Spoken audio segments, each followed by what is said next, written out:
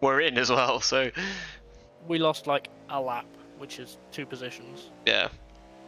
Yeah, but we were in 6th when you crashed, right? And now we're in 6th again. Yes. Well, no, we're in 8th now. Yeah. When we crossed the line. Was it like marbles that you got? No, it was. You know that slide when you brake into a corner, and there's no feeling in the wheel, and you realise when you're at about the apex that the car's been sliding the whole time. Yeah. It's halfway through a spin, and the only way you can tell is like visually, Mm. because there's no feeling in the wheel, there's no sound, there's no nothing. You braked, you turned in, and then you realise it looks wrong. And by that time, you are spinning. Like, it's happening. Mm. And I knew that if I put a lot of lock in right, it would snap and go to the wall. So I don't think I even turned right.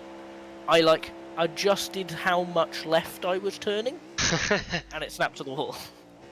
I was like, oh, there's nothing I could have done about that. It was spinning either way. Really? Maybe I should have. You know, when you think about it in retrospect, you're like, maybe I should have let it spin to the inside, but would it have spun to the inside? Would it have been corrected? There's, you don't know. There's so many risks with it. We're incredibly lucky that it hit a tyre wall. Yes. And just tore the front of the car off.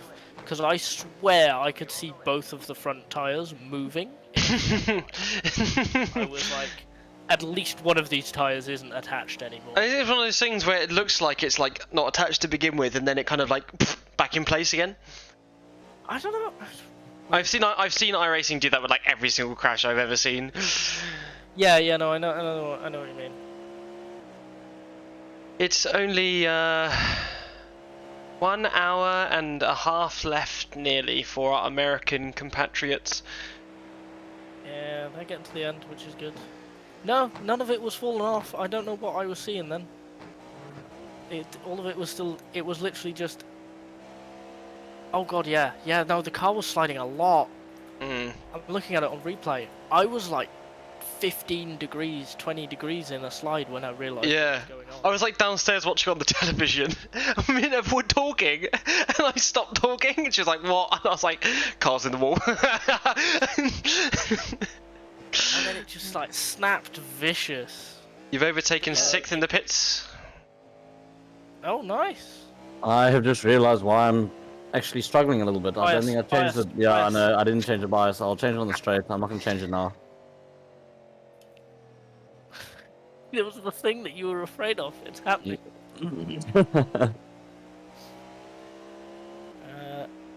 Okay, so 6th is in the pits. Cold now. Yeah, we've overtaken them. So we're now 7th. 14 seconds ahead. Okay. I'm going to tidy up my room and go to sleep. Unbelievable. When...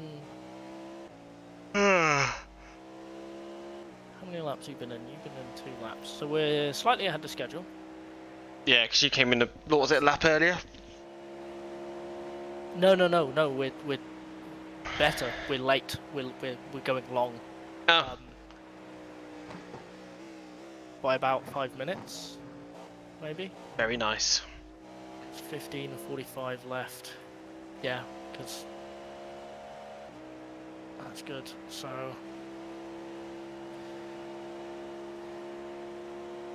Yeah, there we go. That's better.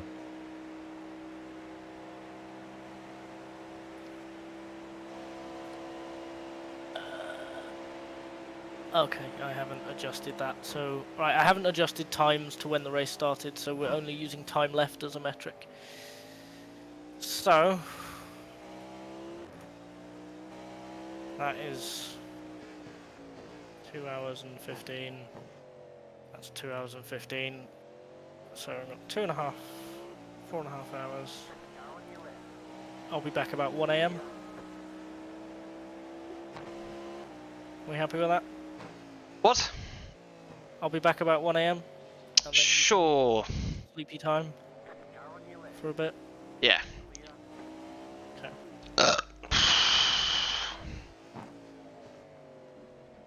Right. So, I'm gonna head out. If you need me, shout. Alright. We're sleeping in the same room as the headset. Okay. Good night, oh. See you in a few hours. You got 2 GT2s 3 seconds ahead of you. Okay, cool. I need to turn on my wheel again because I can't use the relative unless my wheel is on.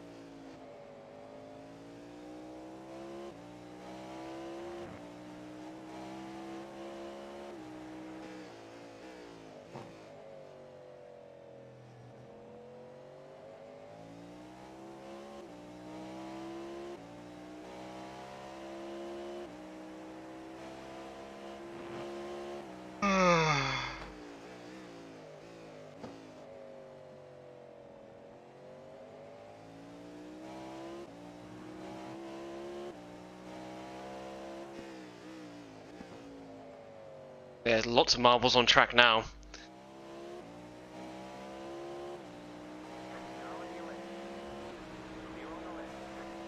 Okay, I can use the relative now.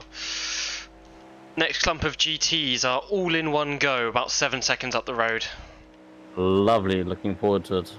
There's 5 of them.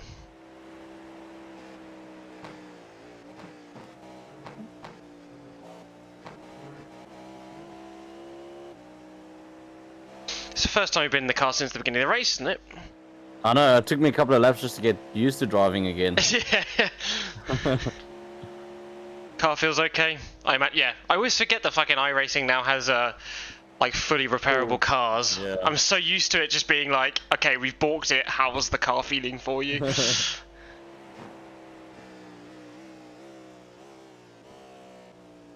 wonder how many more people have retired now.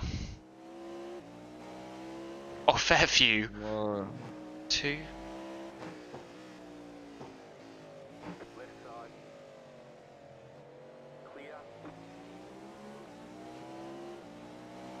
Seven in our class DNF.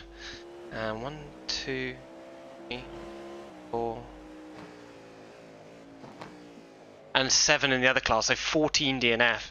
So 15 are not 15 minus 50, so there's only 35 cars left on track.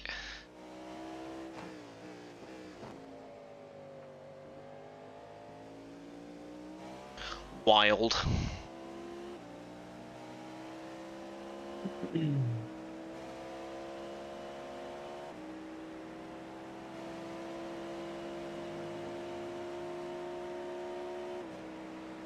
Yeah, 2 more GTs up ahead here. Whoa, that's very fucking early. Yeah, they're braking because of the GTs.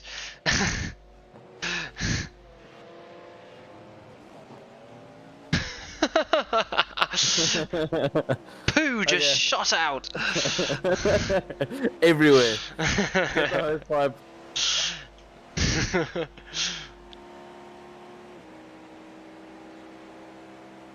That would have been quite a spectacular accident as well. Yeah.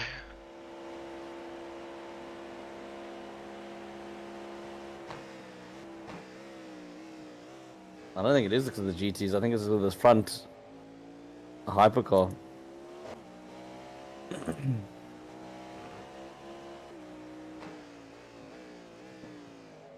Okay, thank you. Why?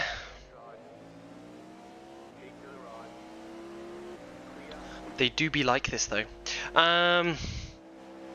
Yeah, just the singular GT up ahead. And then it's going to be another 12 seconds until another pack of GTs is 2.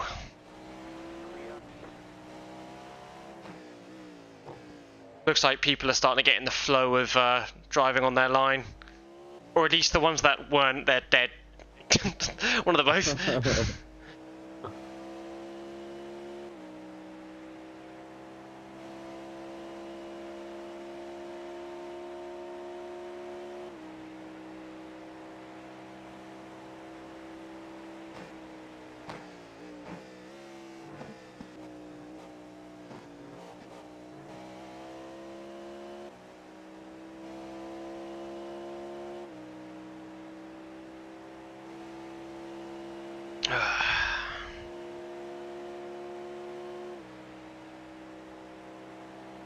5 seconds, 2 cars there side by side. Fighting for position.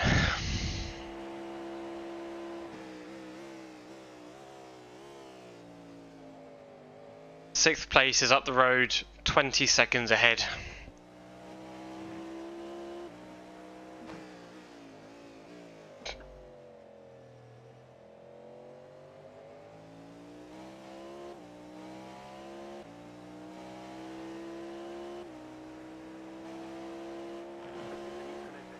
Oh, I see.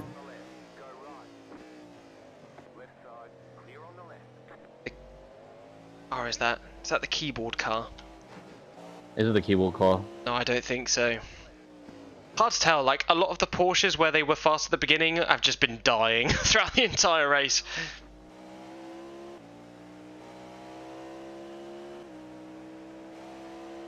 I think he just killed a GT as well. Very smart driver.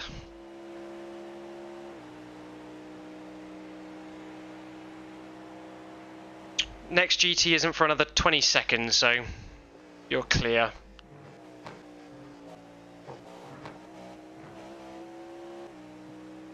Cool. I mean, nice to get a clean lap in. Yeah. Also, yeah, I saw thingamajiggy. Fucking, I can't remember. Get a on the going onto the oval. They almost spun out there as well. Like when the tyres go at the end of the stint, like when the hybrid kicks in, normally I find it quite easy to manage, but it does catch you out.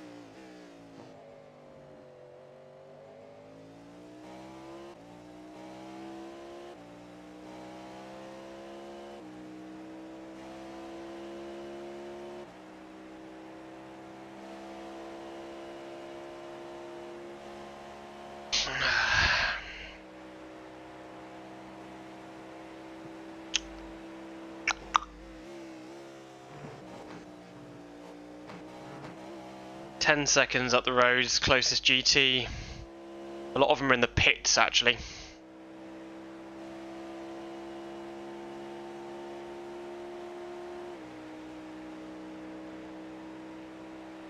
"300 laps down."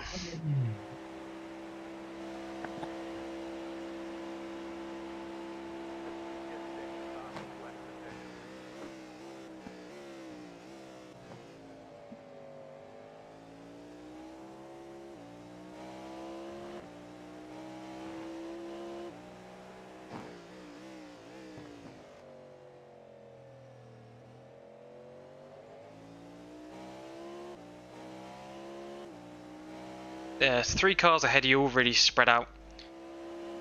Should get them all on the oval.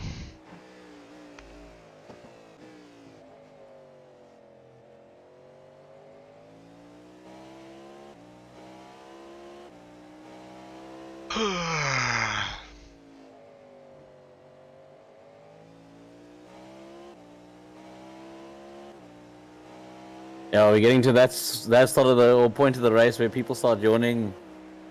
It's almost bedtime. I mean, yeah, with working and stuff like nowadays, I'm in bed by 10. Like, Preaching to the choir. this is gonna ruin me.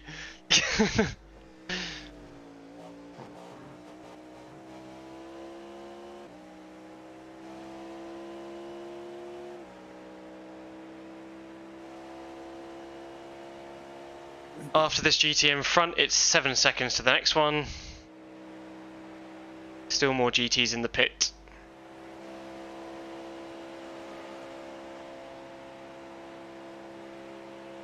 Five seconds to the next on. Oh no. Yeah, 5 seconds. The next one, it's just one singular one, and then it's a big old gap.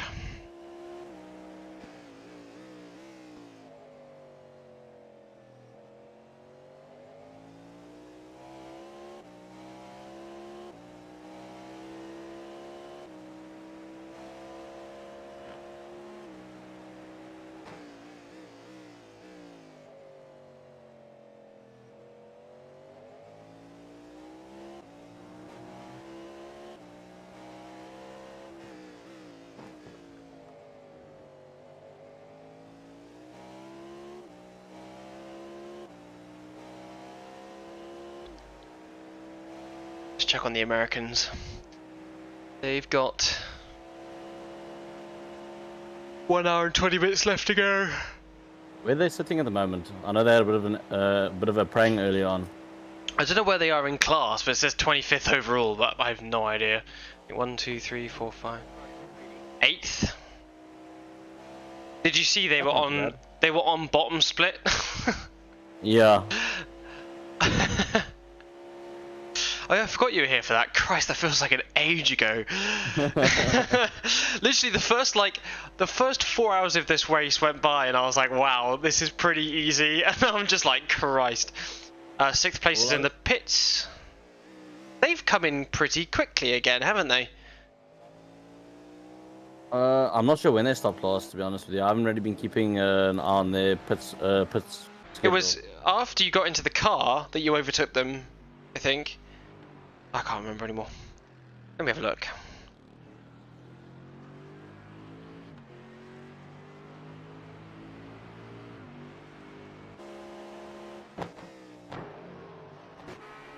Maybe it's just a case of like... The car behind is pitting.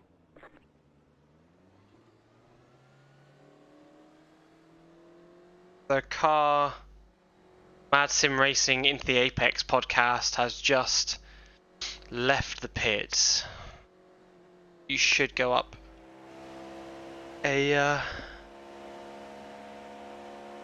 position when you cross the line.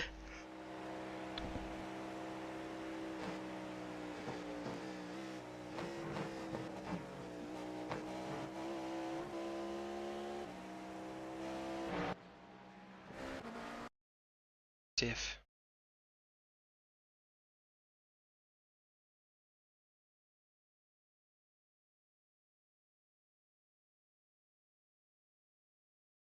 Just for interest's sake, what time does my final stint end?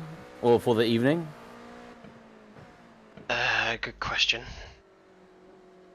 I don't know. I really struggle to figure out the timing part of this sheet picture because it's not correct. It's not UK time because the race didn't start at 12. It started at like 12:40 or whatever. Ah, yes, that's why I was also out because I also came back early because I thought it was you were about to climb in the car and there was still an extra stint or something. Yeah.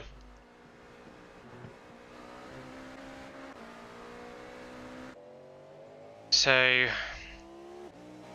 you should be out of the car at midnight your time, I think. And for the final stint for the evening? Yeah, that is. Oh yeah, wait. Not necessarily for spotting. I'm just trying to figure out what time I can pack my beer. 5 in the morning. Oh damn it! I don't know if I can. But actually, but the thing is, I think you're getting back in the car. Like we haven't done the end stint yet. Like this sheet only takes us to like 9 in the morning, so we're still missing like 4 hours of drive time on this. Yeah. And I think you're doing. I think me and you are doing more because so far, Little Fish has got 12 stints. I've got 10, and you've got 7. Why have they got so much?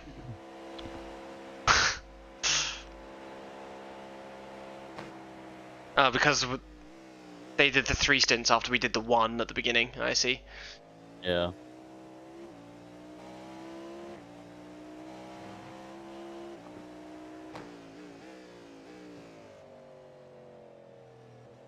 We'll just have to pad it out. I hear you talking about stints. Yeah. There's only 3 stints that haven't been accounted for. Yeah. And that probably, if we want to balance stints, it will go to Thomas. With 2 hours 15 left, that will start at 9:45 GMT, which is 11:45 U time, because you're 2 hours ahead, yeah? Okay, cool. So So basically what we're saying is I can't have a beer until after the race is finished. chances are, yeah.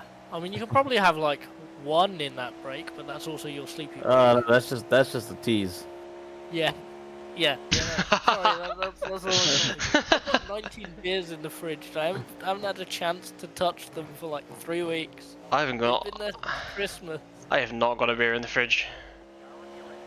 I feel like that's a mistake. What's wrong with you, man? What have you got a fridge in your kitchen for? I mean, that's the thing. Like Christmas happened, and I drank so much. I haven't been able to drink. I haven't had time. I haven't like had a I've got no paperwork to do. Let me get drunk tonight at my flat on my own. That's just not a thing that I've had a chance to do. But thank you for reminding me. I need to go and pick up my vodka from my friends because it's been there for a week. Cannot believe Mafanwe is doing the most driving. Unbelievable. Look, if one of you had offered to like sleep early and then do the graveyard shift, you'd have been having the most driving. But like you just didn't, and also you're both like, I can do a single stint at the start. Not my fault. Right, stop moaning, because I can hear everything you're saying. Good. All right. If I wake up, if I don't get to sleep because I'm just hearing you bitch about everything for like 4 hours. See you in a bit. See ya. Cool. Check in a bit. Can't hear us when you're sleeping.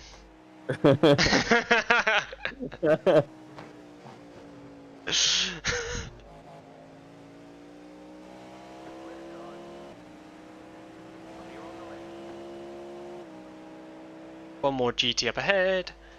You're catching P4. No, probably not the last 2 laps. The last 2 laps have been horrible. I think it's been bad for them too.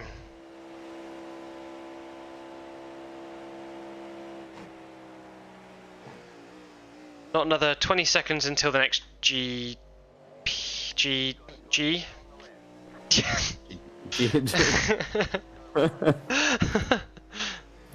keyboard warrior. Oh, it is as well. I need to watch.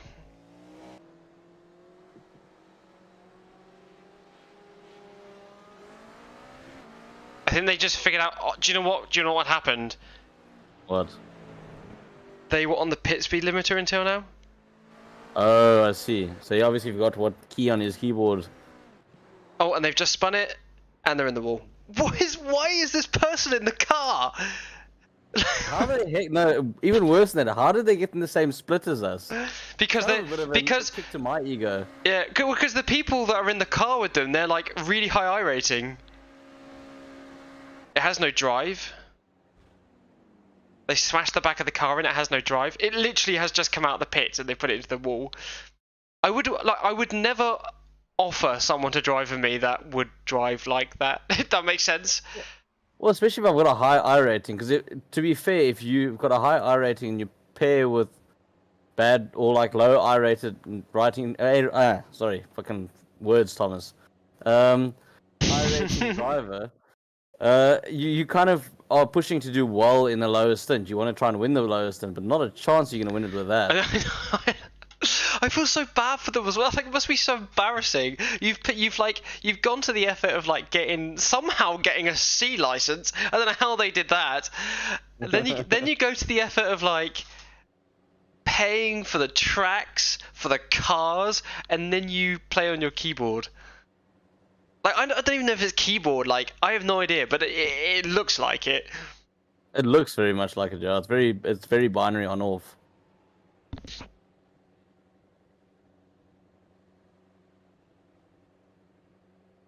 Like, it's just mental to me that.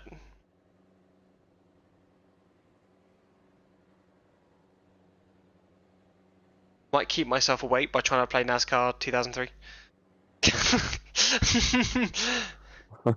3 GTs, 4 seconds, and then 2 seconds ahead of them. There's one more. There's 2 and then 1. So they're going to be in the pits for a while.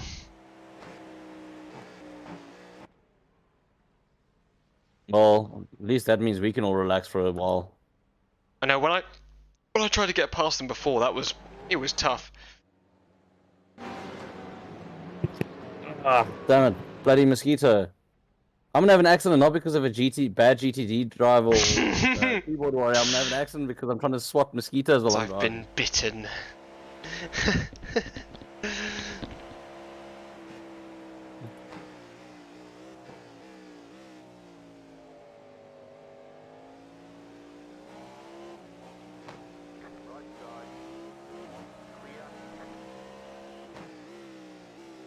You're very caring for the GTDs. I'm just like, I'm gonna murder you, and I just go. I think in my mind, what happened is I'm like, if I leave faster than they can react, like, they can't have a crash with me because I'm like gone before they can do anything. I guess that's my thinking process. It's not a bad thinking process, to be fair. I'm just like, if I'm next to them for a while, like, they're probably just gonna like sideswipe me or something. I do understand the mentality. Rather have them have a fright and spin off behind you than Yeah, exactly. have a lapse in judgment and Like if sideswipe you. I like accidentally spook them because I came past them quick, then like I don't know, that's not my problem. Like they're not gonna crash into me anymore.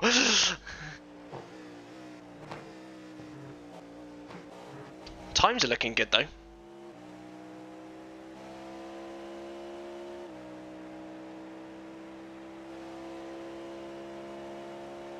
And you got one car 4 seconds up the road, which you can see there, going onto the tri-oval. And then the next one after that is 10 seconds up the road. Few cars on the pits, I assume they've just got damage, as they've been there for a while. Oh, overclocked it a little bit in turn 1. That's alright. Got some extra rubber on the tyres now, I can go further.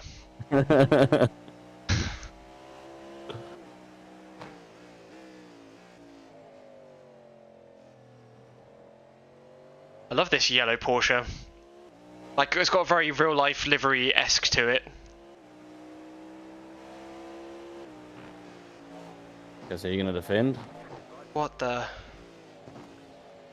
What the hell?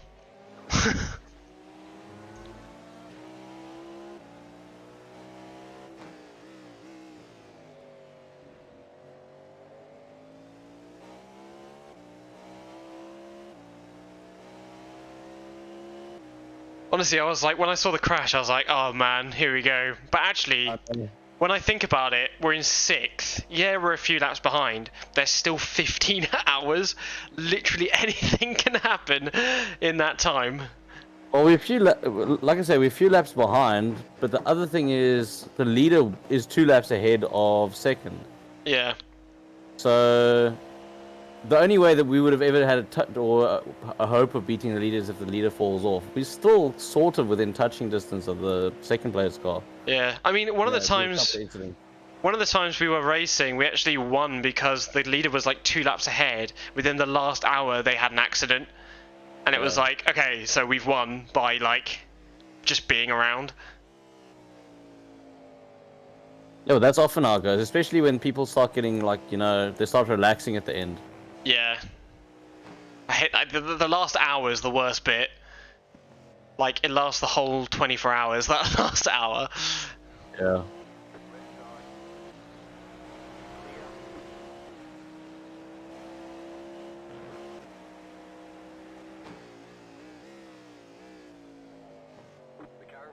Oh, it's nice to have that break, though it was. Car in front is pitting. What does that mean? Pitting as in front of us on track or in front of us in position? Number 30.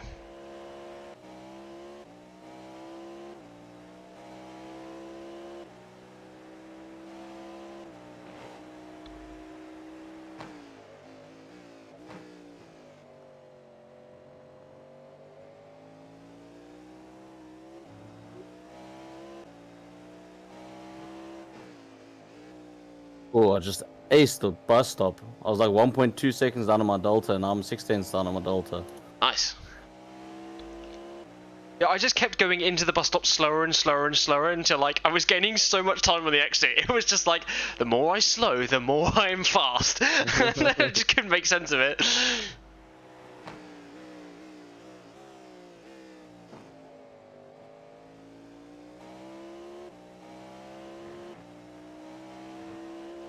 Next GT is 18 seconds up the road.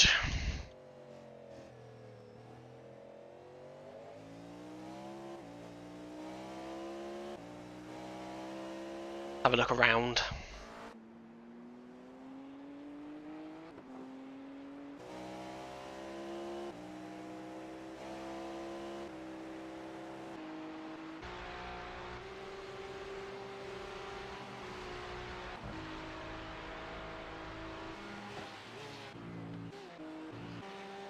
The highest placed GT car is like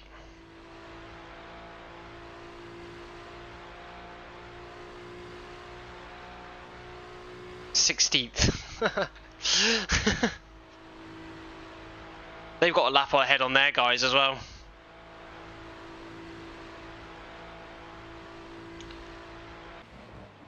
If we manage to get a lap back as the race goes on, there's a possibility of getting like 4th possibly. Getting 2 lap backs would be a bit favourable, but I've got a lap back before. Well, like I said, there's more than half the race, so I mean. Yeah, it can happen. Yeah, if we lost that amount, we can definitely gain it. Yeah. Yeah, I've definitely had some races, especially at Daytona, where we're like, oh god, we're 3 laps down, and the next thing you know, you're on the same lap as the leader, and you're like, how did we get him? What's going on? Like, I'll wake up like after like doing the graveyard shift, like before the race ends at like 1. And they're like, yeah, like we're gonna get a podium. I'm like, when I left you guys, we were in like 10th. How do what? How do? Well, we had the opposite to happen to us in the first one. We were running in the front. We had like a 2-lap lead, and I don't know if you've ever heard of Ryan. I have not. Which Ryan? It's an American guy we used to race with back in the day. I don't. But it was his first race. But he kind of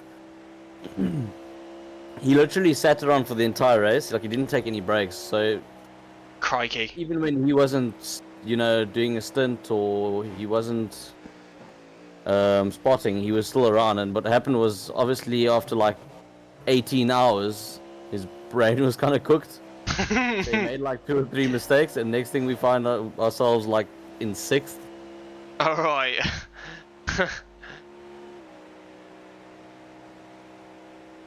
It's amazing though. This bottom split one the Americans are in, their top GT car is in 9th overall. Oh boy. Everyone seems to be on track still.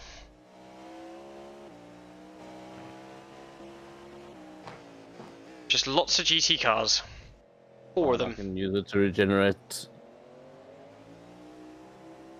Just give them a couple of flashies, I can't remember which key is bound. Just press them all. Yeah, the problem is one of those is the pit limiter. Just don't press that one. I need to do that again because I set the button for the accept fuel, and it didn't. Oh, I did the same thing actually. Do you have to like hold it or something? It literally never accepts it. Oh. Actually, no, I don't want to do that. Set it to the wrong one.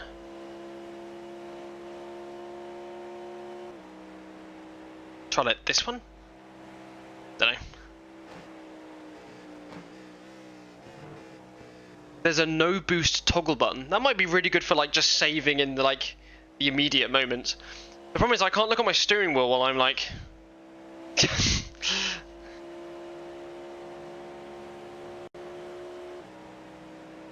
Holy smokes, there's a lot of traffic in front. Yeah, you got 1, 2. Oh. 4 GT4s going to T1. So just take your time with them. 5 actually. It's fine. I'll just use it as an opportunity to regenerate. Select build.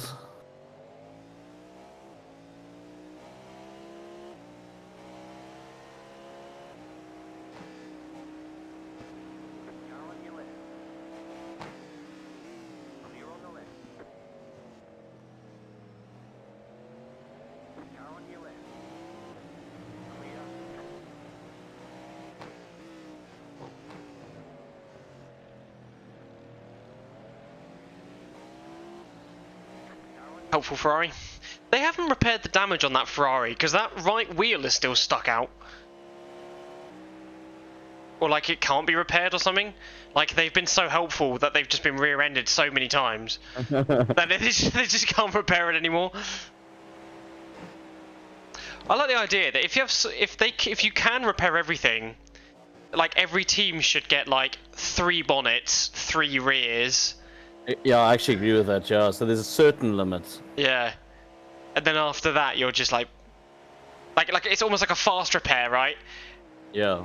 But like for that part, like so it takes as long as it takes to put that part on. And then after that, it like takes longer to repair and it's a bodge job kind of thing. Yeah, that's actually not bad. I like that kind of concept.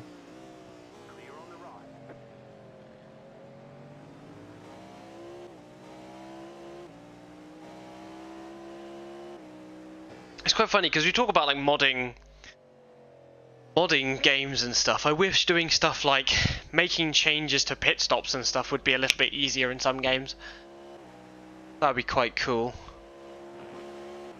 It's always car this, car that. I don't want cars. I want pit changes.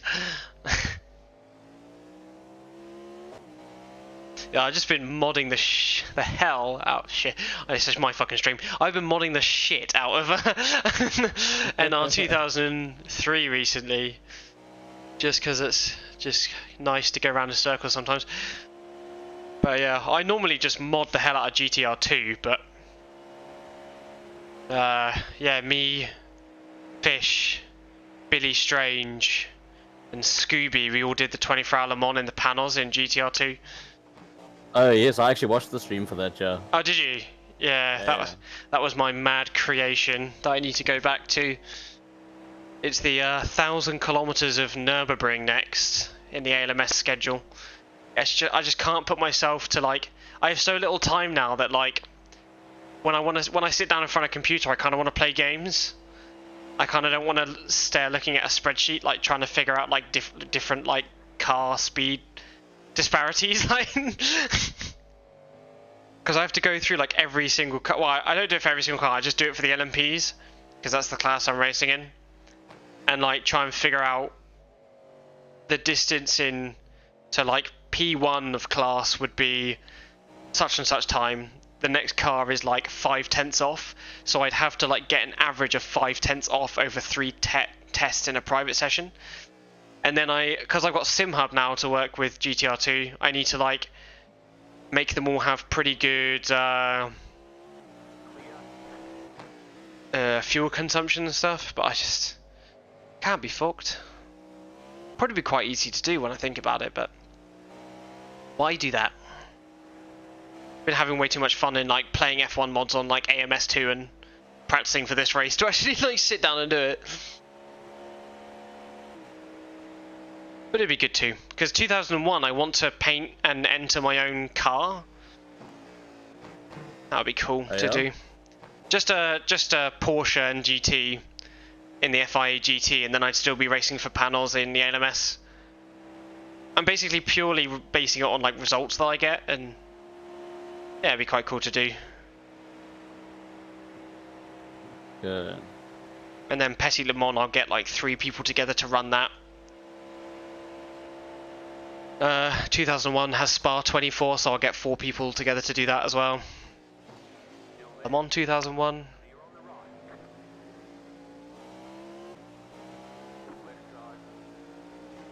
when it gets to 2006, I have a Grand Am mod, so I can do 2006 Grand Am. I could do 24 hours on that. That'd be quite cool.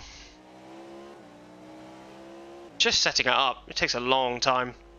Yeah. Especially getting the AI level right, like through the files and stuff. But when it's just sorry. when it's right though, like so that yeah, I like to get the disparity between all the cars correct based on their qualifying times, and then it's like making sure that you as a player fit in correctly to that time as well. Yeah. So like if the panels at Le Mans like finished 5th and qualified 6th or whatever, I will make sure that in like a practice session or qualifying session, I am as fast as that. So I will move the slider in game to be where I want it to be for qualifying, and then for race, I tend to move it to like there's like it's literally like a value you put up or down. And I put it to like 1.1, and then like over a race stint, because they suffer with traffic more, I have like about the same. So I'm driving as fast as I can, and I'm about the same. I'm not having to limit myself. Yeah, crikey, that's a lot of doing. I have like a whole spreadsheet with like, yeah, I even like set up retirement. So I have like a dice rolling random system that like sets it up.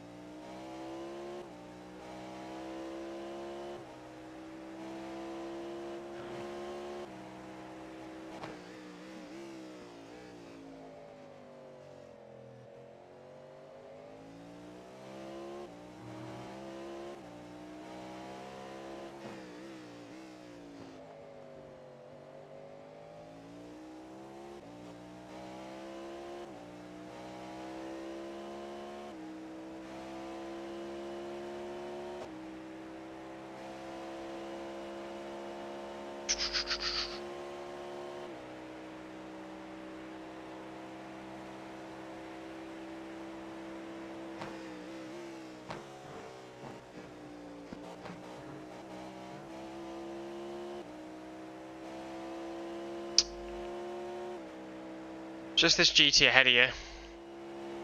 Okay, cool. I'm boxing next lap as far as I'm aware. Wait, this lap? Yep. Whoa! Said 2 laps the last time I crossed the line. That was close. It was indeed. Very, very close. Damn, that's a pity because I was on a personal best lap there. It's because you had no fuel in the car. Don't think the next lap would have been as quick. Any damage left to repair?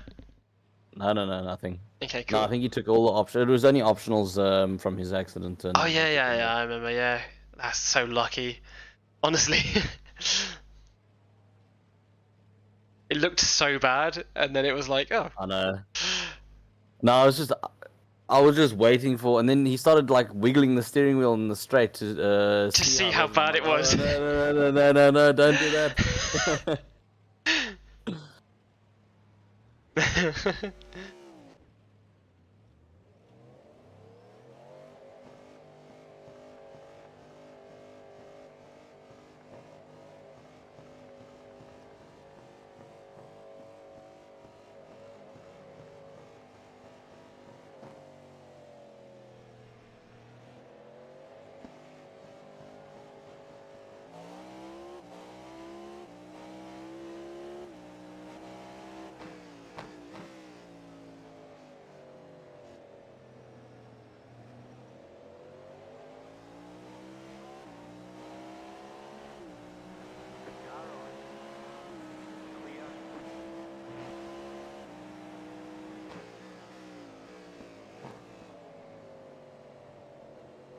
Hour left for the Americans.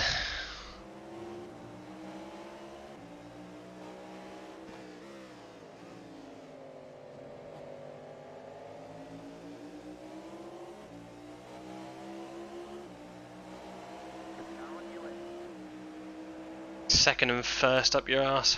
I mean, first a bit further behind, so.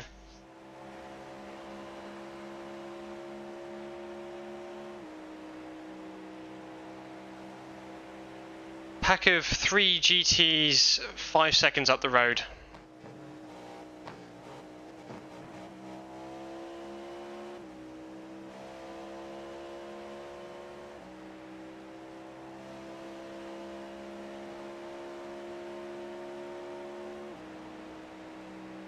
How many first place about to put another lap on second place? Like, what?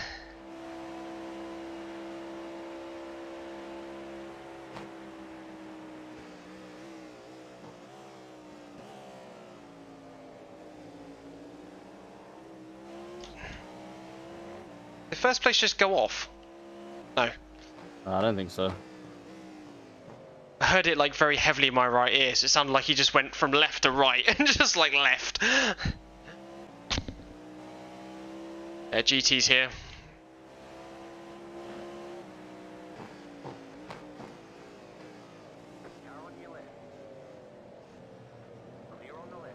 Nice. Get on your line, you dipwit.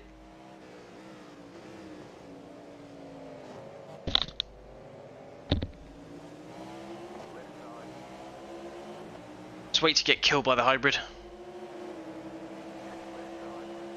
Holy, that GCM this Cadillac's fast in the straight. Yeah.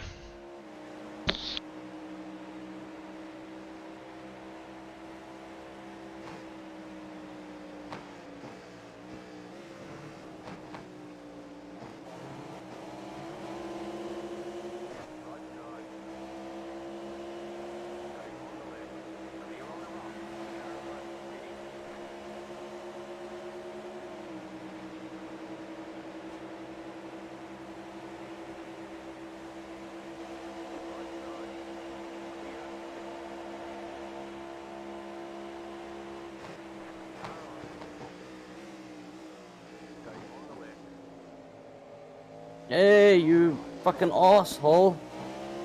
Yeah, don't trust this guy. If he's like a bit faster, just let him go, because he will wreck you.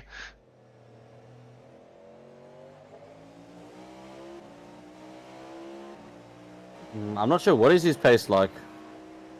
Fast, but he'll crash it in a few laps. It might not be worth like holding him up, because he'll just like... Yeah. Like as you've just shown, he he will just crash into you and then flash at you. Go inside you.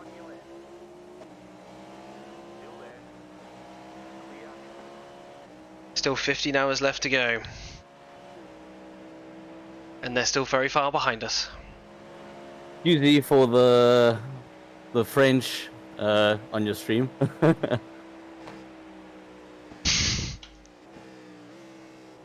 They aren't saving fuel either. Oh! Yeah, I'm glad they went, because they're blinking as well. Oh god.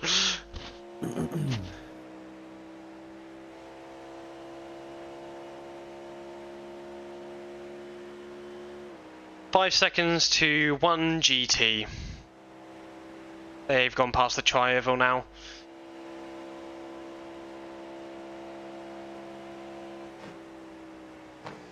I actually want to try and get back up to second and hook a toe with second.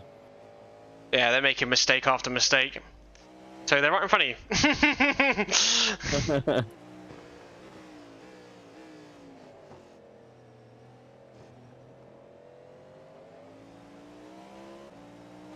Your lap times are good considering you had to put up with traffic and that dude and the leaders.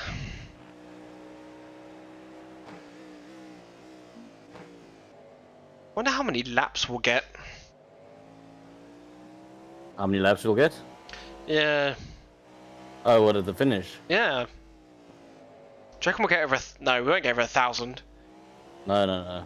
Like 800 and something? 900 and something?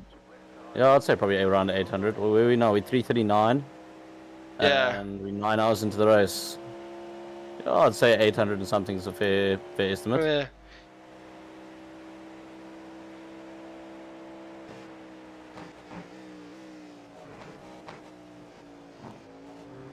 GT car on the exit on the inside.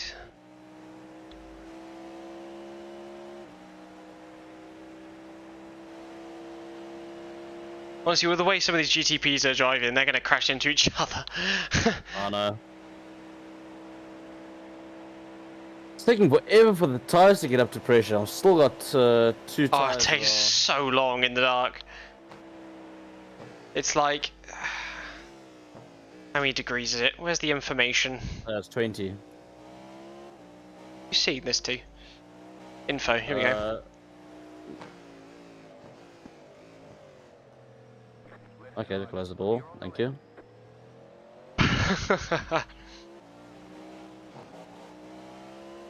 What the?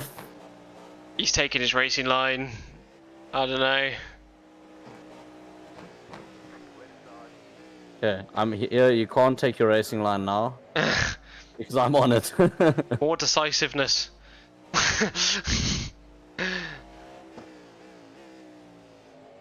Actually, I don't know where. Oh, if you want to check the track temp, you go to info, the info tab, and then it should be there should be in track. But I can see on my screen it's 20 degrees Celsius. Track, turns, pit stalls, location, position. Nothing about. Oh, lots of GTs just hang back. Just get them on the exit.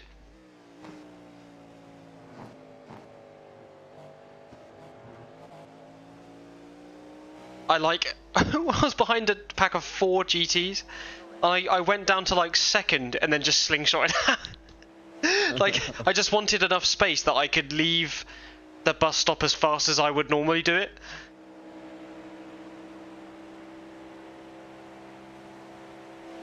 Worked out quite well. One more GT ahead, followed by another one 2 seconds ahead of that one. You're probably going to catch them going on the kink. It's the helpful Ferrari. Oh, and it's blinking. It's blinking badly. Just flash it and go up the inside. Actually, you can't remember your flashing button, can you? Just pretend you're flashing them.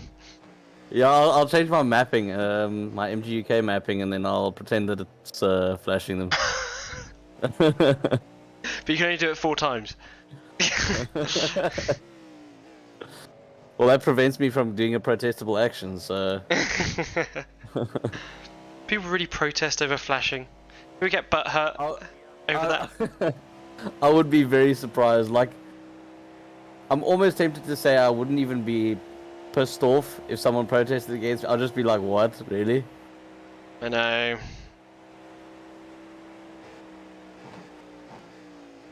Like, I remember racing against a guy on ACC and his lights were constantly flashing because it was like when he was driving, all he would do is just mash that button for an hour. Like, literally, it was just like second nature. He wouldn't stop doing it. And it was like, why do you do that? And he's like, oh, I don't even realize I'm doing it anymore. Like, I just do it. I remember the old Logitech could, like, profiler for the wheel. And you could set up micros for your buttons. So I had one in GTR2 that when I pressed the button, like I pressed a different button, it would turn my headlights on and off like I was flashing. That was a good one.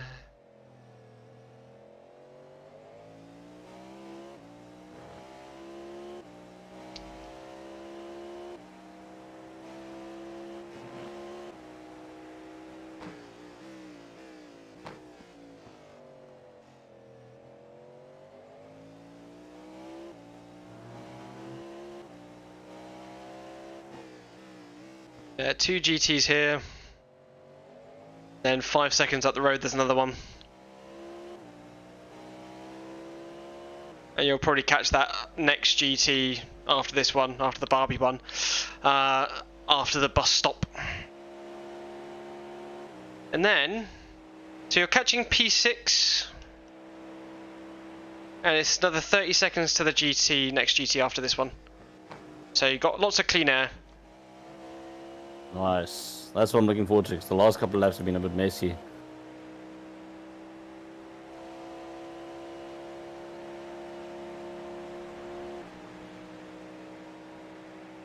Oh,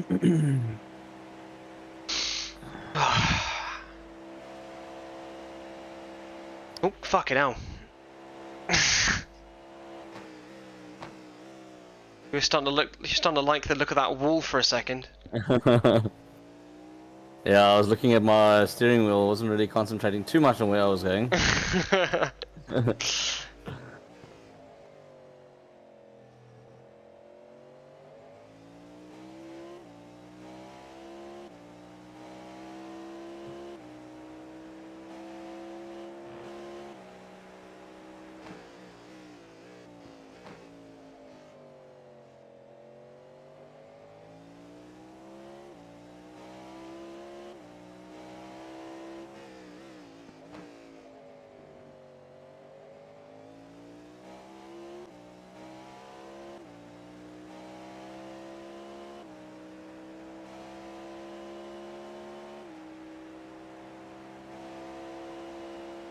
Time is it?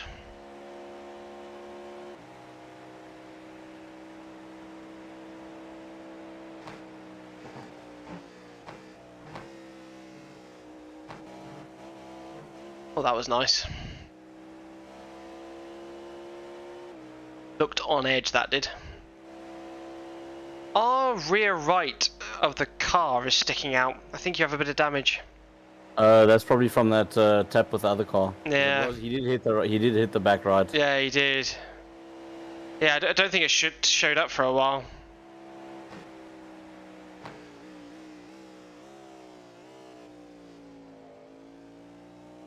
Cannot believe it.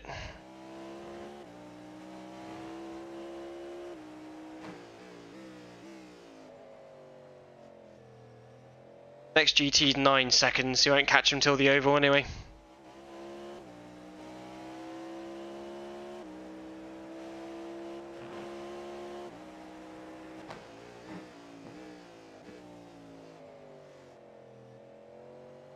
Last lap you gained 3 seconds on the car, position ahead.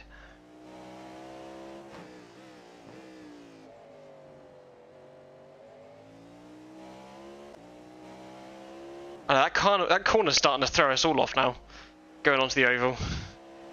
Yeah. It's a bit The problem is sketchy. the back tires are struggling to warm up. Like I've still got a cold back left. Yeah.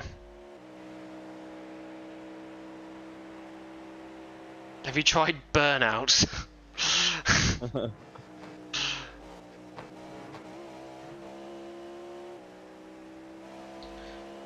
Yeah, GT just up ahead. It's number 11.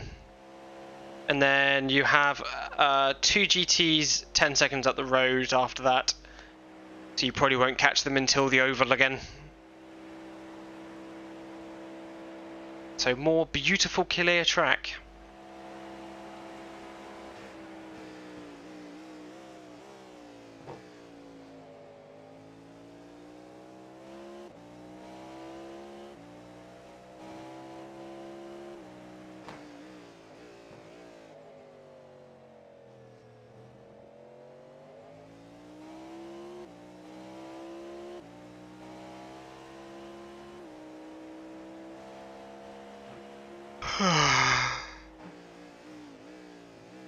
You brake a lot later on me on that corner. Yeah, I'm too scared. I've been caught out too many times. That's the keyboard warrior again. Oh, so he's back on track basically is what you're saying. Or is that the keyboard? No, I think it's a different car. Yeah, it is a different car. They've been having problems. They have like one really fast guy who is like trying to battle me, and then they have like one really slow guy who like goes off the track every lap. Here's the 2 GTs. I don't think I'm gonna dive bomb them. Yeah, just give him a good gap. They're on the inside. Don't worry. They've just exited. That was a GT, I think. It looked like a hypercar to me, and it looked sneakily like the. I don't know. It might be wrong, but it might have been the leader.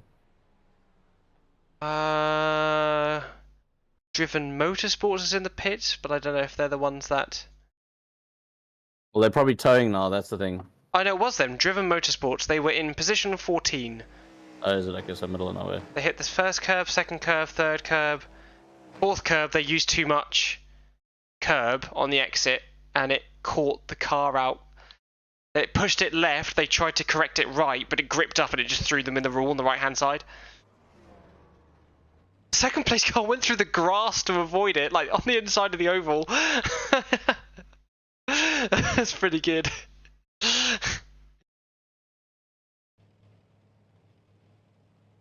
Yeah, sad it wasn't someone we're actually battling.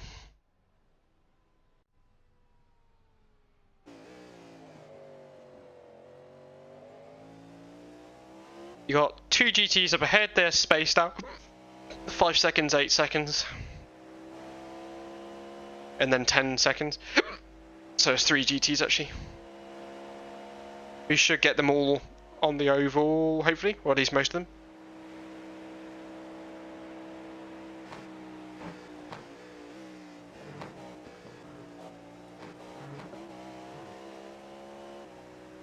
How are you doing on fuel saving? Currently minus 0.09. Okay, yeah, very good. P6 is in the pits. Seems like hopefully by the end of the race we'd have gained a pit stop on everyone.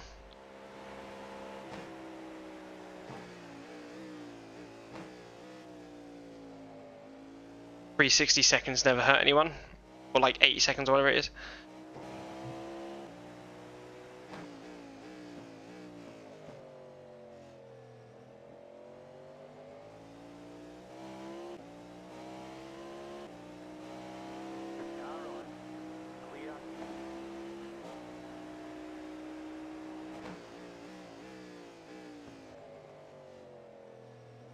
GT 2 seconds ahead, and then you're clear for 15 seconds where there's a few GT cars together. There's a line. I think the body damage is causing top end. It has dropped the top end quite a bit. Oh really? Yeah, because I'm leaving. I'm actually matching my delta, but then I get onto the oval, and that's where I lose like probably about 4/10. I don't know. You hit 307 there, which is about right. I think we were doing about 309 earlier. All right. Let's have a look down this straight. It might also be grip levels with your rear tyres not being as hot as they should be and stuff. Could be.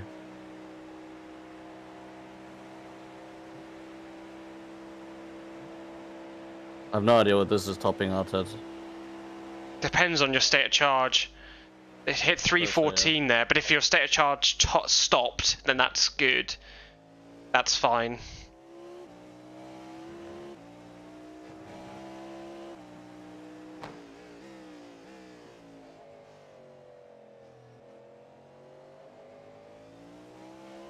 Eight seconds ahead, GT car, 2 of them. Hopefully you'll catch them on the oval.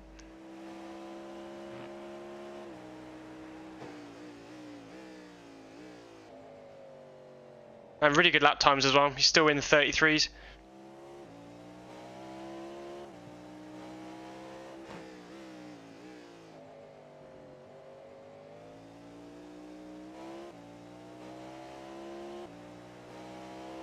You have the fastest lap as well, lap 333. You did a 32.942. It wasn't even that long ago.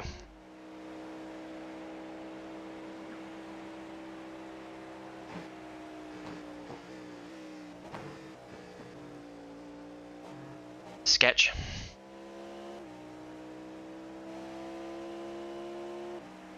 Okay. There's 3 GTs here. Alpha Ferrari, stay left. I love helpful Ferrari.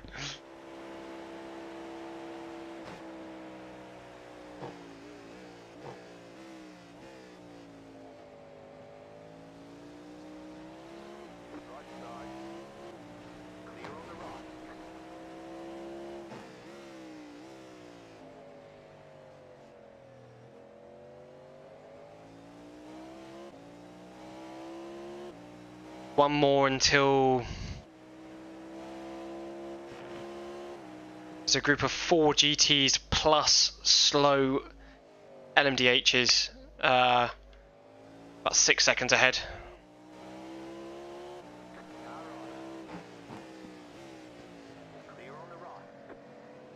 Very nice.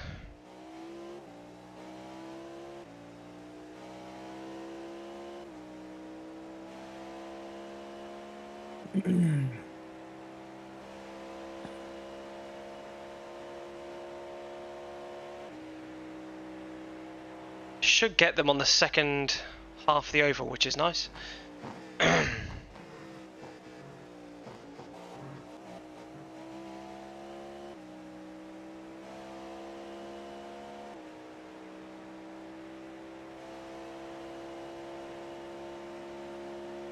you're going to get someone into turn 1.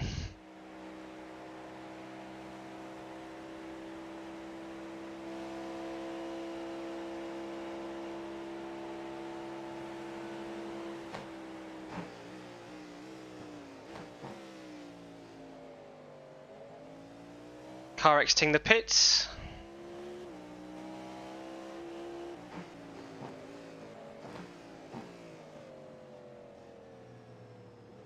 Very nicely handled.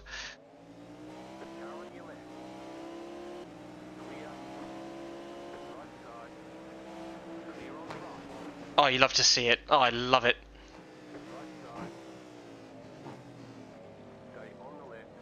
Absolutely beautiful. Carving them up left, right and centre.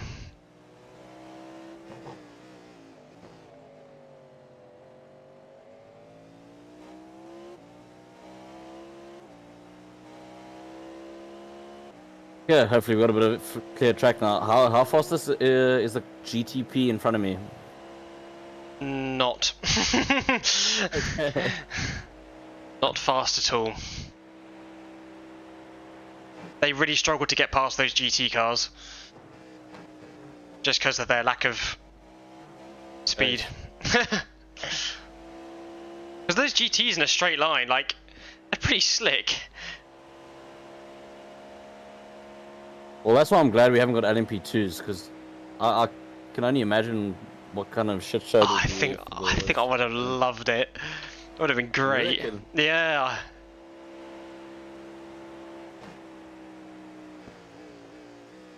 Only the most professional gentleman drivers in the LMP2 class.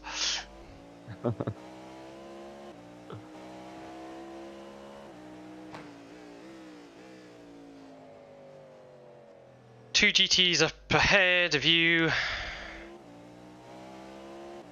So I'd watch out with this GTP with them. Shall do. He's going to do some funky stuff.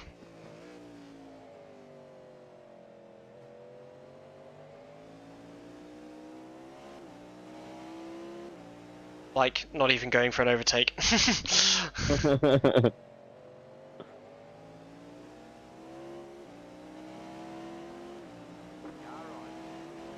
Interesting maneuver.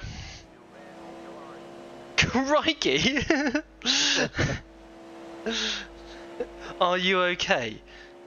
Yeah, I'm fine.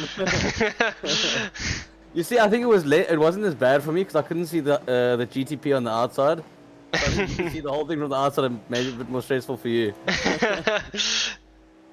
6 seconds to go ahead. GT car. The only thing that got me a little bit sketched was transitioning from the banking onto the. Yeah, I thought you were gonna. I thought you were gonna lose it. Honestly. It's all about smooth. I had it totally under control, I promise.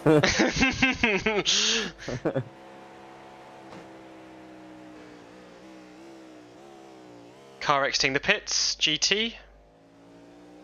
You're going to meet them on exit.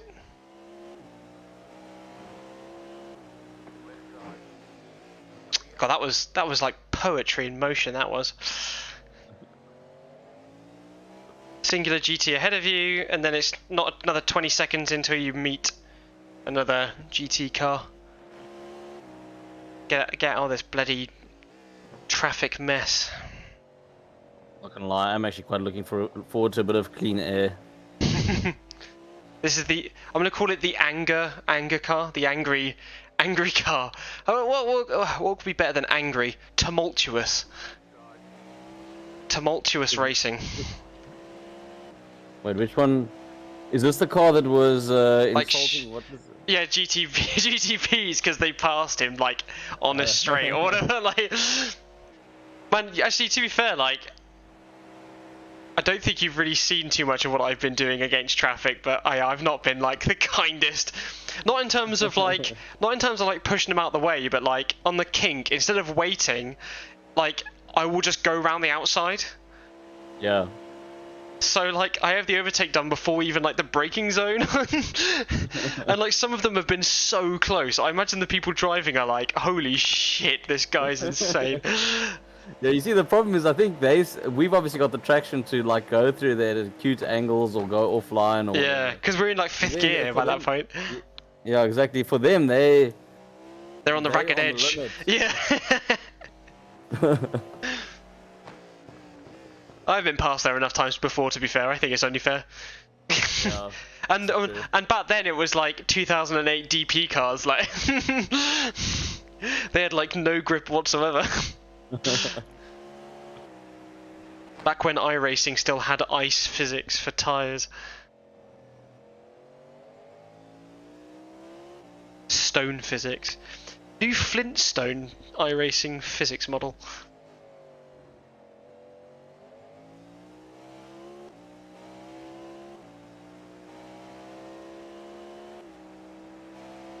and yet I still can't get this back left up to temperature. So I think I'm just gonna have to accept that it's going to. To be fair, I don't think it's used all too much, so I wouldn't worry too much.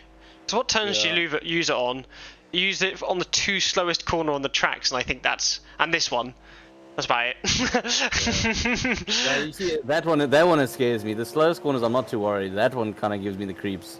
I literally just slow it down. Like I slow it down so much that I'm basically accelerating again by the time I hit the second curb, like to turn right. Yeah. Okay, GT's up ahead. You got 2 seconds apart.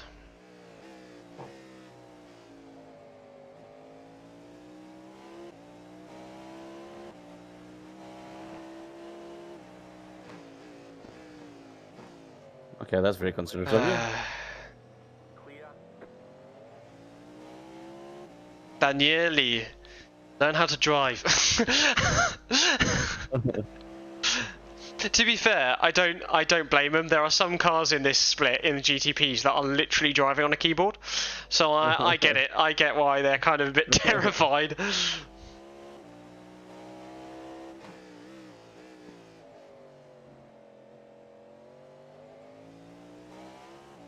I think I'm gonna drive like this now, so that they think that we're keyboard warriors. Oh god, that's scaring the hell out of me just watching you do that. You got 9 laps left.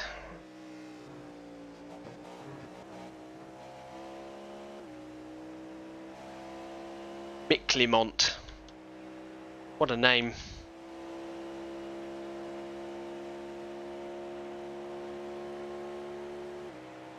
Two GTs, 2 seconds, and the other one's gone in the pits.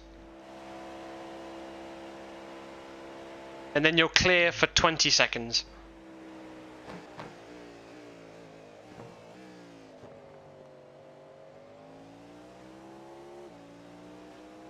Like, I'm a bastard on this corner as well. I always like go wide to slingshot it up the inside before they even know what's going on. So bad. It's so bad, honestly. I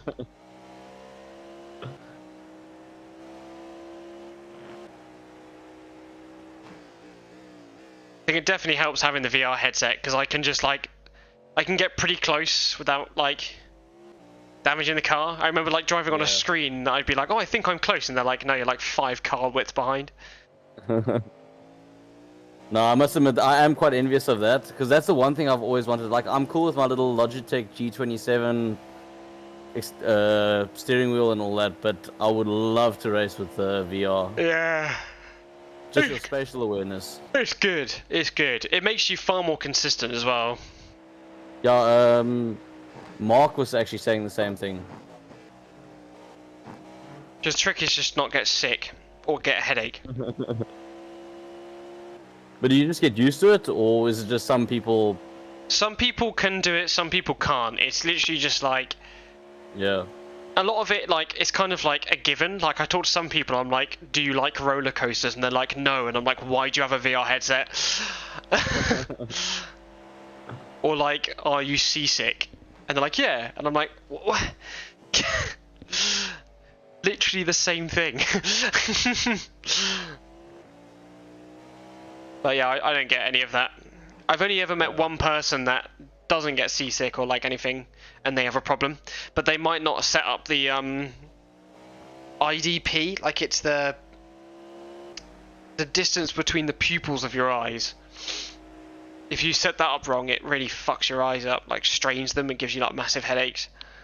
Yeah. But I set mine up ages ago, and as far as I'm aware, my skull hasn't changed.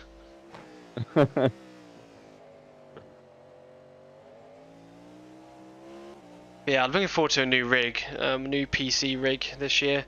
There's fucking B17 VR's coming out, and I'm very excited to fire 50 cows at Germans. Gonna be a good time.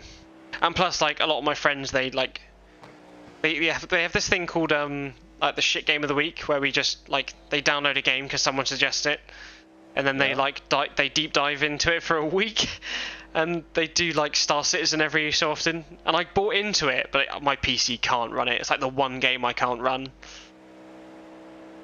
And I went to a LAN event last year, the end of last year, my first ever. And like we were all part of the Unarmor group, so they were like, oh yeah, on the frame's kind of bad. The frame's kind of bad, aren't they? Like, I've dropped from 80 to 60, and they're like complaining. And I sat there like with 23 frames, and I was like, shut the hell up. Why are you complaining about having 60 frames? Like, what?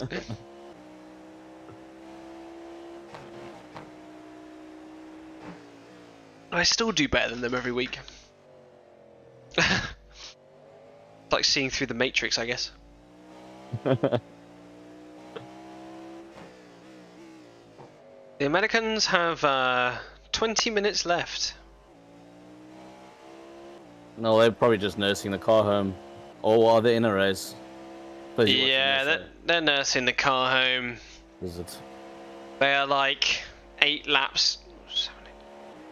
Yeah, 8 laps behind the car ahead and 3 laps ahead of the car behind them. First and second place have a gap of 6 laps. And then third to fourth, there's a gap of 17 laps. Honestly, if you haven't already, watch that fucking VOD from the bottom split. Because it was so good. I have never laughed so hard in my life. I was like in bed, like, oh, I need to like get some sleep in before tomorrow, and then I was just like glued watching. Like, they would literally like go out, like some of the people in this lobby, like they'd go out, crash, be in the pits for like 20 minutes, go out, crash at T1 again. Oh, boy. And it's like, some of them forget that they have to like brake or something. Like, they get to T1 and they've forgotten that it exists, so they like try and turn and brake at the same time, and like in 7th gear. Like, I wish I was exaggerating when I say like every shot they went to, there was another GTP like in the wall with no tires on. I suspect this is a regular crasher over here in front of me. Not in front of me, but the not the 158. Porsche, yeah. I think they may have just had one bad accident, because I was racing them for a bit for 6th or 5th or whatever it was. So he is fast.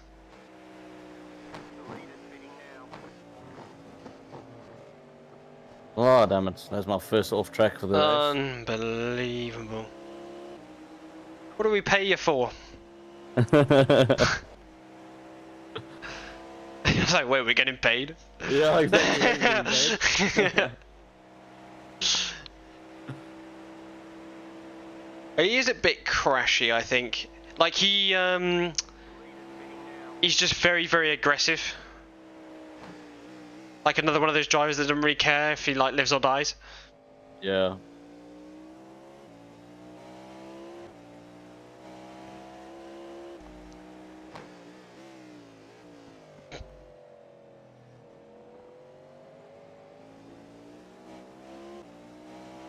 Seems quite slow now though. I wonder why that is. Maybe they set up the car for the daylight running, like a lot of teams have done. Wow. Ooh, that was close. Yeah, I don't think you expected to dive bomb him there, did you? Not really, no. Yeah, It didn't look like you wanted to. Yeah, I think, like I was explaining earlier, I can't remember if you were here, but like I think a lot of people have like done those hosted practice sessions in the daytime when they've done like the official sessions in the daytime. They've set up in those 2-hour sessions and haven't thought that it's hosted in January. Yeah.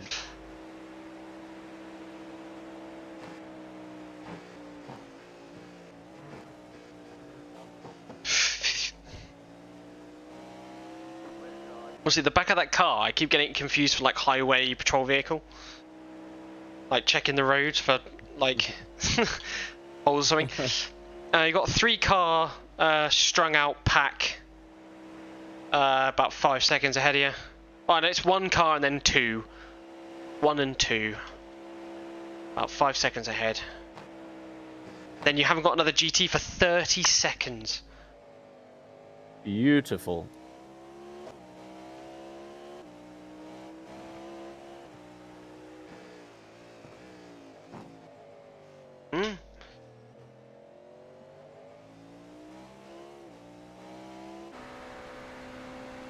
Interesting. We'll see how it looks after your pit stop, of which you have 3 laps left. The guy in 7th, they're 1 lap behind, but I don't know if behind us or behind the leader. I can't really tell on the results screen very well.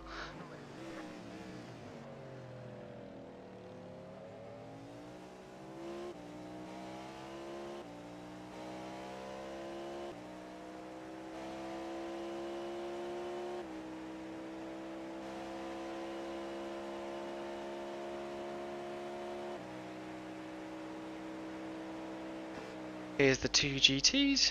Very nice.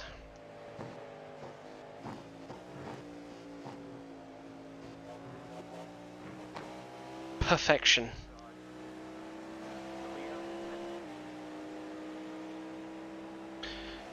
Long old gap now, 30 seconds unless someone comes out the pits. So, clean air. Sweet, like a lemon. Is lemon clean air? All ozone, the ozone layer is all lemons. Always has been.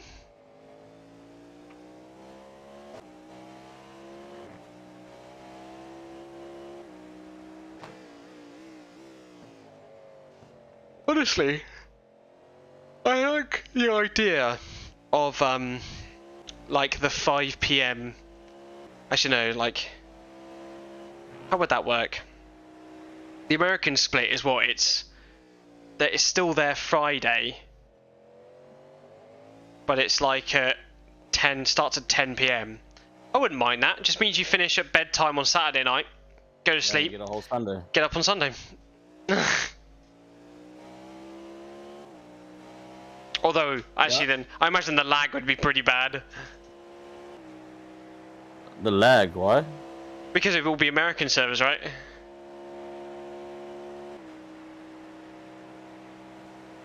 Are you talking about referring from an American's point of view or us racing the... Us racing on the American time, Oh, I see. or is that not how iRacing works? Because I assume that because I think they have like a German server and one in America, don't they? I can't remember. I know they got one in America. I'm not sure where if there's a second one in Germany. I always thought there was. Maybe there was. Maybe there isn't. 20 seconds to the GTs ahead. Also, you gain like 10 seconds a lap.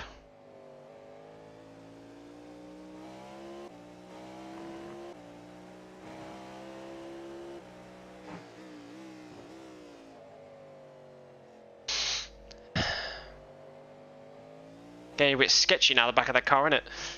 Yeah.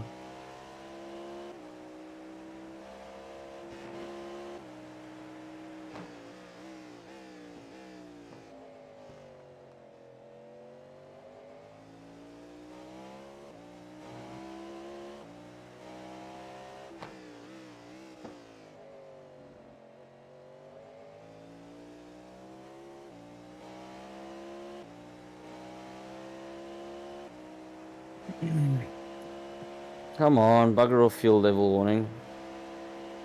That means you ain't got many laps left. Or then you got one stint after this, haven't you? Yeah.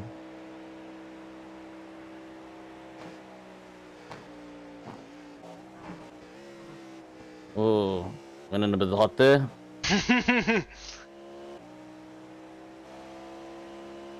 First time I've had to shift down to third in there.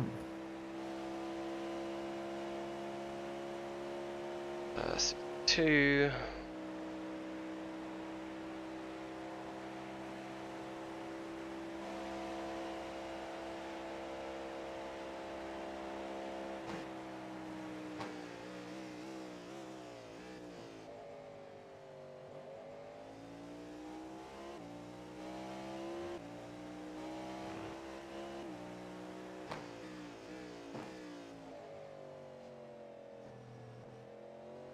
Get that damage repaired for you as well. I think you might be a bit close on fuel. You might have to come in this lap.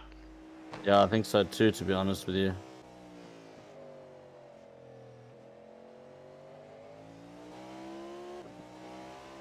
Yeah, you'll have to tell me because I unfortunately can't see. It's now covered my Yeah, you got laps. 1.6 or 1.5 fuel.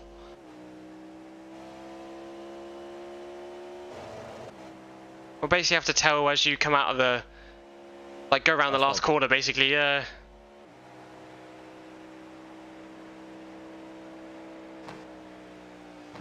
Yeah, just do some fuel saving.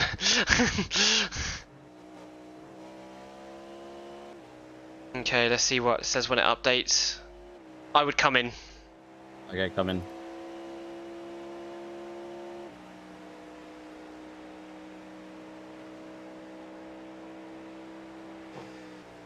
Yeah, estimated laps was 1.0 before you came in, so you wouldn't have made it another lap. Yeah. Nice stint.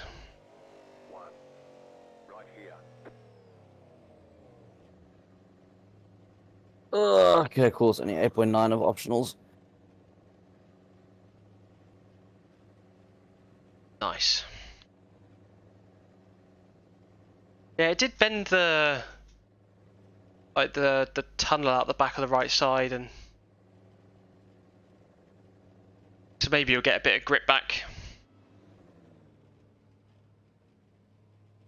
And let's hope oh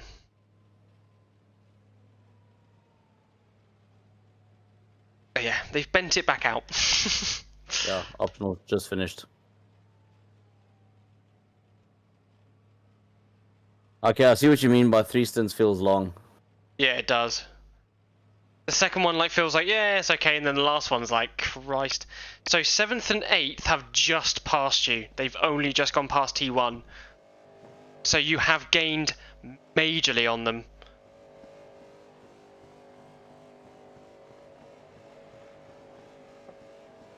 Okay. One more GT car coming up on your right. They've passed you. You're clear on exit. Okay, in those 2 stints you've gained... Oh, like in the last stint...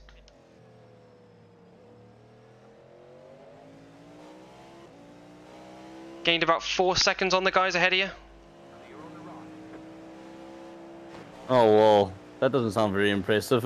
I mean, they've got the fast guys in right now. But they are also battling right now as well, so this could be good.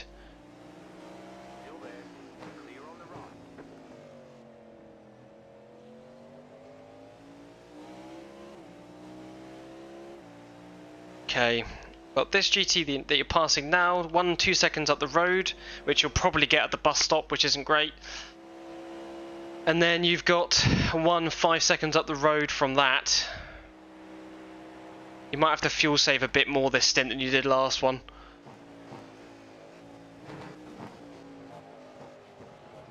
Yeah, I shall do that.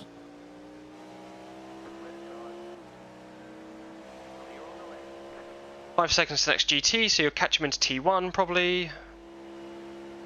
Or somewhere around there. And just do some laps.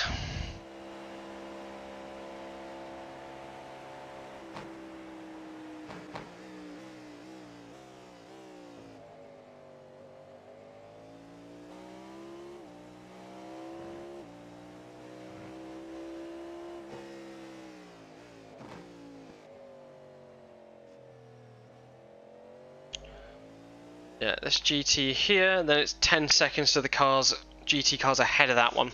It's a bit of a pack of them. If it's 10 seconds, you'll probably catch them about here, or on the start of the oval next lap.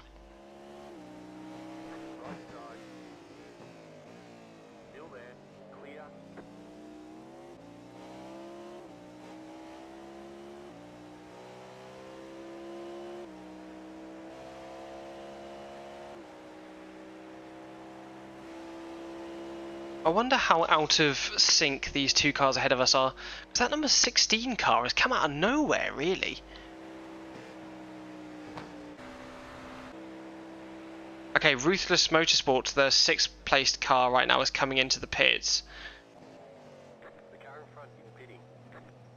So I wonder, are they going one lap further, or have we gained a pit stop or something? I don't know.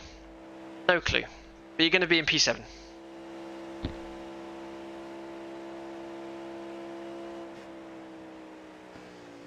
I get the feeling that if you're in a position for the majority of your stint, that tends to be your position. Okay, 2 GT cars up ahead.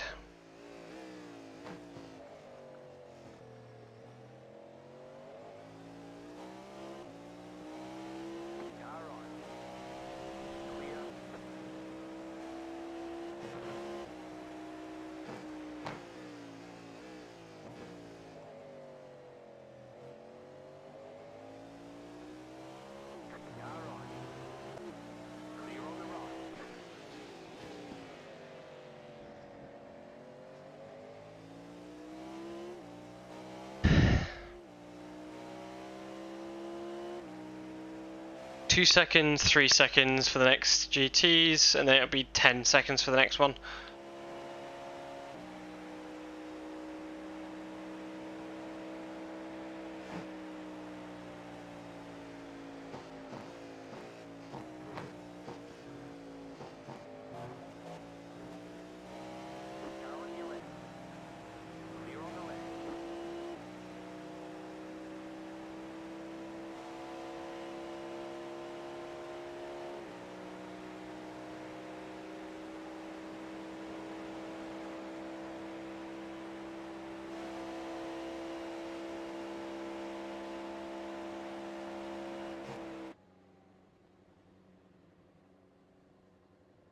Like a lot more DNS on this page now.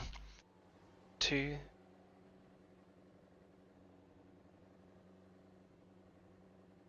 Eight DNFs in our class.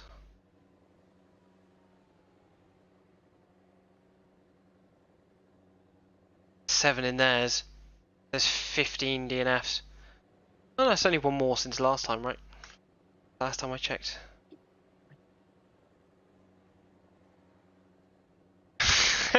There's a team called Rub and Tug Racing. Yeah, I saw that. Fantastic.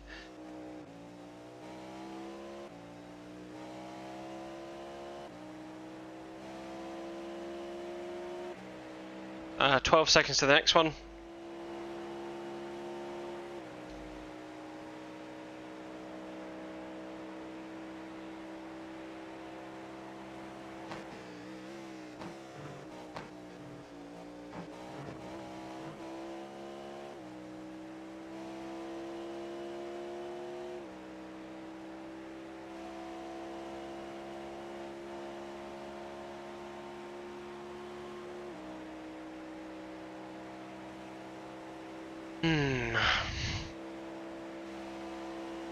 Getting tired.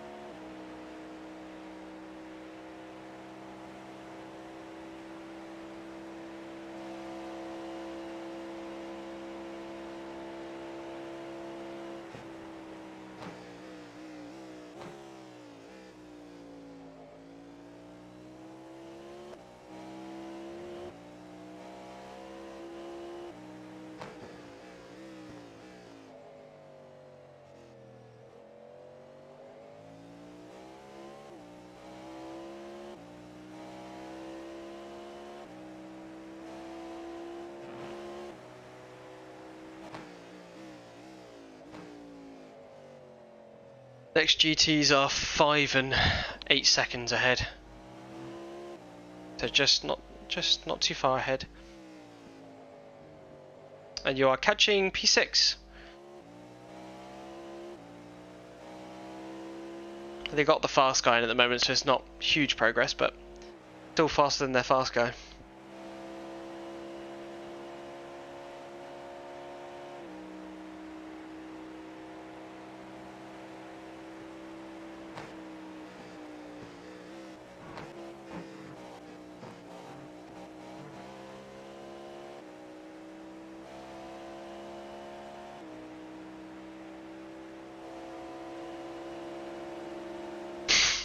For a second, my brain was like, he's not going to move. He's just going to crash right into the back of him. The Americans have finished. Just finished.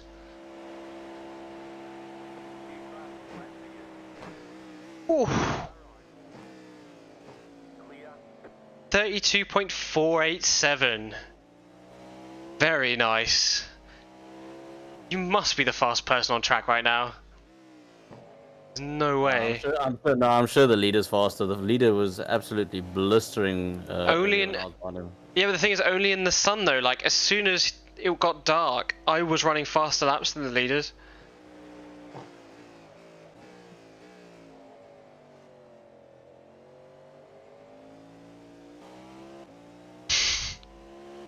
Did want to straighten out for that one. just keep turning right. Reject NASCAR. Just turn right.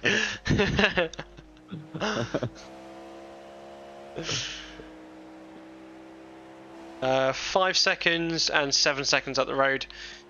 You'll catch them after the bus stop.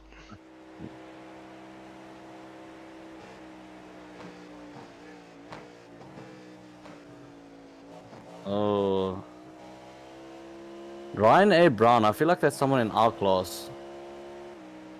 And I actually think that might be one of the fast cars. What are you talking about?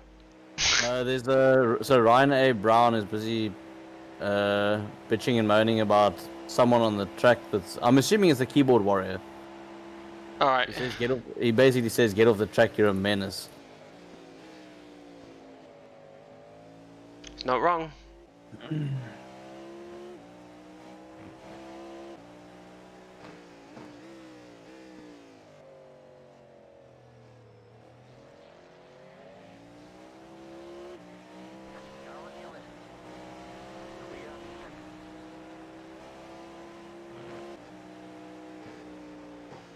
Try and remember what car that is.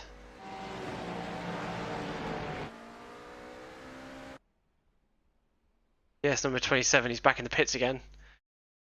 Wonder if they've just gone in there.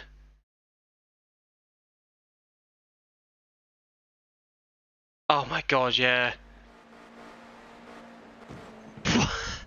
How are they doing this? On the oval, they've just crashed on the outside. They've just tried to. Okay, they've just completely missed the bus stop entirely.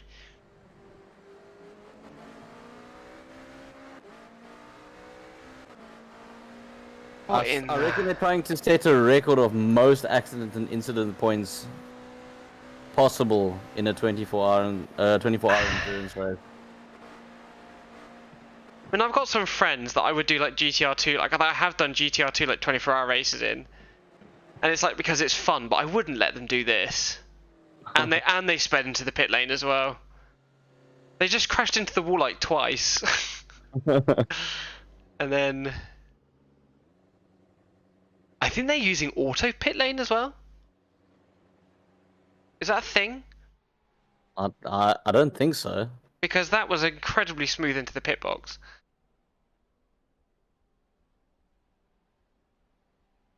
I don't know, maybe they're not a keyboard warrior, maybe they're like paraplegic and they're using like a series of tubes and like blow into them like that guy who plays Call of Duty.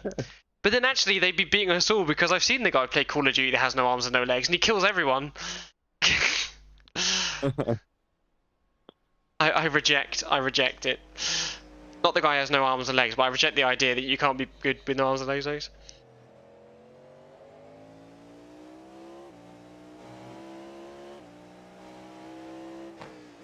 2 seconds next GT, and then 5 seconds. And then another 4 seconds in front of that guy. Actually, I want a replay. Yeah, there they are.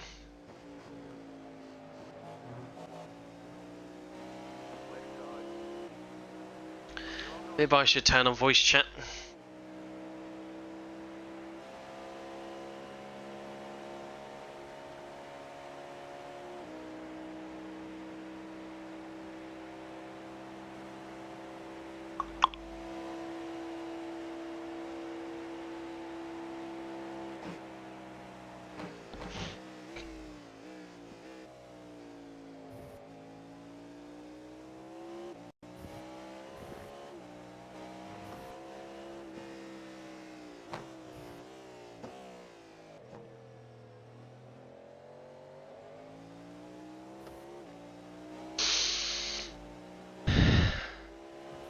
Send.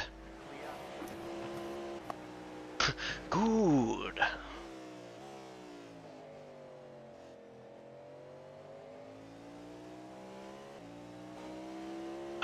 Do I? No.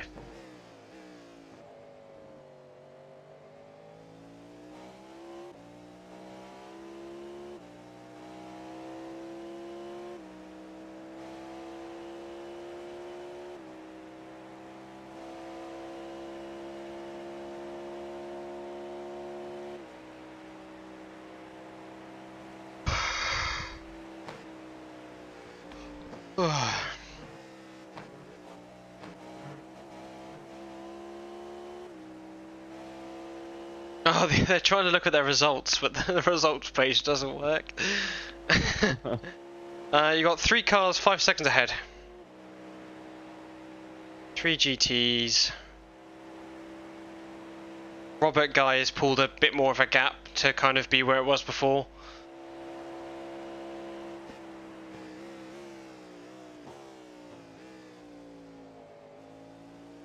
Oh, of course you're going to catch them all in the most egregious place in the whole track.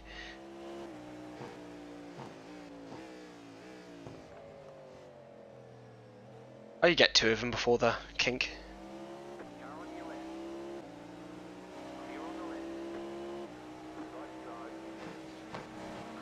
I didn't think you could do it then.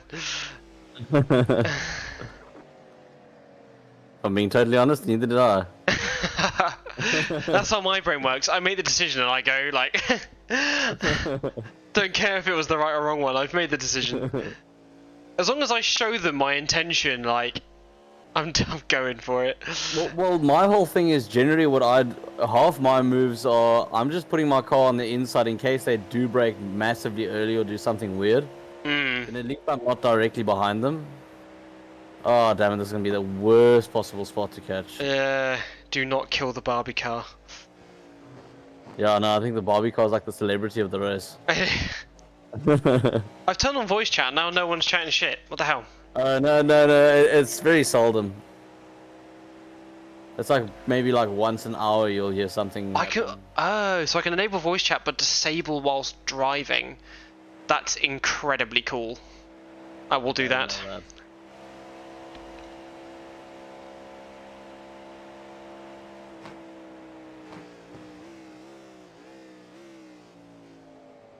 Yeah, you'll pass that GT car before he exits the pits, you're good. 5 seconds to the next GT, it's just singular on his own. Slightly up ahead of it, there's another one.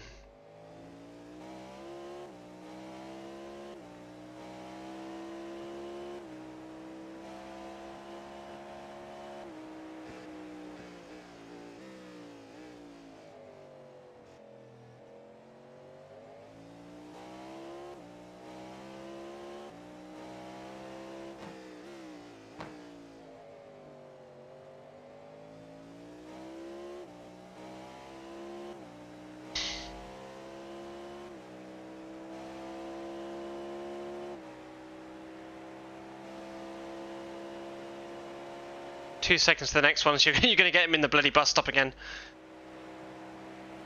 And then it's some slow GTP ahead of them. Do you want to use any more curb? That first one, the back end of the car just jumped off the ground. I thought that's how you got to point into the corner. Lose a bit of rear traction, gives you more front end traction. Yeah, I love a bit of nose on the car. There's no plank left. Toby clearly doesn't, though. Or a fish.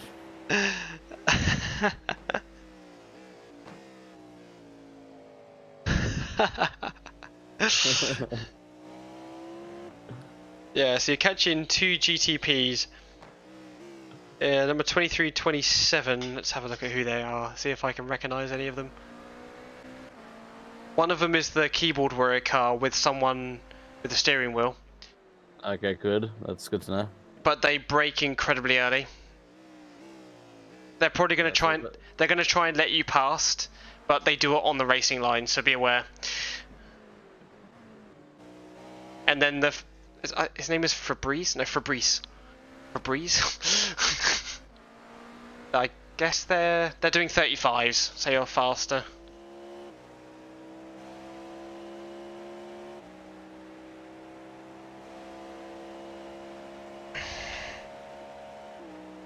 You have 15 laps in the tank.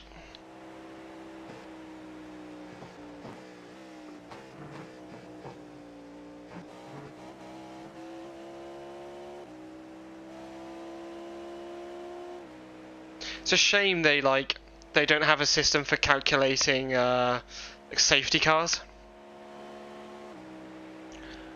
because that would definitely spice it up. Yeah. And you get that proper IMSA Daytona finish where nothing matters apart from the last 20 minutes. Well, the only problem with that would be is with the standard of driving we see, there'd be a safety car every other minute. I guess, yeah, I guess true. I mean, it would basically be a 24-hour race behind a safety car. Yeah. 24-hour race behind a safety car, and then maybe a final 20-minute dash because none of the cars are on track anymore. That's gonna be a long race. Yeah. Whoa, dude. Whoa, my Christ. GCM, talk about moving direction under the braking. I know. Absolutely. Nothing I hate more than if you I firmly believe that if you're a GT car, I guess it works better in something like R Factor 2 when you're in the VEC or something, because a lot of people that race that are very good at multi-class. So like being able to defend your position from a faster car because you don't want to lose time, that's fine. Yeah. But I guess they're trying to do that, but they don't know how because they don't have the experience. So I understand what they're trying to do, but it was just bad. Or maybe they're on the keyboard too. Like it was kind of very sudden, wasn't it? Like it was. Yeah. Yeah, that wasn't good. Yeah, he was on the outside, and all of a sudden he was on the inside, and I'm like, whoa, that car-sized gap is getting not so car-sized anymore. I must say, I'm surprised that car didn't like spin out or something. Like it moved incredibly quick. 5 seconds to next car, GT car. Then bit of a gap, another GT car. The GTP that's leaving the pitch, you're gonna miss them.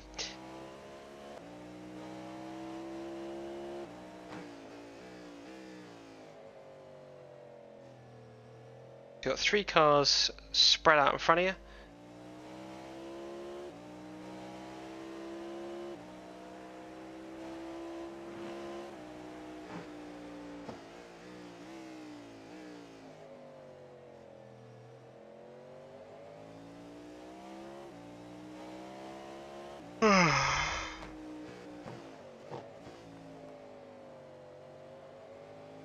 Barbie car came up quick again.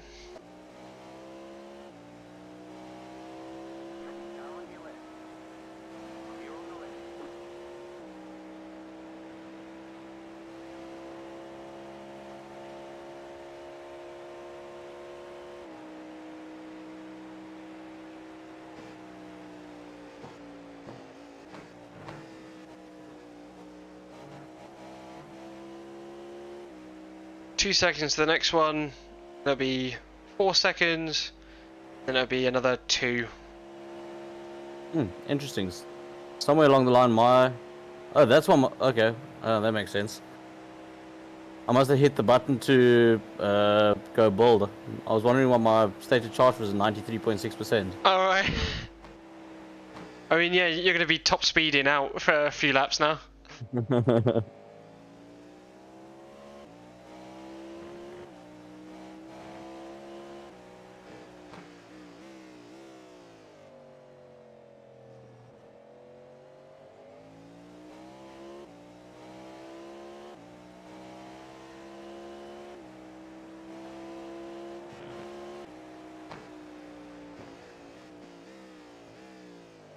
Yeah, these cars are close together. Hopefully you'll just catch them on the oval, which is nice.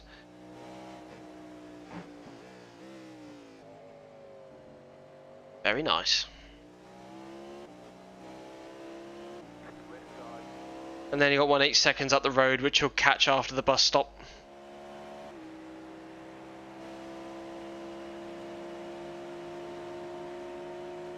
Yeah, you got a car like every 8 seconds in GT.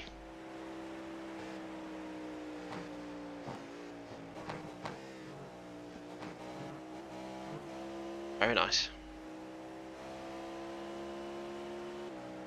I'm gonna go brush my teeth. I feel like it's teeth brushing time.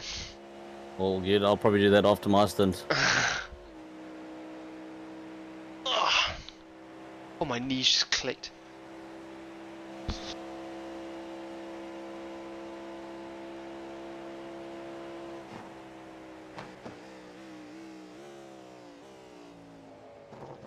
Sorry, he closed up a little bit fast on him.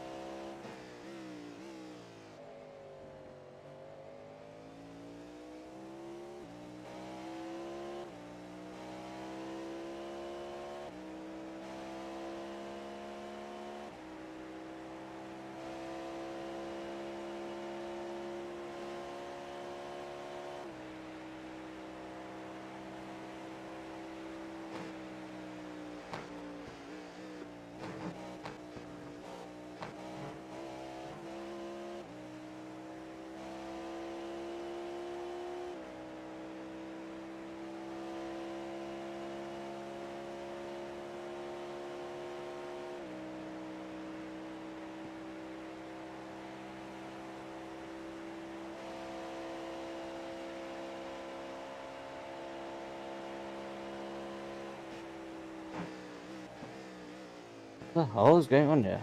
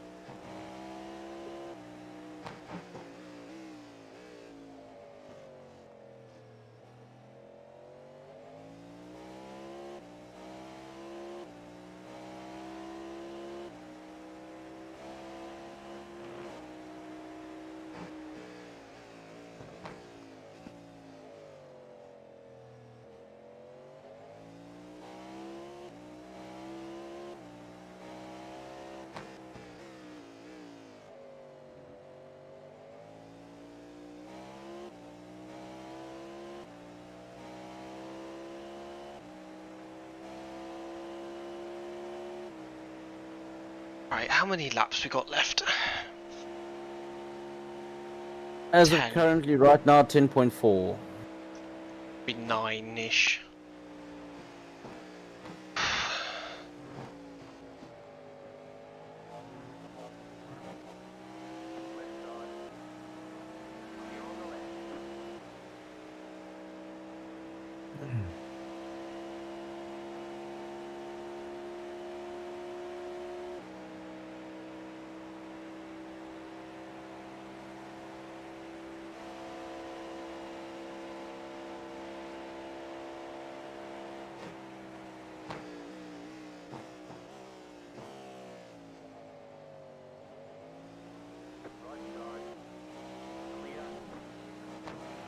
I was gonna see if I had time to take the dog for a quick wee, but I don't think I do.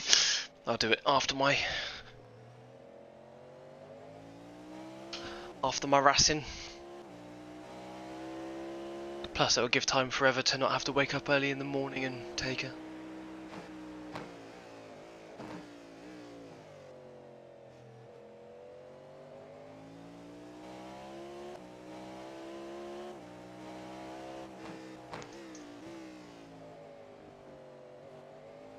Really, what the fuck? Very powerful. I heard people. Welcome to the party.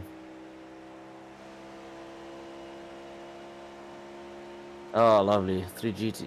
Oh, gosh, okay. Oh gosh.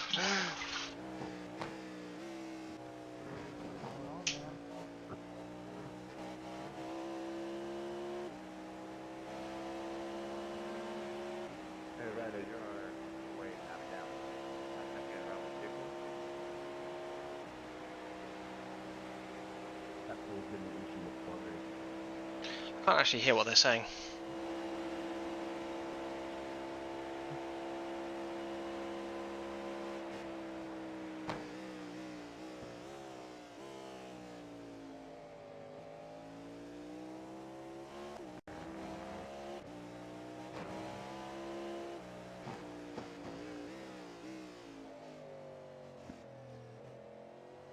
Got two GTs 7 seconds ahead.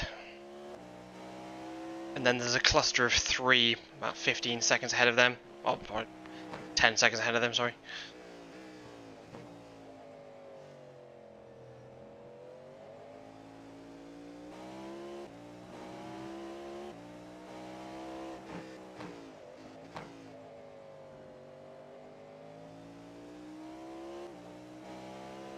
I must admit, in the last 4 laps or so, the car has started feeling very slippery. Yeah, especially on the rears. Like when that hybrid kicks in, trying to get onto the banking. And another bus stop. Well, this should be a little bit after, hopefully. Yeah, definitely. Helpful Ferrari. I mean, they're doing quite well considering they're in 7th.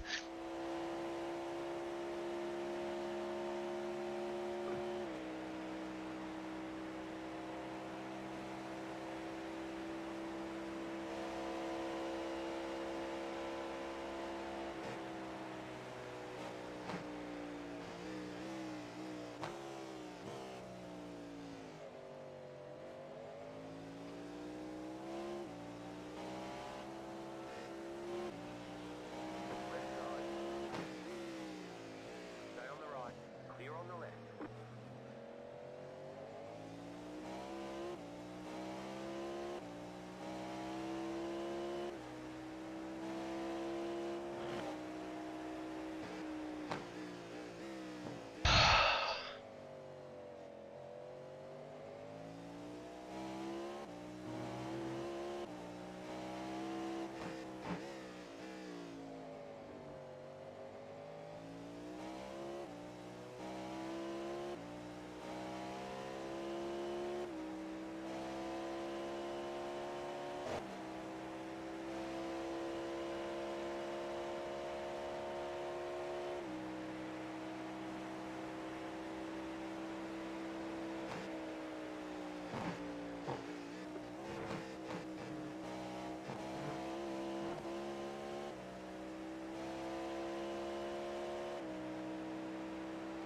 Well, next time, Lucia, he does that shit, I'm putting his ass in the wall. So how about next time you just get out the way? Rub and tug racing, getting a bit rubby and tuggy.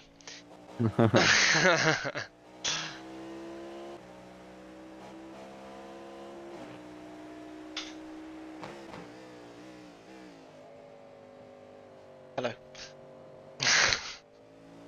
Is that the 9th place DH team? 6 laps down from the leader? I don't give a fuck, dude. You see me coming faster and then you try to block? Okay, whatever. You're in a GT3 car, not a GTP. Clear on the left. My god, Ryan does not know how racing works. Listen, yeah? GTs stick to the racing line, alright? I'm not hearing it from you, you little dog. You're literally awful. Look at you, C-class little dog. 9th place in this bot split. Relax yourself, yeah? Who calls someone a dog? Fuck yeah, tell him, Luca. I think they got hit by that car, and that's so the guy that they're arguing with is the lead in GT, and the GT guy is absolutely right. What, the GTD? Yeah.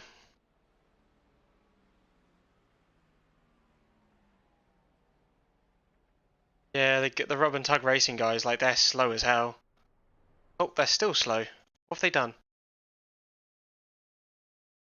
Are they like, something not right there because we just passed them. oh, they might hit each other? This might be a I think he's waiting for them. You have my permission to sit on board there. Because I'd love to see that replay. Wait. I hear nothing from their engine. They've run out of fuel? They're in the pits! They literally took all this game and they ran out of fucking fuel. Oh my god. That's so stupid. Well, you missed the one earlier. There was a guy that span, and he was crapping all over the car behind him because the car behind him drove into him when he span. And it's like, what? But he span himself, completely span If he himself. didn't spin, they wouldn't have had someone to crash into. Oh god, I hate. I haven't missed the people that play iRacing, that's for sure. To be fair though, the guy that did drive into him hit him and then just carried on accelerating because they both like kind of stopped. He just accelerated into the guy again. I don't know if that was because he was pissed off or he was being a moron, I but think people find it like the easiest way to like carry on going, so I just push them.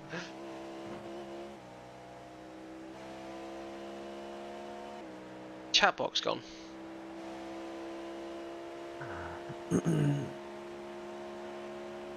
My dear.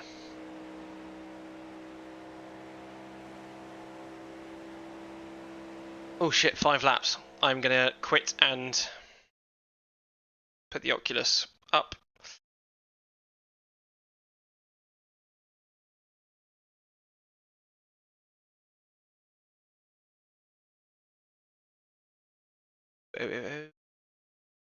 Oculus. Walk the Oculus around my room again.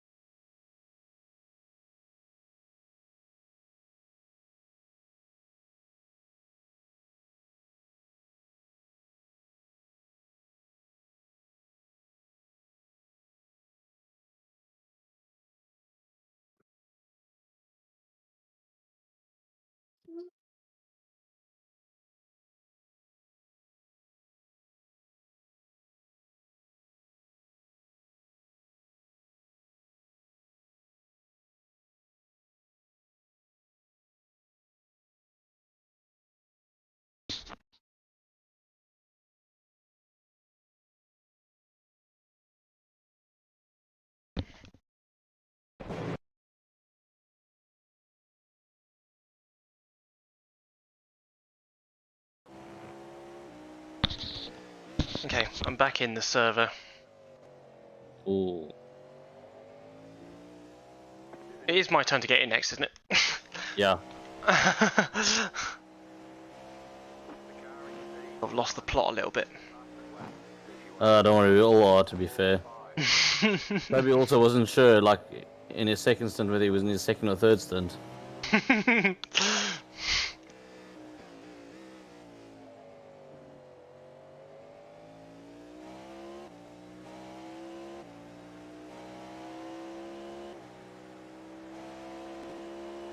Come on, disappear, fuel level box.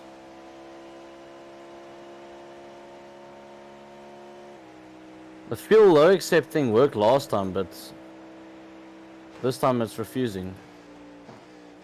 I couldn't make it work.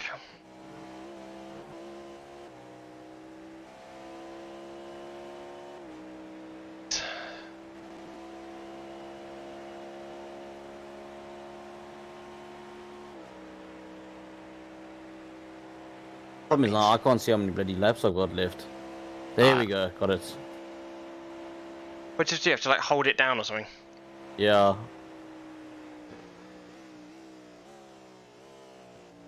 I mean, you should be able to do 2 more laps.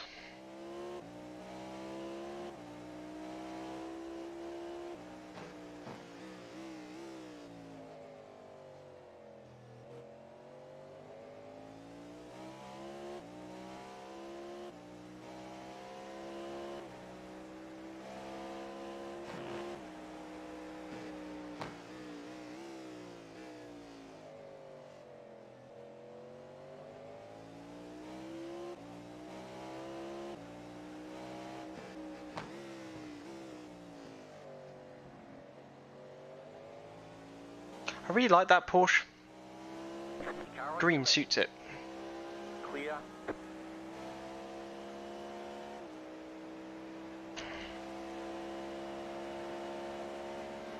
So you're not boxing this lap, boxing the next lap.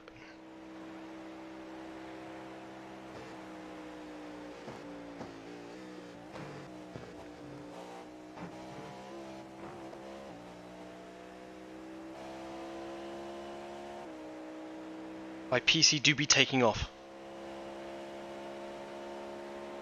Oh. Okay, I'm quite keen now for a break. Yeah, I feel that. You can go flat out on this last lap. Sweet.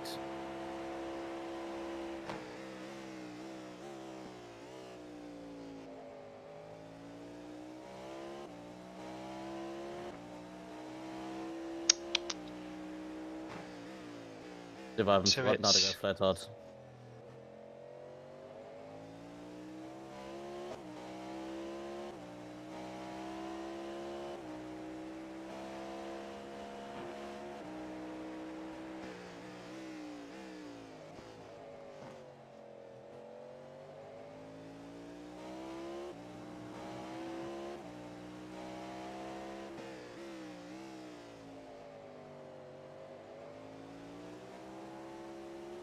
Left side.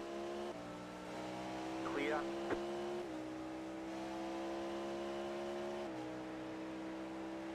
So I'm not back in the car after this until about 4:45, 5:30 in the morning. Somewhere around there, like 6 in the morning. Because this timesheet is kind of all over the place. Remember to pit.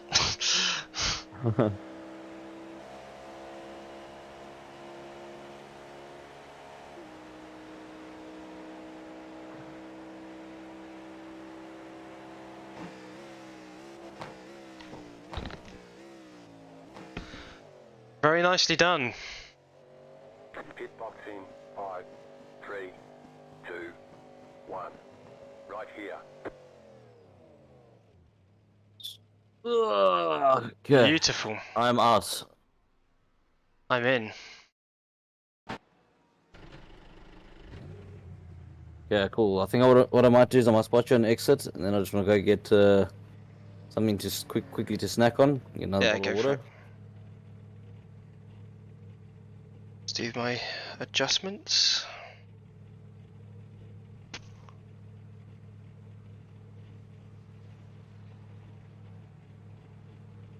Seventh place can overtake us. I don't know where 8th is anymore though. So you might have you might have gained us a place. Your ABS, eh? Huh? Oh, you've changed it. Okay, cool. No, I was just checking your brake bars. Sorry, ABS brake bars. Yeah, I did it. Oh shit! I just went too fast there. I hate that the fucking pit limiter isn't on. Slow right down. I've noticed if you slow down, it sometimes gives you for a couple of seconds, and it gives you a bit of leeway. Sometimes. Oh god, I hope so. I hate that it doesn't just stay on. Like, Yeah, I know. what a stupid... Okay, we're all good. Okay, clear on exit. 5 seconds in front, 5 seconds at the back. Very nice. Right, go do resting for a little bit. Or sandwich. Well, I'll just get... Yeah, I'll Water. Well, I'll chat you now.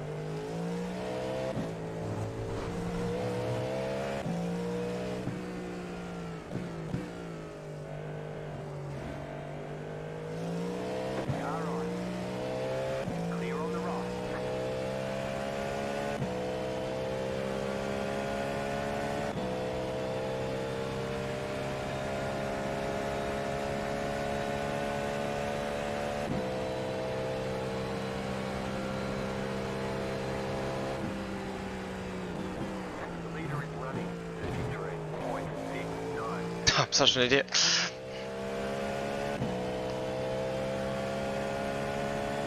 Okay.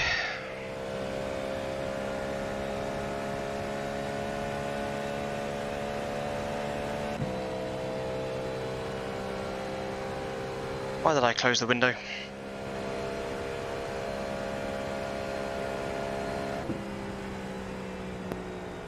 Okay, I'm back. Welcome back.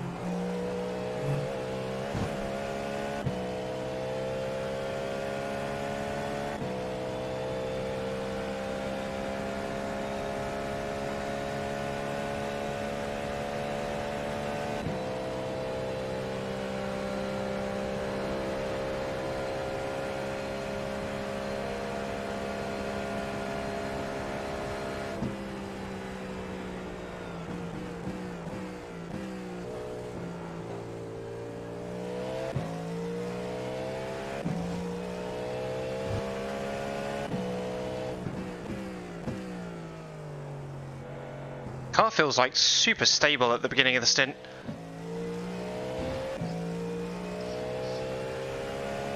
Yeah, I actually set my fastest lap in the last stint. I think it was. Did like a for 5 laps. 32, yeah, or something. Yeah, 324, and it was like 5 laps in.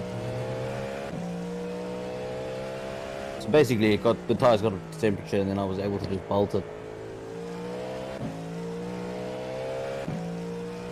Yeah, honestly, the car feels amazing. What the hell? Maybe the lower temperatures are like keeping the car lower to the ground or something. Some trickery.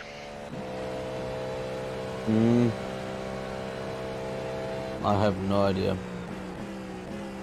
Check what the track temp is. Track temp is 19 degrees at the moment. Still quite hot.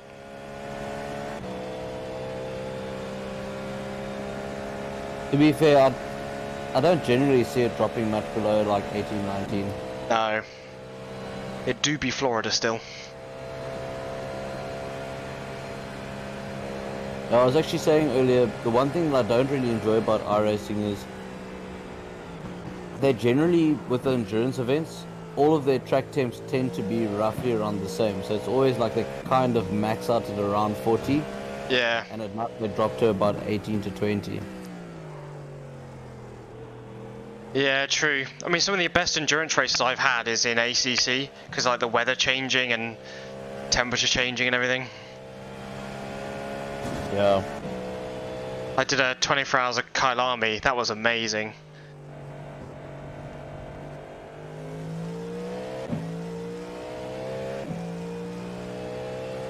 Still never done a 24 hours of Spa on ACC.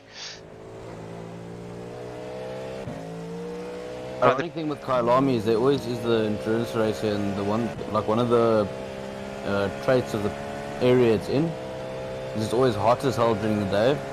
And there's always a thunderstorm in the afternoon. Oh, right. So when they had the 9-hour here a few years ago, all the local guys kind of had quite a good experience, or quite a bit of experience with that. Like knowing when it's going to rain and stuff, you just set up your strategy around it. Yeah, like Jordan Pepper and Calvin van Linden, those guys had a bit of or quite an advantage on the other guys.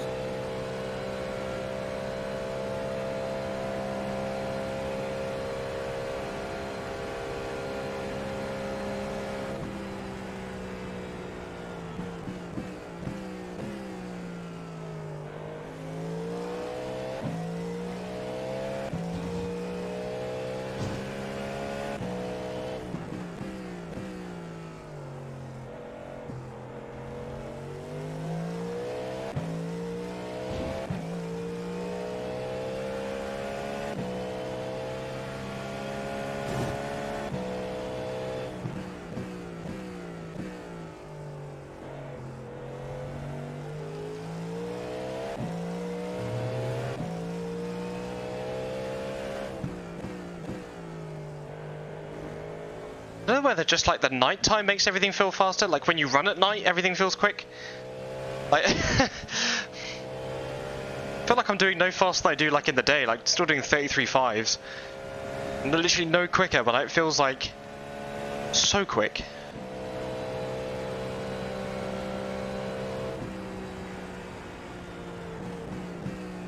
Oh, the slow fucking Porsche.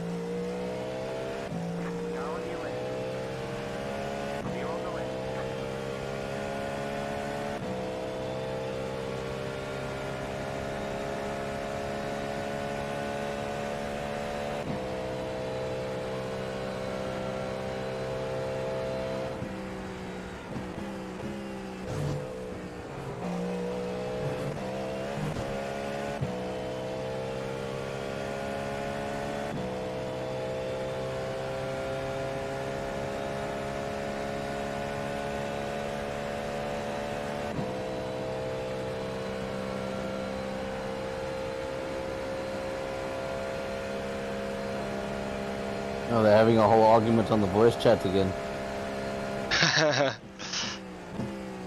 Oh, I forgot to change. Forgot to save fuel on the beginning of that lap. Sorry? Forgot to save fuel on the beginning of this lap. Normally I save it into the first corner, but I just went straight in. I forgot. What are they arguing about now? So basically, remember that Ryan A. Brown was bitching and moaning? Yeah, tug and pull or whatever it is. Tug and pull, yeah. So they basically they took out the Barbie car, Oh, I fucking knew they would! and that. I can't believe everyone needs to protest. The Yeah, but now he's rapping on everyone else. Like he's like, yeah, you guys suck. You were driving slow, and he's like, yeah, you guys are 4 laps down on the leader. And he's like, yo, we 4 laps down on the leader because you took us out. doubt. I bet they haven't even looked at the replay. Or would be willing to believe that they were in the wrong. Yeah.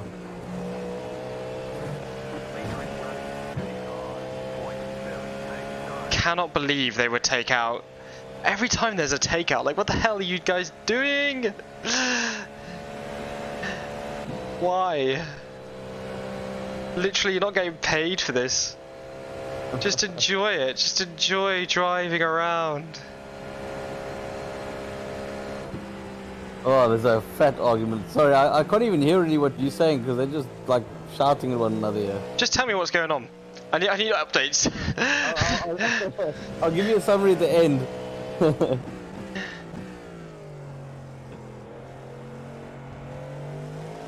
God, I know how that feels to be taken out the lead. Like another Barbie car's winding the other guy up because the other guy's like, shut up, bro. Like the guy that took the Barbie car out. Yeah, the American. Shut up, bro. Yeah, shut up, bro. I got 6 people watching. Like, just stop talking. Shut up. And then the Barbie car guy said, like, all laughed and said, "How are you getting angry?"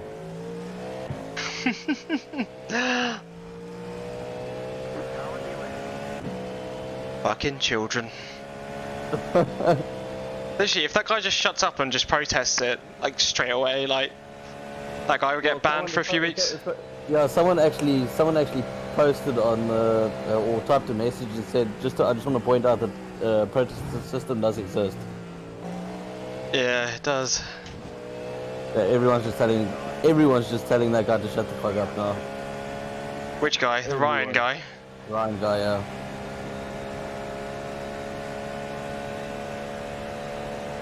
God, fucking that is player 1 syndrome right there, isn't it?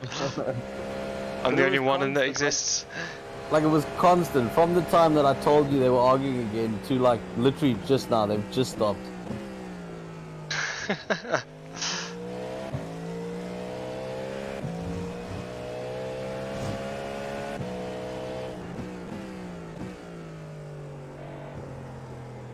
A bit of drama. But to take someone out though, like, come on. That's so low. It seriously is, like... Yeah, you got hit. It's a race. It's what happens. Exactly. And honestly, the Ryan guy, he races so aggressively. Like, I'm not surprised that he got himself into an accident. Well, I feel bad for the Barbie car. Yeah, so do I, because... they were a lap up. I mean, they were leading by a lap. The hopeful Ferrari was helping again, I see. Get the fuck out. Just drive your racing line.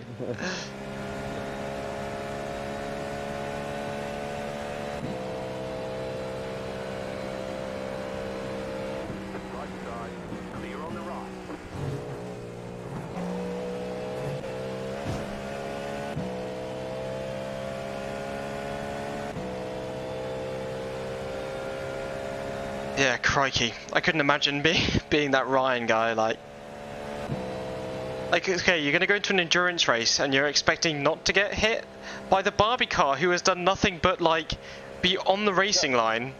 No, exactly. Like, it's been the best car to pass because they know what they're doing, and you want to have a go at them because you're trying to say they don't know what they're doing. No, exactly. I agree. Like I've never had, like I haven't once had an issue driving past the Barbie car. I mean, the Barbie car's still going. They're 7th now. Yeah, I think they're 4 laps down now. That's the problem. Yeah. Because that was part of the whole argument. Is he said, "Oh no, they suck. They must stop being pansies," and that's probably why they're driving a Barbie car. And Alright, so he's uneducated. I see. the Barbie car driver doesn't know how to drive. He was, like I said, he literally said, "Yeah, you guys are like 4 laps off the lead." And they're like, "Yeah, we were lapping the lead, and then you took us out, and now we're 4 laps down." Christ.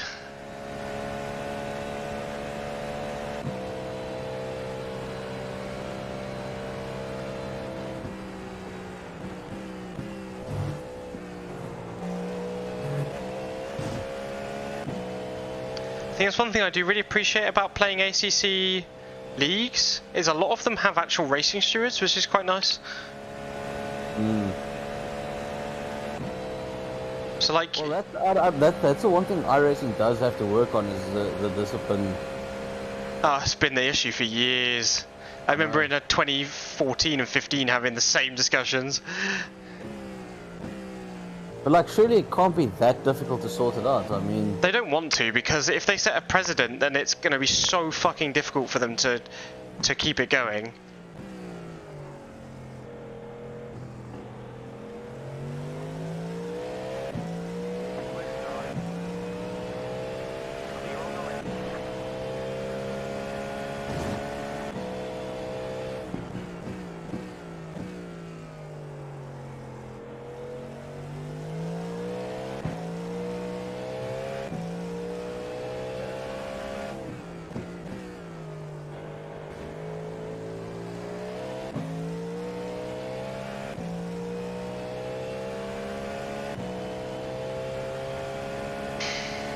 Poor Barbie car. yeah, I know. I feel bad for it as well. Bad for them as well.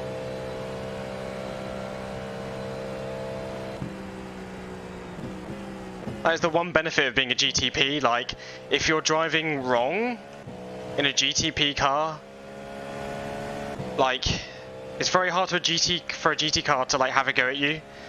I think that's what they're doing in the GTP. They're like, oh, I can't be wrong, because that was what they were saying when you were in the car. He was like, oh yeah, I'm driving GTP and you're driving GT, man. And I was like, that's not a reason. Yeah, exactly. Right side. Clear on the right. Like, there's 2 races going on at once, and they're both as important as one another. Yeah, and it's not exactly like you racing for the overall lead anyway. I know. And they were racing for class lead, but they deemed that like less important than their own. It's so weird. Yeah, but it's way less important to fight for 11th place in the. Yeah, they were like in 12th or 13th or something. Yeah. Than to race for the lead in the GT class. Wild.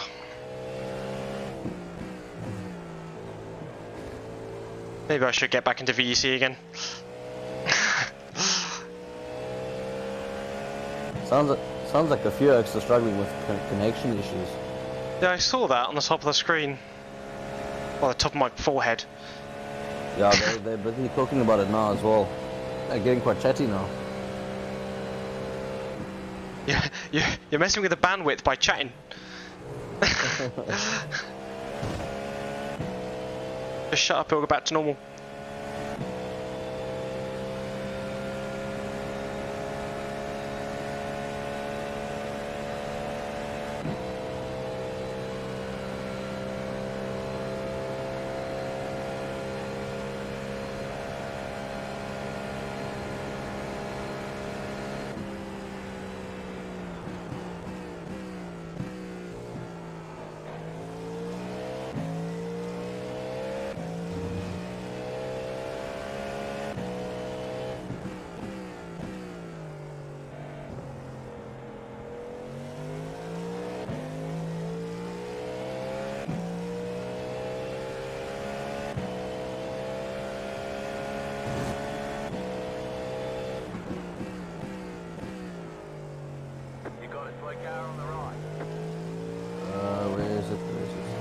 There's that GTP. Let's just come back on track. Oh, that one.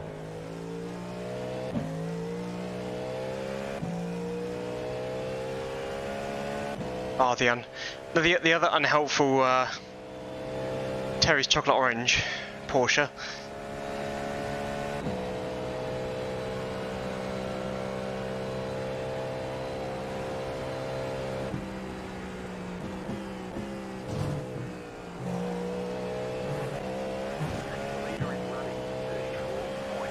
The leader is running 34s, and we're running 33 twos.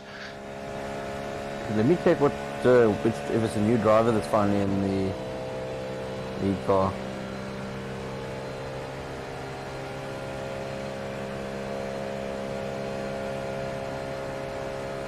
And it is. Although to be fair, he is capable of 32s. Fair.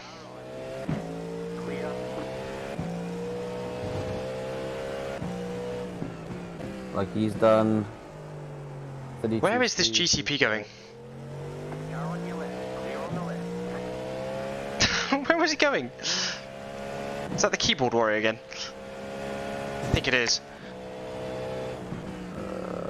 You can tell because they have on the back of the car they've got like colourful, like on the back panel they've got like colourful writing on the back. I think it's, yeah, he just spun out again. And he spun out again. And he's still spinning. Oh dear.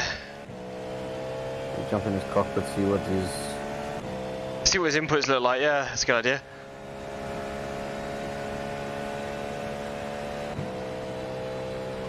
If it is a controller, it's definitely a PS1 controller. And he's using the buttons. But he's trying to play Tekken? I'll be honest, I think it's... Nah, it's a steering wheel. Is it? Yeah.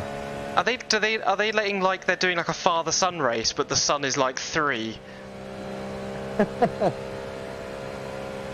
Honestly, I've seen people do that in ACC in like a public lobby. They're like, "Oh, sorry, my daughter was racing," and like it was like a T1 pile-up, and it was like, why? Just race in single player. Why are you doing these public lobbies with your 3-year-old daughter?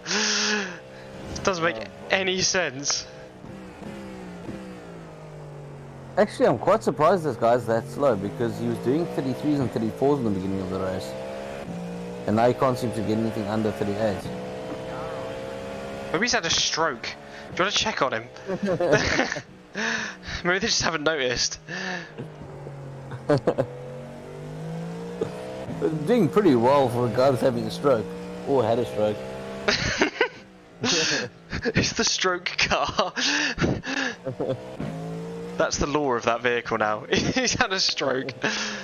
Okay, so we've got the stroke car and we've got the helpful Ferrari. We got the Terry's chocolate orange Porsche. That's all helpful too.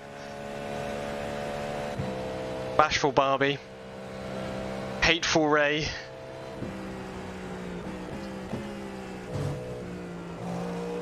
I love the way one of his insults is like, "Oh, you must be like a wuss because you drive a Barbie car." Like, what? What kind of insult is that? Look, I think he was clutching his straws, but like I said, when they put it was just after they told him that they were leading, and they 4 laps down because of him. He's like, "Yo, but the front of your car was smashed up." So. It just literally does not matter. So it doesn't matter. We're still leading by a lap. Okay. Well, Wouldn't be surprised if they took out the wrong car. Honestly. Flippin' hell. Oh, thank God it wasn't me this year. Otherwise it'd be another 4-year hiatus. Why? What happened last time? Got taken out whilst in the lead 18 hours in. By a car that thought we had taken them out, but we didn't. It was a different car with the same colours. Because everyone in that time period was racing blue, white and blue. That was like the sim racing colour of the year.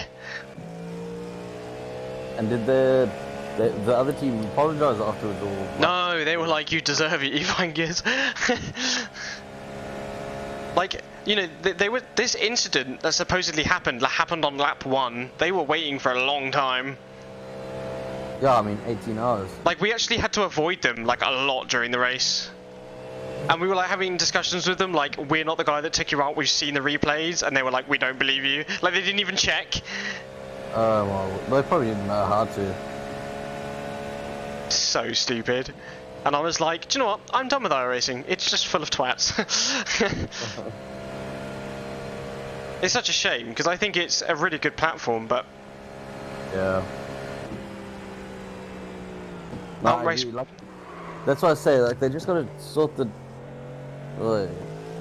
So sort the driving conduct out. Like, that's the main issue with iRacing. That's why I say, like, you can't have safety cars, and it's obviously why it's taken them so long to get rain. I mean, rain's going to make the racing an absolute shit show. Oh yeah, they can't even drive in the dry. Exactly. And now there's going to be the unpredictability. I mean, you're going to have some of these drivers, you're going to have the keyboard warrior potentially out for a lap or two on slicks in the rain. So trying to judge their tire change at the right time.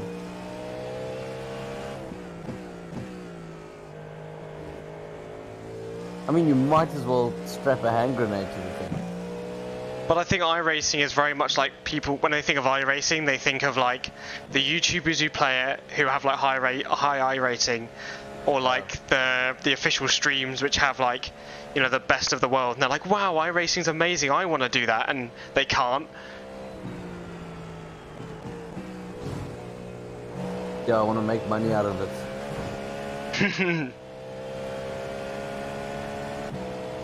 I remember thinking that as a teenager. Me too. Honestly, at one point I was fast enough, especially as like people back in like 2014, 13 like weren't particularly quick on sims anyway. I was like pretty quick.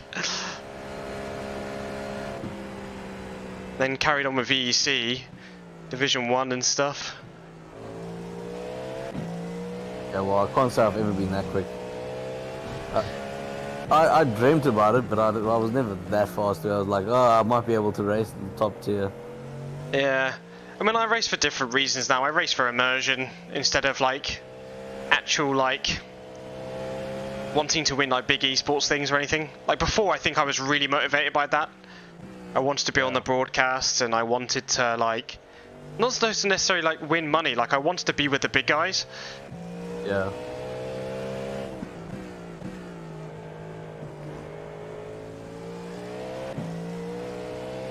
Like there's a guy on ACC, I think he races R-Factor 2 every so often, called Kevin Saklari, and he's like gone like proper esports, and he's quite quick. And I used to like beat him when we were racing back in like 2016 and stuff. I just didn't keep it up. But also, I think a lot of these guys turn into like basically track monsters, you know, like just pound the laps in Yeah. day in and day out. Like, I mean, we were chatting about that Ryan guy we used to race with, and he used to be consistently slower than, he was generally the slowest driver in the team, and now he's just an absolute, like he's racing, I think, in like the 5K split. Oh wow. So he's really, really fast now. That's the thing, all it is practice, isn't it?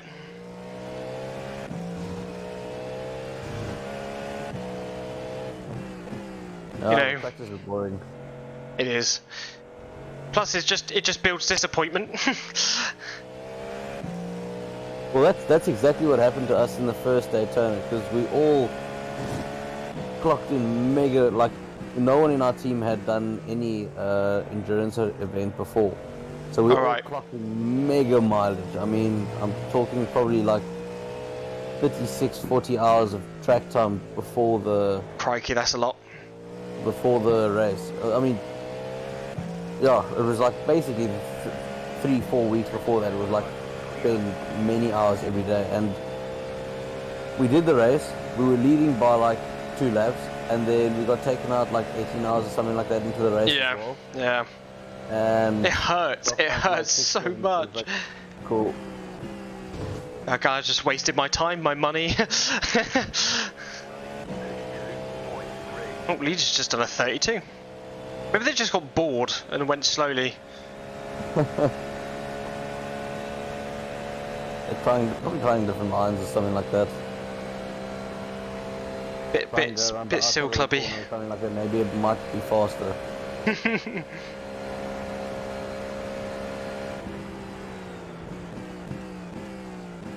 I'm gonna have to drink a Red Bull for my next stint. Yeah.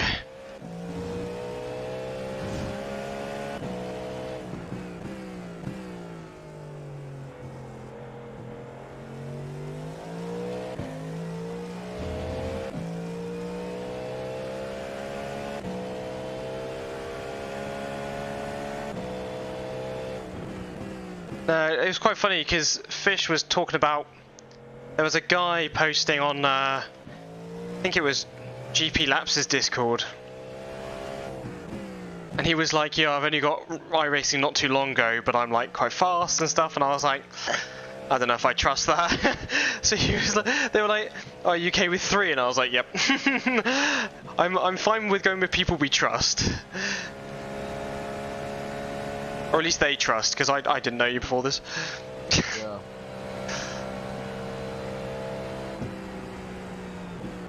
It's nice to be on this hush Discord. For as long as I've known Fish, they're like, yeah, my team's on this Discord, but like, we only really invite people that are like, we've like invited and stuff, and I'm like, I want to be on that DOS Discord. It's like super private. Let me in.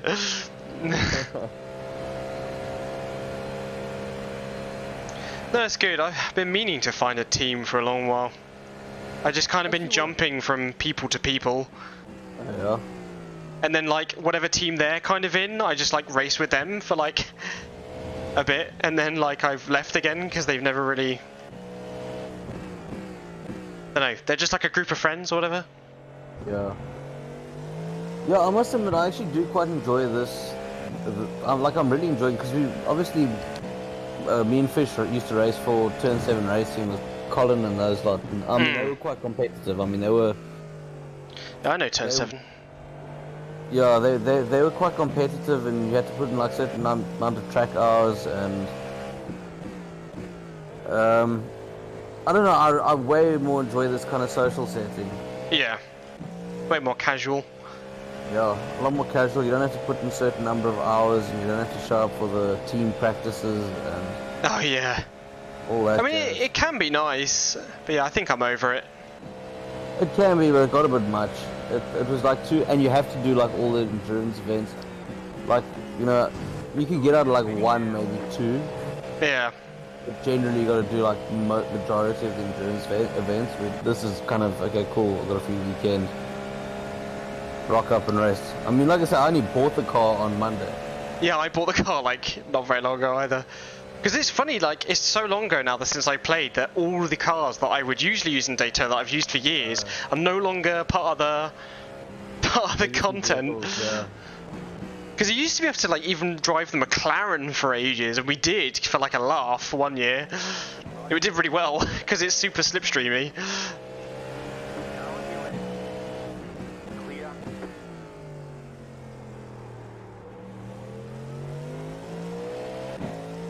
Yeah, it sounds like everyone from Turn 7 Racing has gone to track monsters now. Right. I was part of Revolution Sim Racing for a while. Good old RSR. Were they also quite competitive, or? It depends who you were racing with. They had guys who just wanted to race casually, and they also had guys who like. So you'd pair up with the guys who you wanted to like be with, basically. Yeah. So it did work quite well. But they would do like, you know, now it's team practice night and da da da da, and I'd like never make them because I was busy. Yeah. But the super duper esports one I was in was Black Hawk Racing. They are super quick nowadays.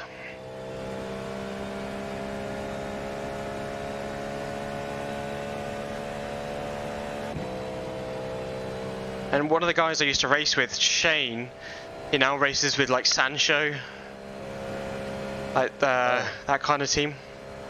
Okay.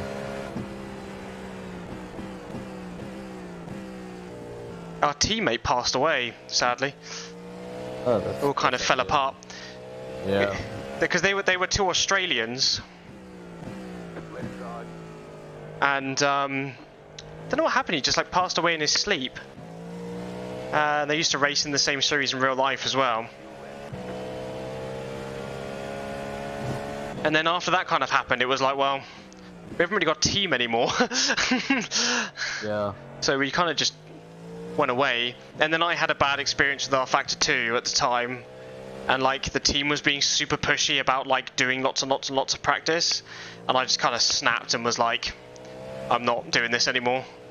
Yeah. Because what it was, Sebring came out.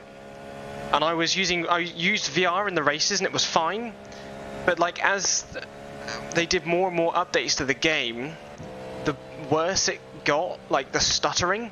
And the way that R Factor 2 works its stuttering is like your car stays in place, like it doesn't do the iRacing thing where it kind of like just carries on going, and then when you're back, you're back. Like when you stutter, you just stop. So like I did like 250 laps around Sebring for practice in like the 2 weeks build up to the race, which is pretty standard. And then I had this stuttering in the race. It hadn't occurred any other time, and it meant that I was losing anywhere between like 0.5 to a second per lap, and I was just off the end of the GT field by doing that. And then the stuttering got worse and worse throughout the stint, and I like crashed, and I was like, I can't, you know, if the game's not going to function, I don't want to do it. So I quit the race. And I was like, if you guys want to continue doing it, you can do it, but I'm done. And then I got like chewed out because I didn't want to race the car, and I was like, well, it's dangerous for me to. And then they were like, well, we've seen you've done 250, but you were slow. If you want to be fast like the rest of us, then you should have done twice that. You should have done 500 laps. And I was like, are you not listening to a single word I've been saying? So I was like, okay, I'm not doing this anymore. I'm not doing this. Yeah, the problem is, I mean, even with all the practice and all that jazz, okay, cool, you get a little bit faster. But I think I had like a massive slap back to reality as well with the whole, you know, through the competitive track monster thing was when we did Bathurst a couple years ago.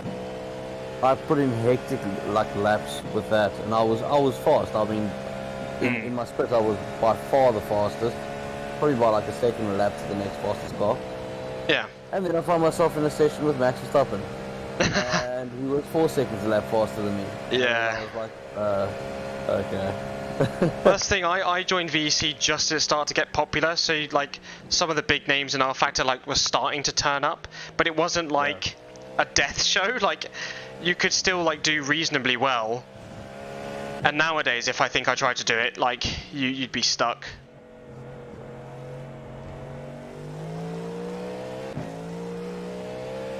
Luckily, VEC does have multiple divisions though.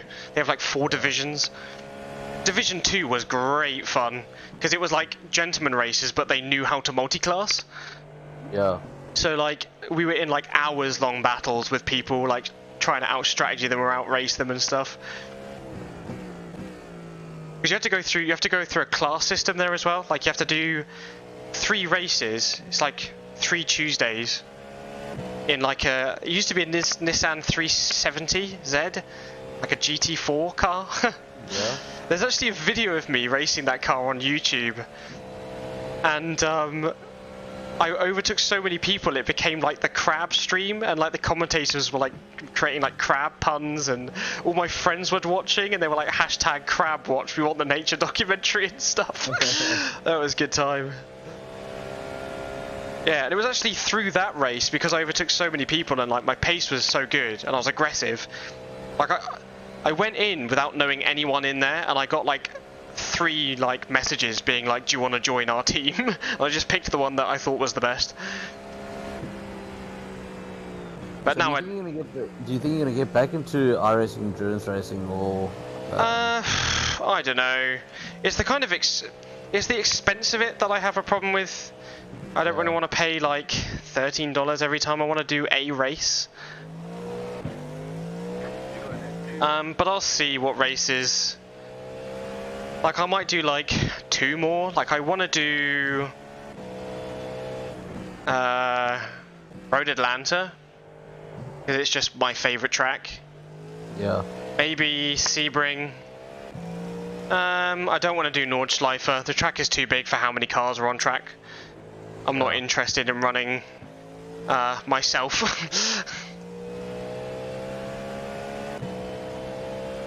Yeah, we'll see. We'll see.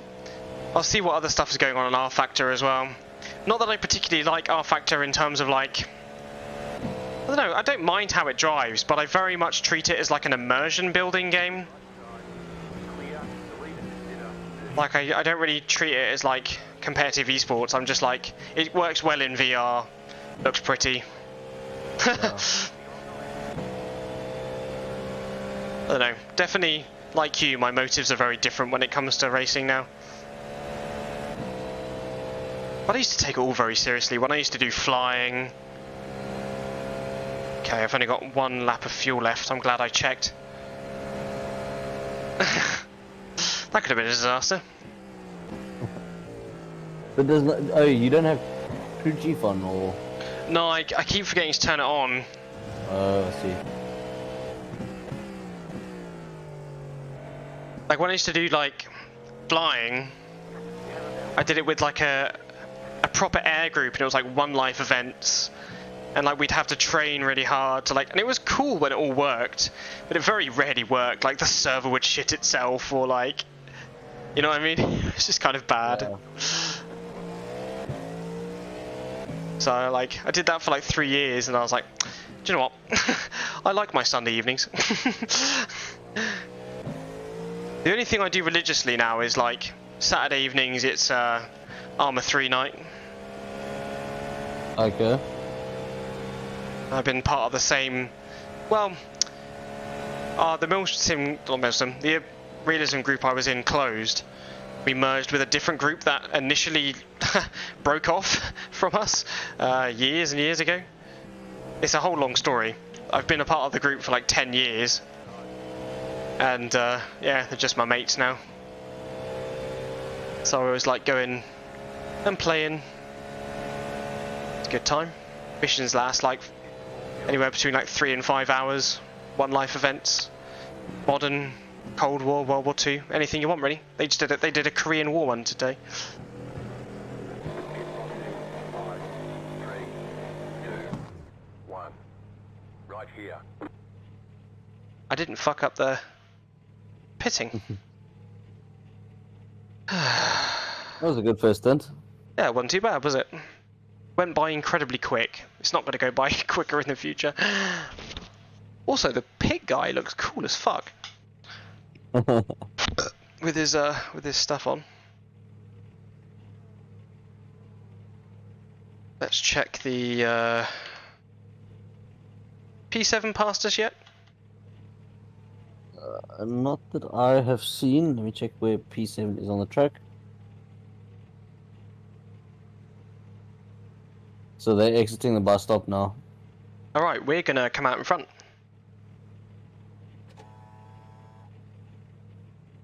Hopefully. Okay, go. Let me know once you pulled away. Pulled away. Okay, they are crossing the start-finish line now. Ooh, it's gonna be close. I think, yeah, they're gonna get past. They're past. Yeah, they're there. But we're close. Very close. What was it, like nearly 15 seconds before? Yeah. Now I can see them. No, no, that's a good target. And they'll pit soon. Oh yeah, this GTP in front of me is very Slow. well slow and unpredictable. Left side. Clear. Car on your left. I broke a bit too late there. That's okay. Worked out.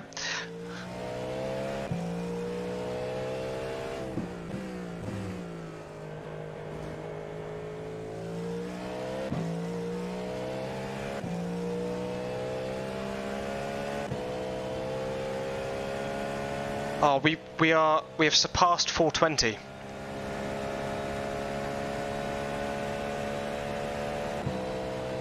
But we aiming to try and see if, when we did 420. It's gone. It'd be gone. We did it. Other thing we are also approaching is the halfway point. Half an hour's, well, 36 minutes halfway, or we're halfway through the race. Crikey. In a way, it feels like it's gone by very quickly, and in a way, it hasn't. I know what you mean. I feel exactly the same. I think it helps getting in the car quite often, actually. I think when you have 4 drivers, you can get kind of lost in waiting.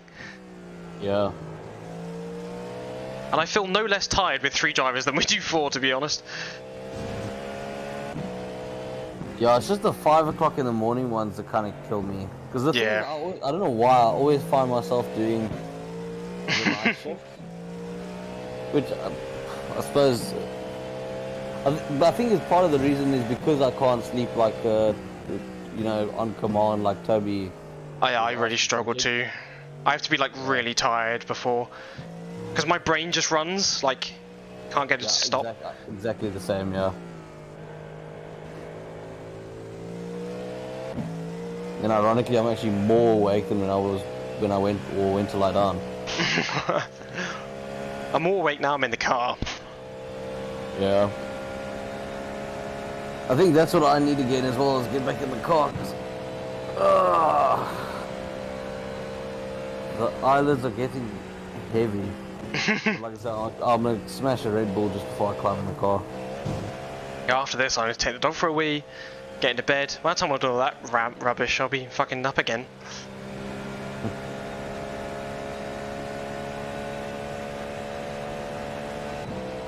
I think you're finishing the race too, because you have the least stints out of all of us. Yeah. That's but it's cool. I mean, after my 5 o'clock stint, then I think I spot for someone. I'm not sure. I'm assuming it's Fish. Yeah, I think so. Yeah, I spot for Fish. And then, actually, I only spot for him for 2 stints, and you come back for his 3rd stint. Yeah. And then I'm gonna go crash, because then I've got about roughly 4 or 5 hours until the kind of end of race stint.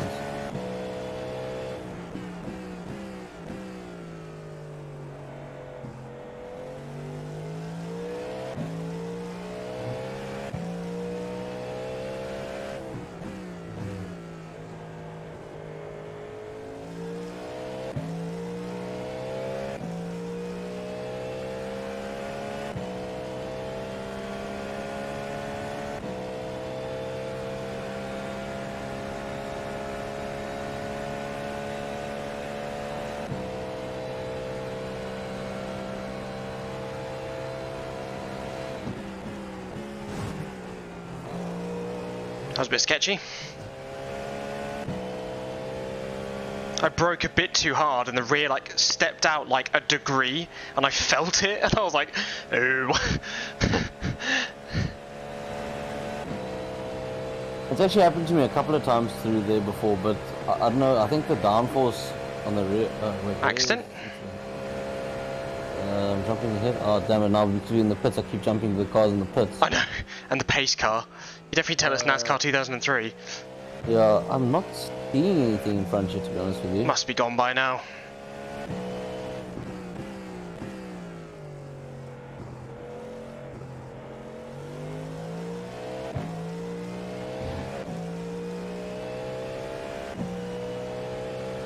Catch round the side, outside, how about that? Something, Dr. Phil's a hoax, I don't know. 9/11 was an inside job?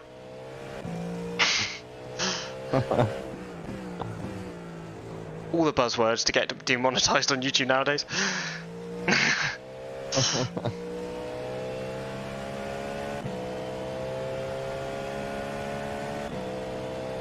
Yeah, we're up number 6's backside. Number 6, 6th place. I didn't open the window again.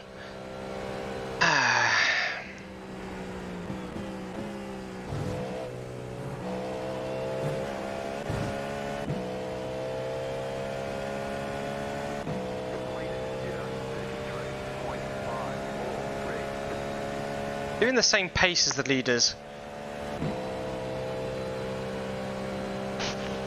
If anything, I'm 0.03 of a 10 faster.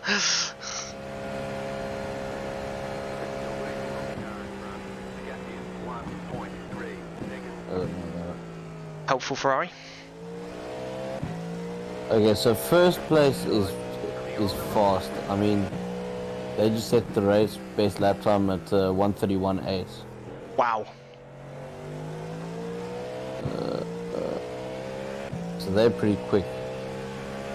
But P2, They need to be a couple of, they need to be like 5 splits up. Don't know how they got put in this one. Like fucking, they still clubbed their I rating for sure. and like I said, unless they got one really. But the thing is, I mean, now that they're getting more than halfway through the team, they're all fast. Yeah. There's only one or two other drivers, I think. 2 other drivers. Like I know people do that, like they still club their I rating just to like win. Yeah, I know. Okay, so second place, to be honest with you, you're probably a bit quicker because they do break into the 33s, but they're more consistently in the 34s.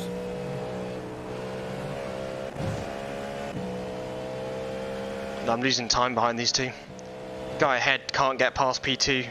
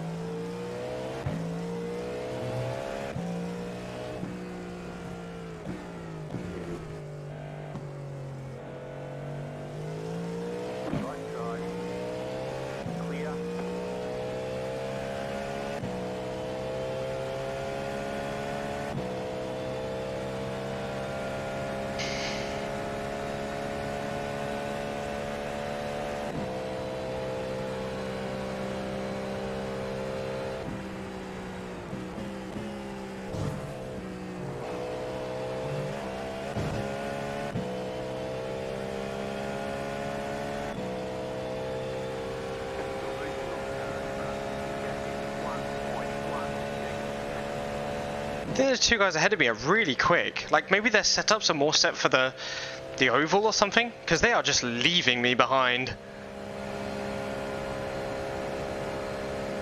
Second place shouldn't be pulling away from you too much. Your times are generally around that or maybe a little bit faster. Yeah, but I think I'm doing it all on the infield. I get the feeling we have got a bit of a sticky setup. Like I've been struggling to overtake people on the oval. Yeah, I've just been out braking people. Well, that's what I pretty much had to do. Like this corner here, they brake so early.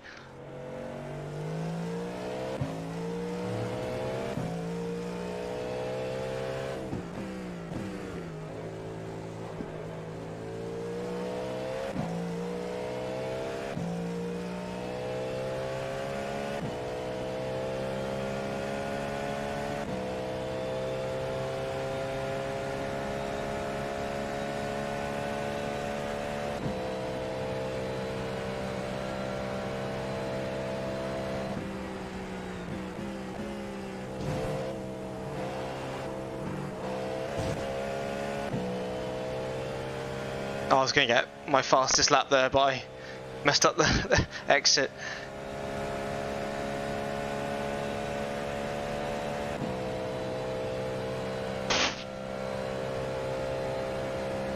Unless they're just using attack on each other all the time. Wouldn't see why though. No, yeah, exactly. I mean, they're not even on the same lap. People have done stupider things.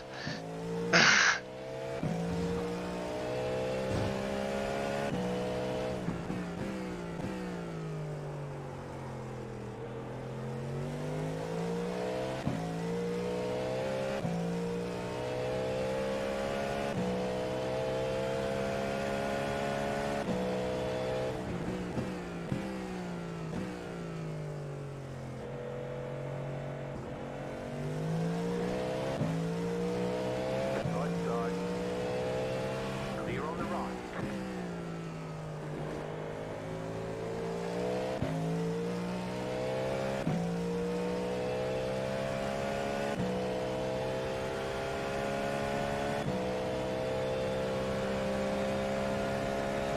Well, I'm glad to know we're on the same lap as someone. Makes it a bit more interesting. Actually, just so for interest sake, how far are we behind? Oh, okay, no, we're well behind fourth. Yeah, Or sorry, fifth. yeah. It's like a lap or a bit. Two laps. Yeah.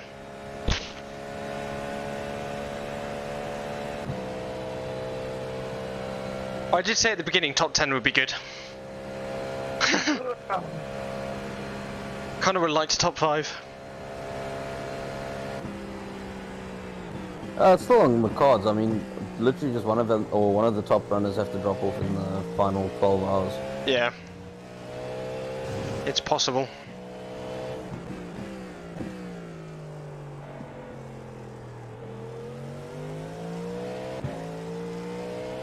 Two tenths up in that first sector.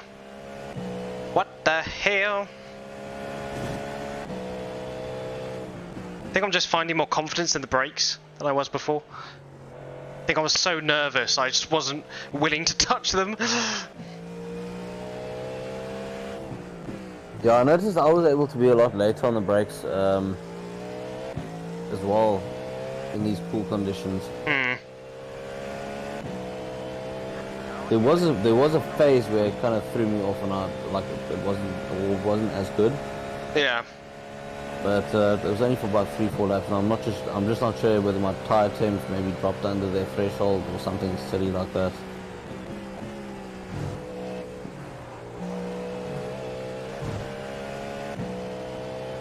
Oh, I'm not going to beat the lap again.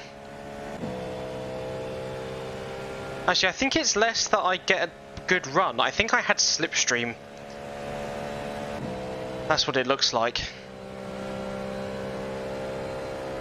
Also, could have been done on an empty tank of fuel. Yeah, I did beat it! That's my fastest. This stint. It's based on stint, isn't it? I'm not sure. I think so. I think it's actually the session that logging into this session. So, for example, I exited the session and I logged back into the session. I think it's based on that. Alright. Clear.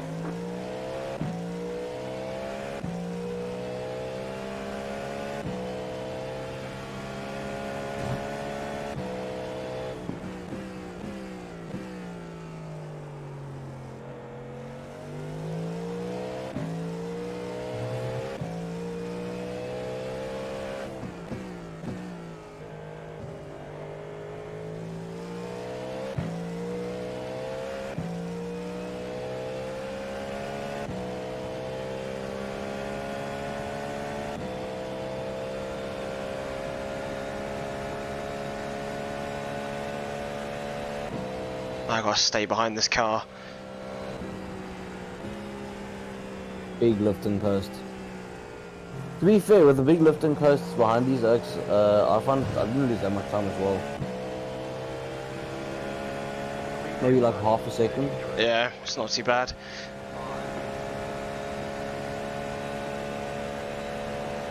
Actually, I think I got a really good exit there. I'm actually gaining time on my Delta. Gotta love it.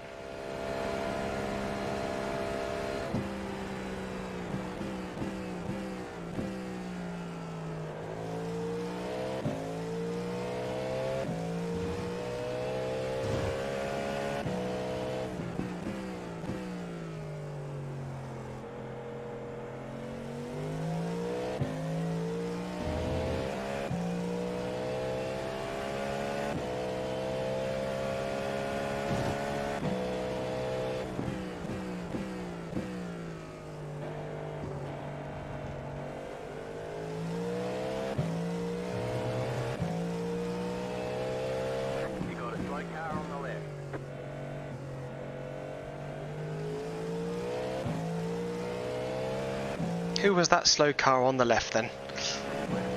I'm not too sure, to be honest with you. 'Cause I can't see P5 anymore. Oh, more fighting.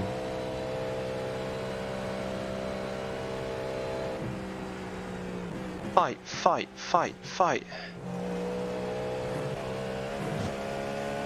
Let me see, I think that might have been the slow car actually.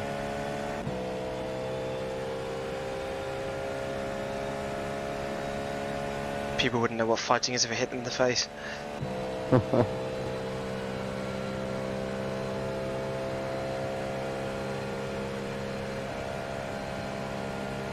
That's why my knees are buggered. Bloody rugby.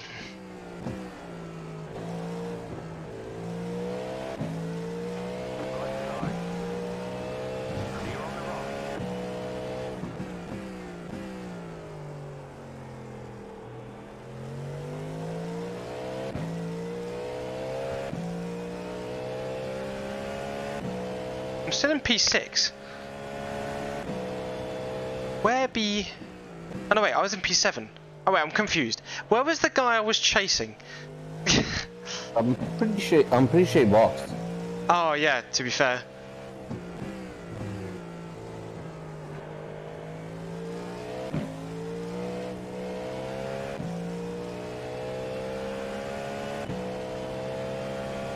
It's the only Acura in front of us.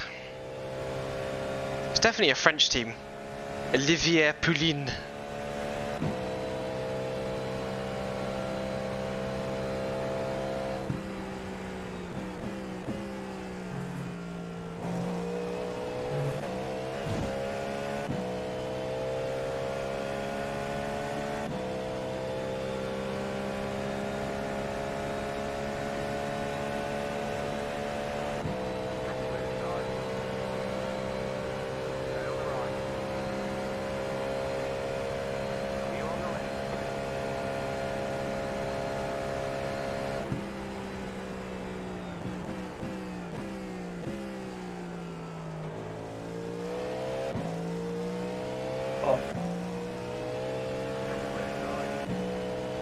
Clear on the left.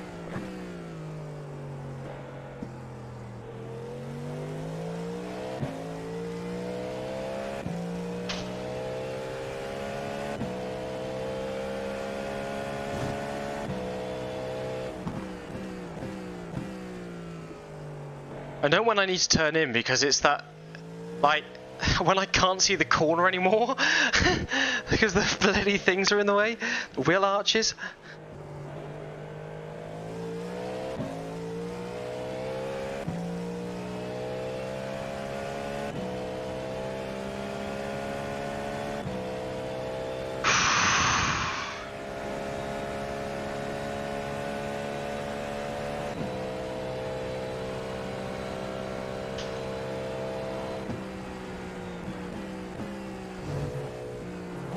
I managed to open my window down that straight without looking. How the hell did you do this? With great panic. Like I pushed open, then I saw the 2 marker come up, and I was like, ooh.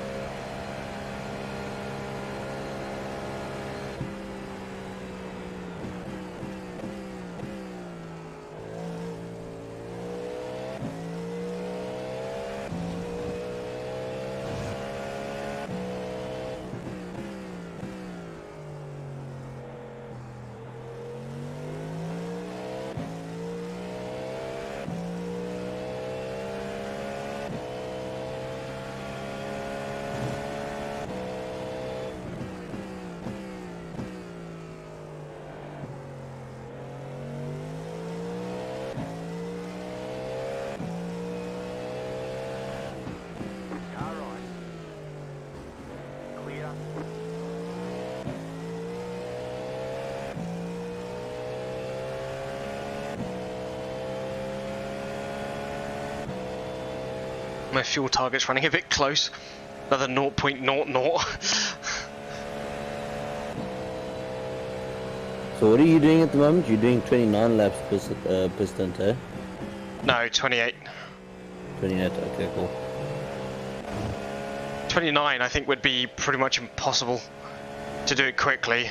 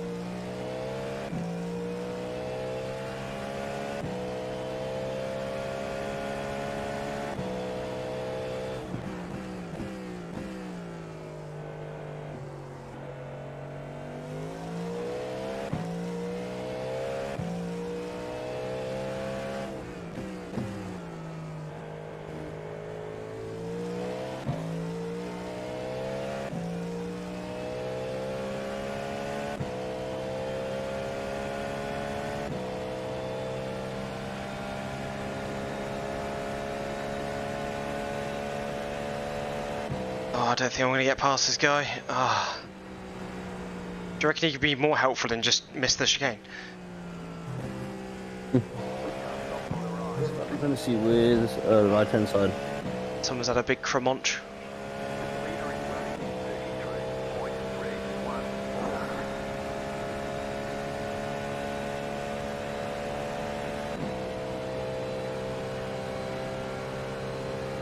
33.31. My SR might take a beating from this race. Actually, no way, I've done way too many laps. He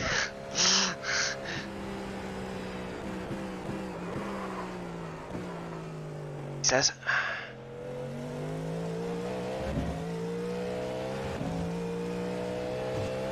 Why have I started going wide there?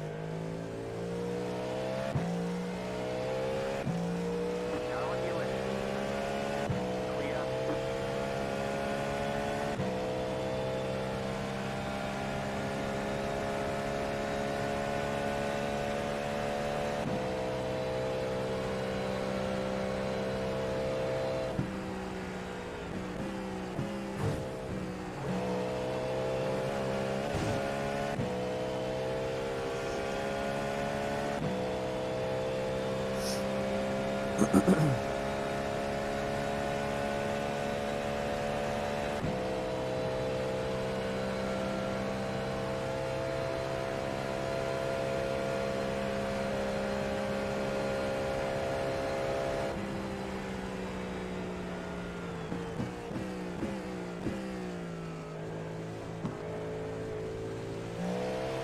side.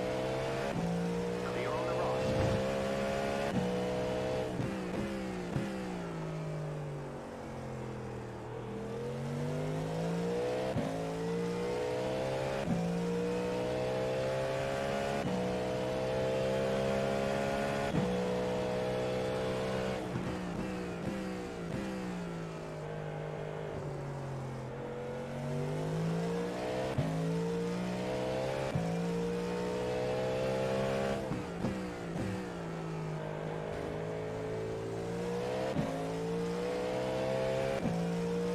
We're getting a bit screwy out that corner now. Oh, I did gain a lot of time though, so I definitely went a bit faster through it. How much fuel have you got left? Probably still quite a bit there. 30 litres. Near at the end of the second stint. Which is surprising.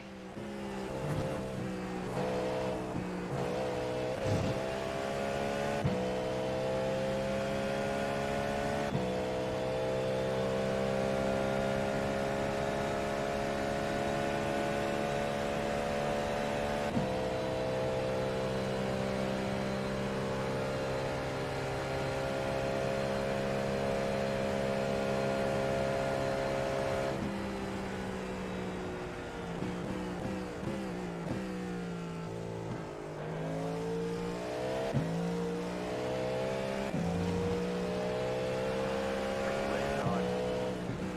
Clear on the left. Left side.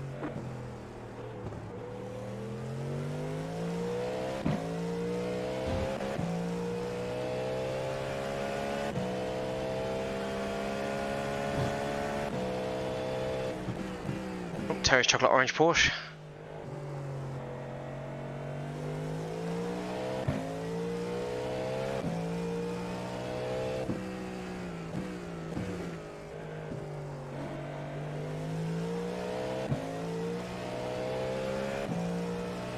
Now on your left. Clear on the left.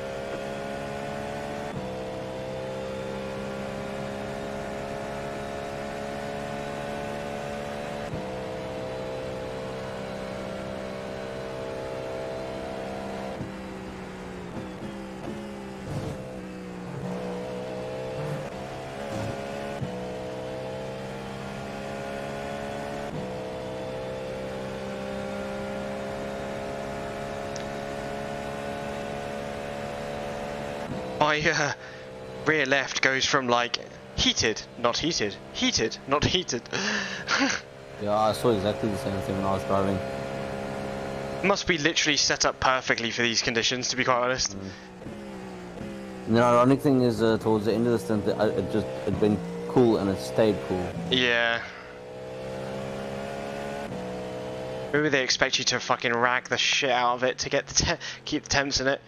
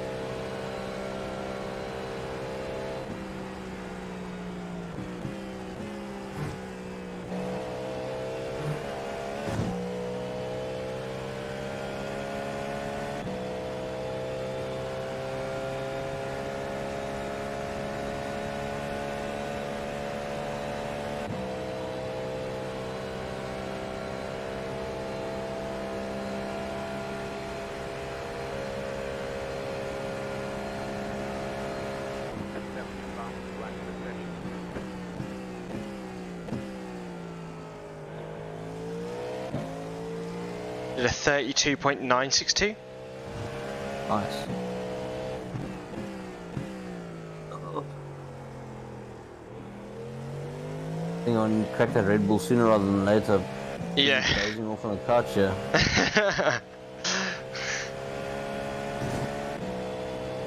I remember there was one guy, oh, he was so cool. He was a South African called Flying K-Man, and he used to race with his wife called Flying K-Lady. I can't remember where they used to live. And Daytona became like this big party for them, so they would literally like invite their friends over. And they would like do their stints, and the rest of the time, like their friends would be like sat on the sofas with a big screen with like all the live streams on, and they would like drink and like have a barbecue. Like I thought that was such a good idea. How'd you get your friends to partake in this? How's that work? No idea. I suppose meet friends on Discord online. Fucking hell. Huh? What you say? Right? What you say? I don't know, I think I'm actually talking gibberish. And that's it, Red Bull time. I'm not concentrating. I think almost. I'm being a rubbish spotter as well. That's right. I almost died. That car didn't put the brakes on, and he kind of like rolled back onto the racing line. Yeah. Let me get my Red Bull cracked. Go for it. Try and get some livelihood back in me.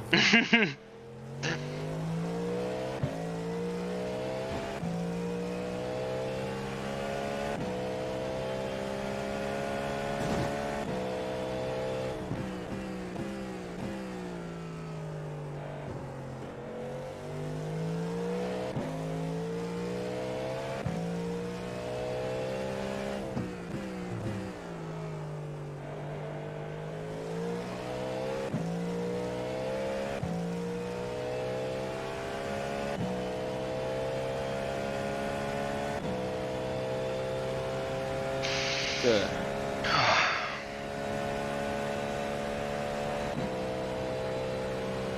Problem is, it's also hot as hell here. Yeah. I'm closed up now because the mosquitoes were eating me alive. So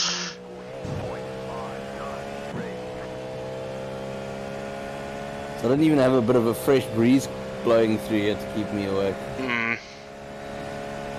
Yeah, luckily no mozzies here in the UK yet. Not until the summertime. Lucky bastards. They come here in the millions. Yeah. Oh, I don't envy living in a country with like a very sparse and wild. I mean, of course we have lots of wild things. They're all very pretty and very dainty, and you know. Well, you got some pretty horrid plants. Yeah. But like, you know, I don't go outside, so it's alright. No, I got pretty good boots, to be fair. Saves me from getting stung up the wazoo. Have you ever been to South Africa? No, no. I'd like to. I don't know what I do there. On your left hand side? Okay, he's just reversing off. Yeah, no. Well, depends where you go in South Africa. Like, there's a lot of game farms and things like that. Hmm. But that's more like inland. Yeah.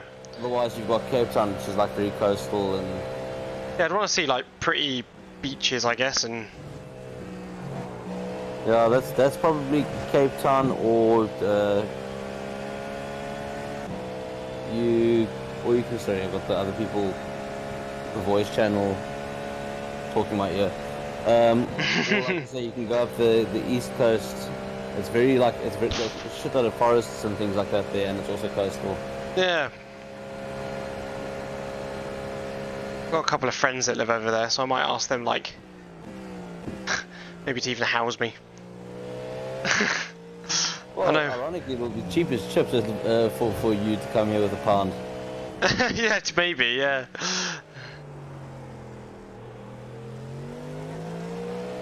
Oh boy.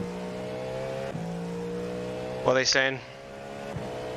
What the fuck, man? Seriously?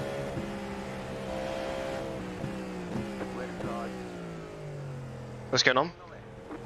I'm not too sure. Who's saying what?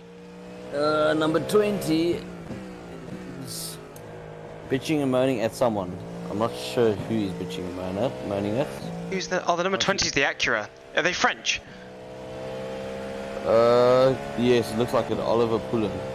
They might be bitching that their driver just lost connection. No, it's about someone like he just said just leave the session.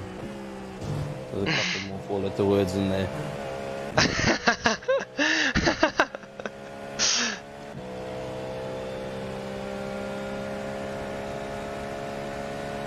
Oh wait, I see. So he Crashed into a GT. I'm waiting to... No, he drove into the back of the brown. What do you call it? The brown green Porsche or whatever. Brown green Porsche. Or that orange green Porsche that I think the keyboard warriors drive it or something like that. Oh yeah. That one that always goes off. Yes.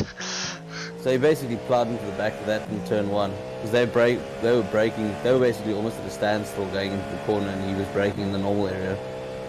Crikey. They do need to get off. Yeah.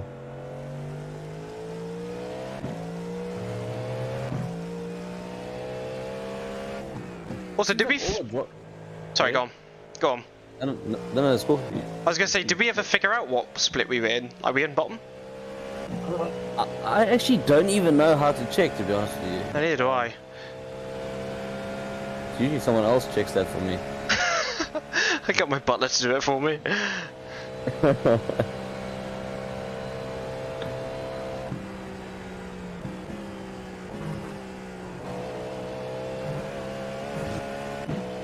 Oh, I'm well up on my best time. What was your best time so far? 32.4. Oh Christ, yeah, I'm not going to beat that. Oh, well, you might. I mean, how much are you up on your previous best? Not much. Okay, so it's 2 laps left there. Yeah. Try and eke out the fuel a bit more just to give me a bit of leeway.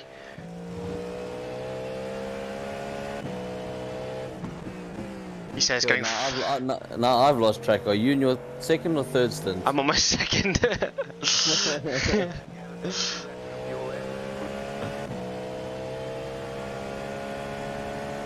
Ugh.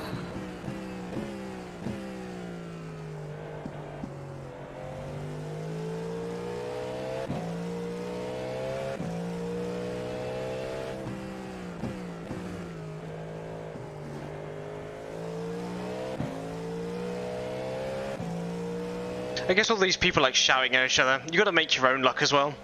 You got to know when to move out the way of that person. You got to know when to when you've got to be aggressive or passive. Look, to be fair, at the end of the day, he did drive into the back of the other guy. Yeah. Okay, yes, he was really slow, but I mean, he full on toe punted him off. So. Yeah. And you know who these people are, like, to avoid Exactly. them. I mean, you've been driving with him for the last 12 hours. I know.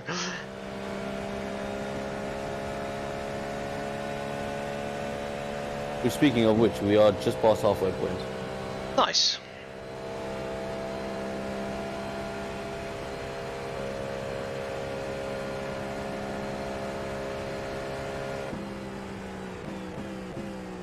Going to be quite tight on fuel here.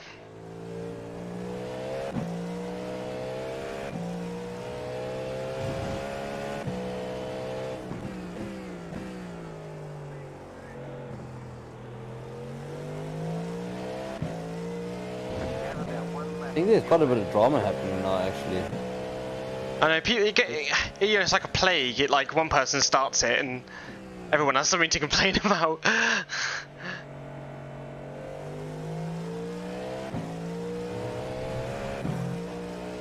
Sure, I could find something to complain about if I really wanted to. The subscription service, and I still have to pay for the cars and tracks. Unbelievable. When I was like 16 and I got like my birthday money, I spent it all on iRacing. And now none of that content is being raced. GG.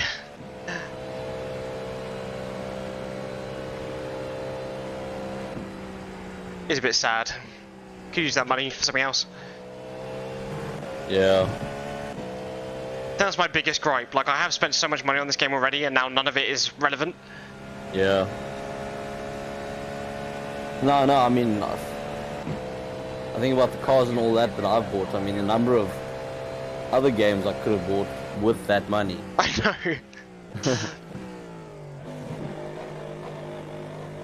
Oh.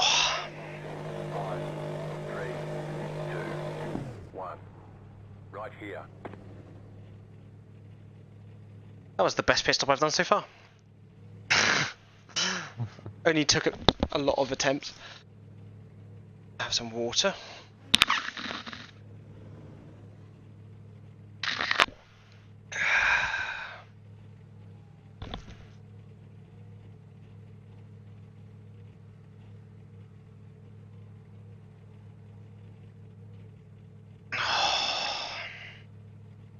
One more.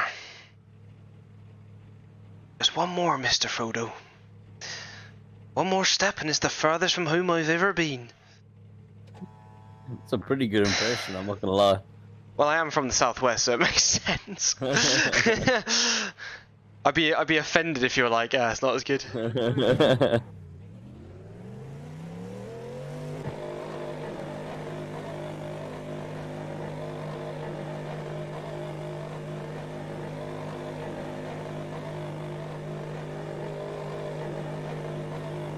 Seventh place hasn't overtaken us yet, I don't think. I don't think so. No, they haven't. And no, they're not a lap down. They're 7 seconds behind you.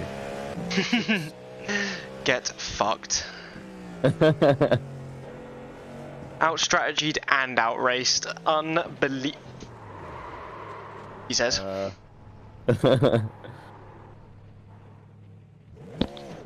well here comes 7th. That was a... I'm so glad that is on the stream because no one would believe me.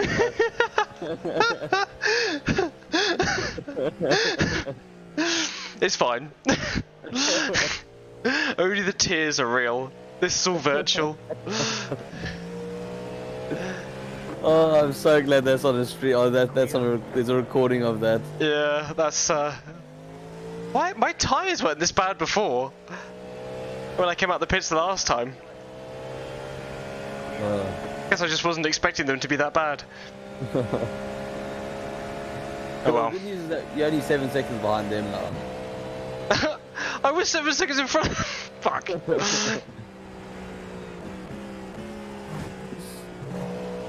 Bollocks. I can't believe it. I cannot believe it. Every time I gain time, I end up throwing it away. Outraced and out-strategied.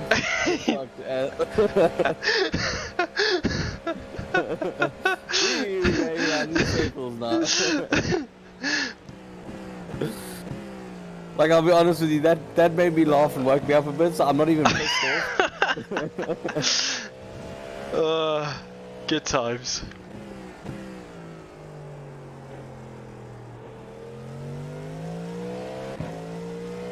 Good times.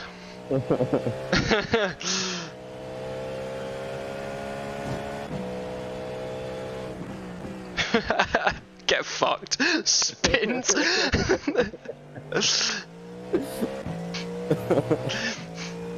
Can't believe I lost 14 seconds. Like, let's literally.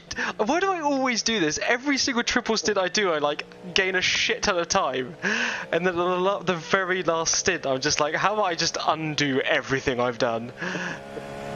It's so painful. I think next time wait until after your stint to celebrate. Although to be fair, you are catching them pretty quickly. Yeah. 7 seconds to 5.5.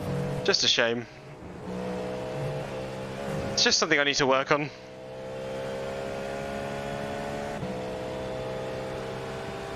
think it's just long stints. Yeah, I think it is actually a little bit long. Whereas 2's too short though. I know, it's Like, yes, you go and have a break now, it's 2.5 hours. Goodbye. Like, no, it's all, yeah, no, I don't know. It's almost like you need to do a double stint, and then someone does a single, you do a single, and then they do a double or something. yeah.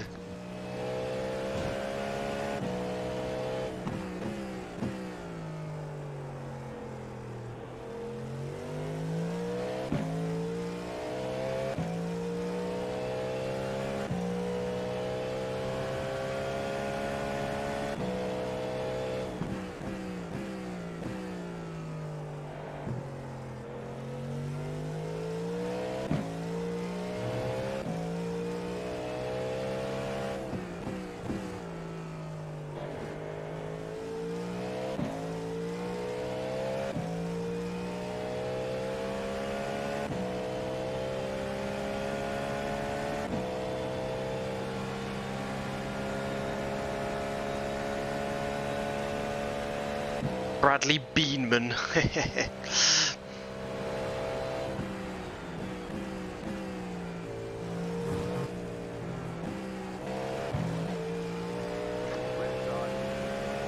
I hate being side by side with a GT for that long.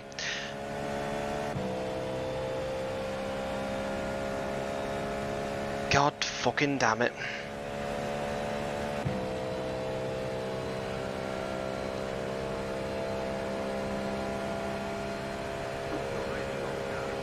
Actually, I must admit, I got quite a decent break until my next stint. Yeah, Unless I'm spotting You are. for fish. you are. Okay, no, then I don't have it. Then all I've got is literally just what your stint after fish. Yeah. You've been kerfuddled.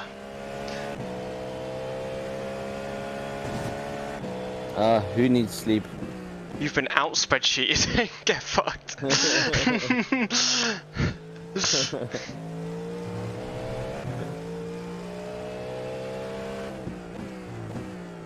Just a couple of brain cells that need to regenerate or don't need to regenerate. Sim racing is degenerative.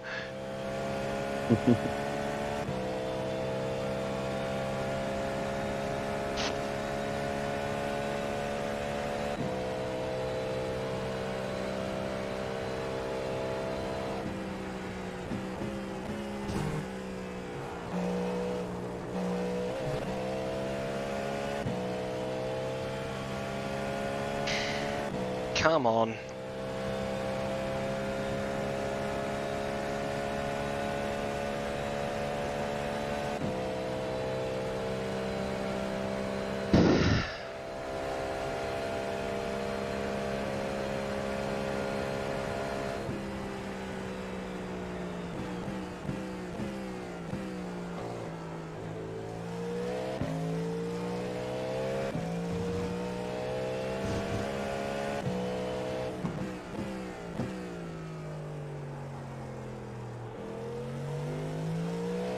But again, I'm so glad that my spin resulted in a loss of 13 seconds instead of, like, I don't know, losing us the race. Yeah. But like it was a very considerate way of going off. Found the most open part of the track. And Yeah. I remember, like, back in old iRacing when, like, the cars were on ice, if you'd go through the kink wrong, the back end of the car would spin out in the GT3s, and what would happen is it would like grip up again once you reach a certain speed, and you'd fly off into the caravan bit of the track. I ended up getting lost in there once, like when we were racing. I'm not so sure how they are with the GT3s, but I know the GTEs were like that when we raced the Porsche. It's so stupid though, because the GTEs are supposed to have more downforce than GT3s. It's just because it has traction control doesn't mean it's like easier to control. It's a bit stupid. 6.2 seconds. Because I know they were very similar. They were like that. They would often. I don't know. I think it might have just been the Porsche, though. To be fair, Yeah, maybe. Porsche also would often like if you didn't get it right, you'd just spin and, like you say, stick and then just catapult into the wall. Michael Fassbender's into the wall.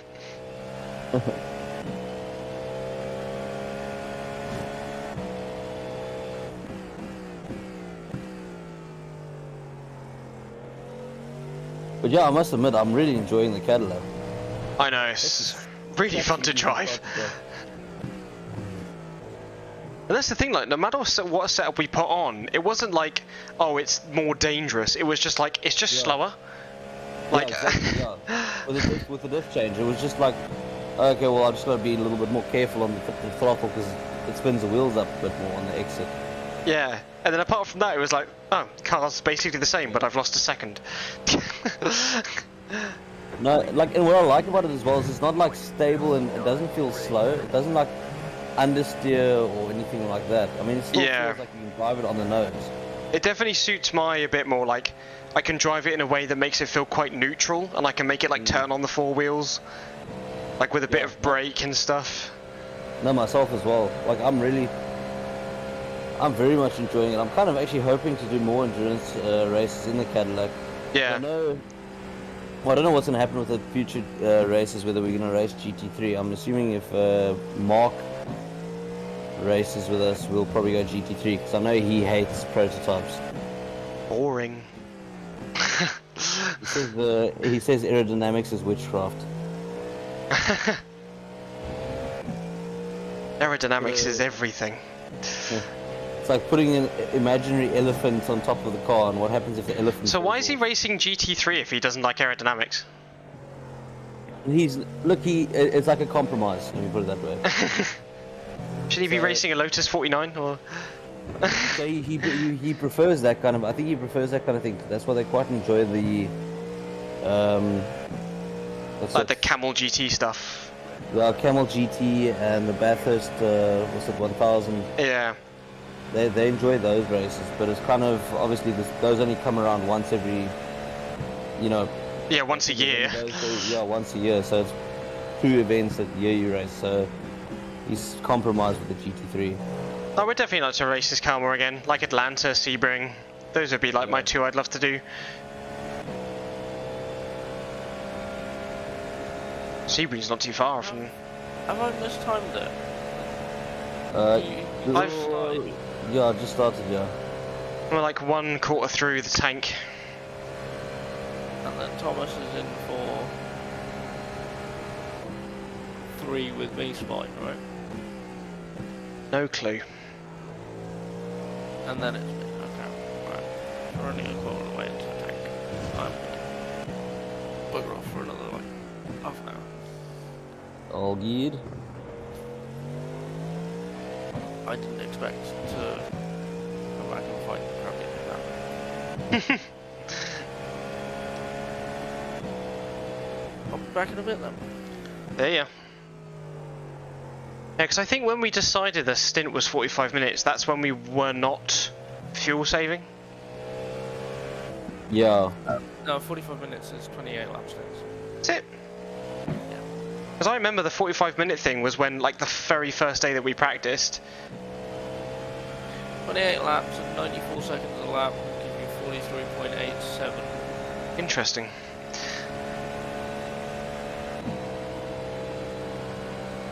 Anyway, be back in like 20 to 30 minutes. Goodbye.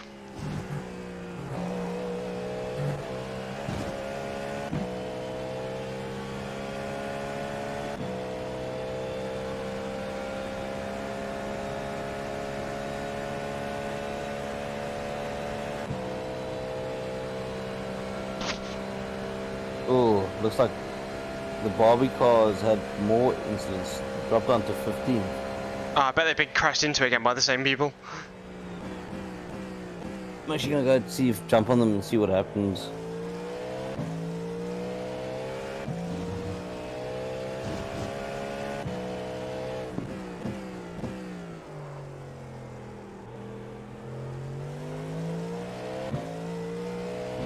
keyboard car up ahead.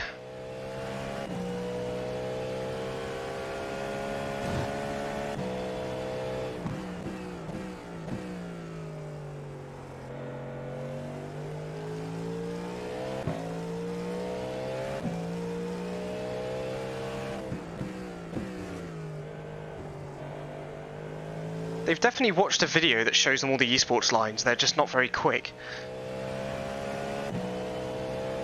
These are the keyboard warriors. Yeah.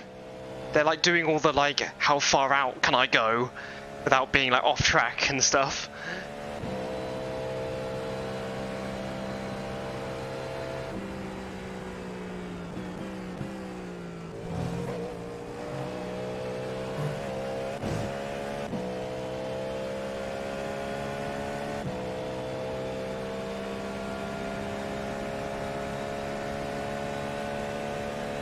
They've been in the pits for a hell of a long time.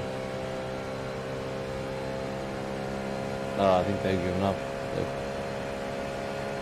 got almost 30 laps off the lead now. What are you doing?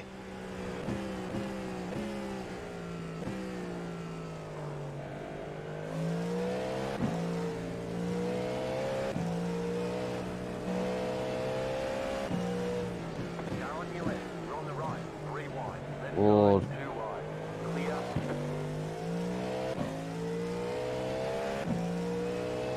Get out of that situation pronto. Do you know what it was that actually threw me out of the hairpin? I went down to first instead of second. So I slammed the throttle down thinking I'm in second, and first gear blazes up. Right side, clear. Bloody easy mistake to make.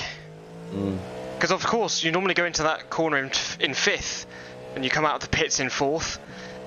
Yeah. That's so painful acknowledging that. That's so stupid.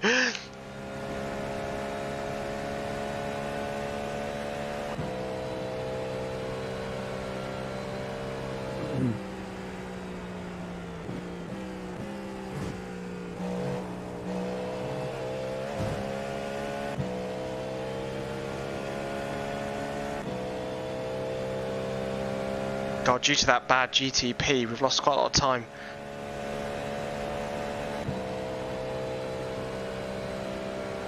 Oh no, they must have pitted. Okay, time to get fucking on it again.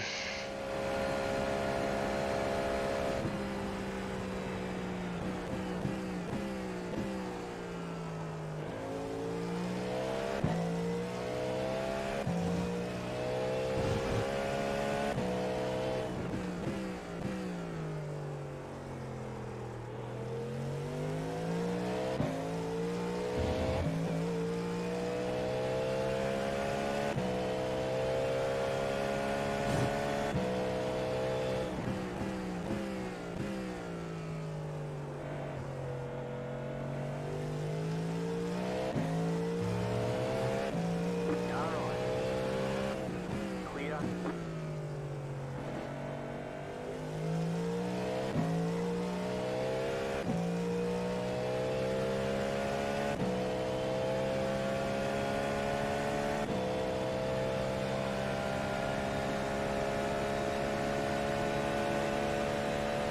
Ah, bloody GTs.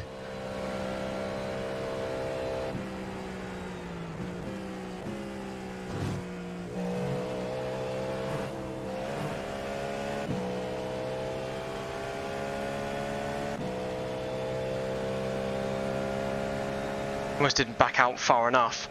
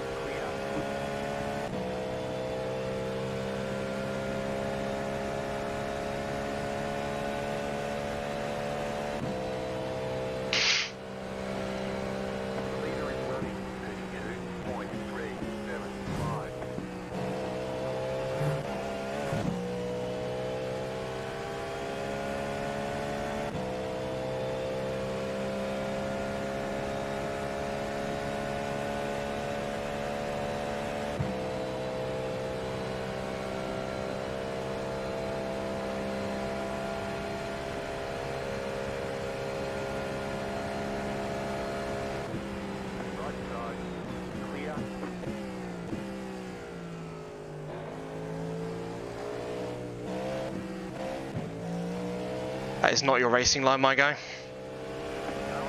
This guy has been defending, I've noticed. Clear on the left. I don't think it's defending, I think it's not really knowing what to do.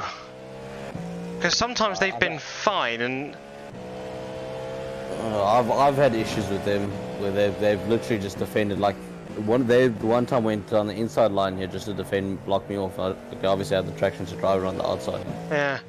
But I guess what I mean by that is like they weren't even on full throttle either. They were just kind of coasting, waiting for me to go by. Yeah.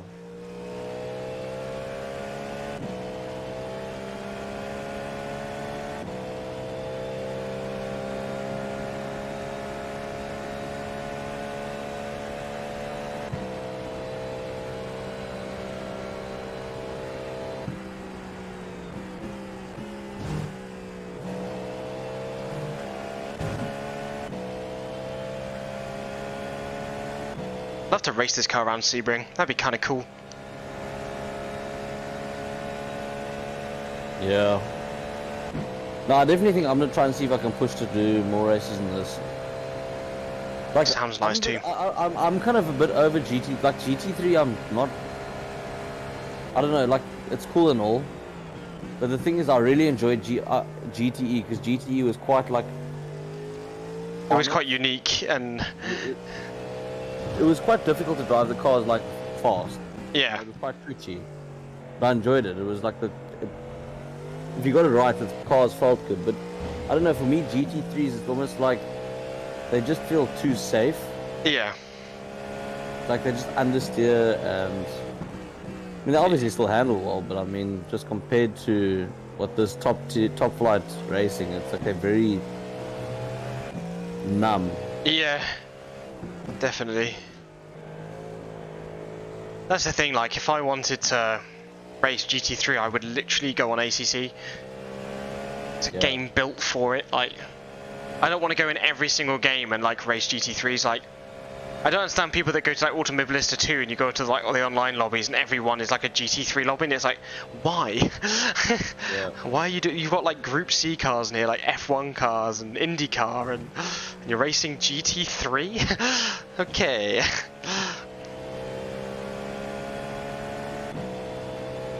Yeah, I must admit, it's the one thing I am a little bit disappointed about that they've adopted the whole GT3 rather than and dropped GTE. I mean, I get it. I do understand. I get it. I mean, it's obviously a cost thing, but No manufacturers are really interested, that's the problem. yeah. It's like, okay, let's keep spending money on this GTE thing whilst the rest of the world is making profit on GT3. Like, Yeah. I mean, I think it'll be very good for the sport. It's just a shame. And hopefully with, you know, the build to the highest endurance series, might see a divergence in like how GT3 is possibly produced by these manufacturers. Like, maybe more people will want to get involved, you know, with the Mustang getting in. Maybe there'll be like a, I don't know, maybe there'll be something else for other people. Yeah, look, I mean, for example, I must admit what they've done with the whole hypercar class, I absolutely adore. Oh, it's so good. I mean, F1 like pisses me off to no end because they basically told how to design a car, and then if you can find like a little trick here or there by doing something small here, then you end up winning the championship. Yeah. Whereas, I mean, like I say, the last season you had the ground effect Peugeot with no rear wing, and then you had, you know, like the more traditional Ferrari or something like that. And you had like, and what I also love about it is all the cars kind of sing true to their manufacturer. Yeah. The Cadillac sort of stonking big V8 in it. And That's what I loved about, like, you know, the DPIs when they were a thing. It was like, that's what hypercar really like turned into, wasn't it? yeah. And I had like what DPI turned into hypercar kind of thing. Yeah, so cool. I think it's brilliant. I think the Glickenhaus looks cool. Sadly, it's not racing anymore, but there we go. Have they pulled out? Yeah, they have. Or no, actually, not pulled out. I think they were told they weren't going to race. Oh no, that was the Van Wall was told they weren't going to race. That's the one. But yeah, Glickenhaus pulled out. think it was too expensive for them. Yeah, no, I can understand, especially with all the manufacturers getting in now. I mean, Yeah, this season's gonna be insane. I mean, with I all, know. like, Lamborghini, and, the Italian make one. That looks really cool, actually. yeah. Clear. No, like I said, they've definitely done something right because I mean the number of manufacturers that are getting involved in that, like the top flight.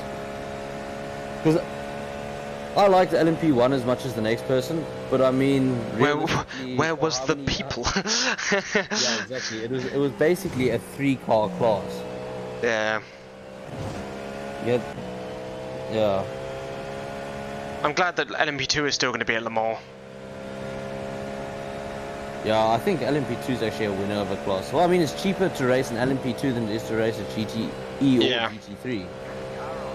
Because everyone's racing the same car. Yeah. Well, besides that, just the cost of the car. Yeah. Way cheaper than a GT or GT3.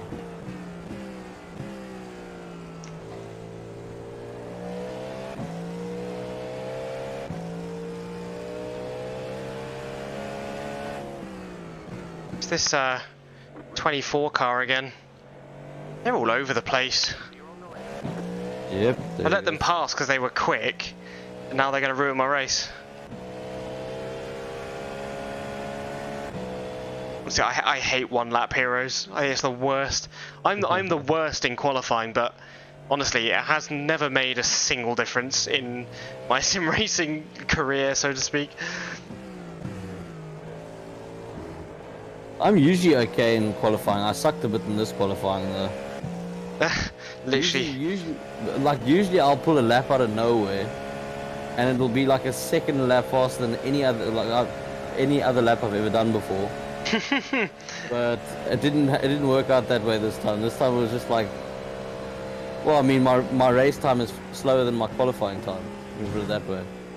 No, my by a race lot. time is my qualifying time. I think I get comfortable in that action, in the muscle memory. So Yeah. even if the car is capable of more, I find it hard to push it, because I almost feel like I don't know what to do when I'm on that edge. Yeah.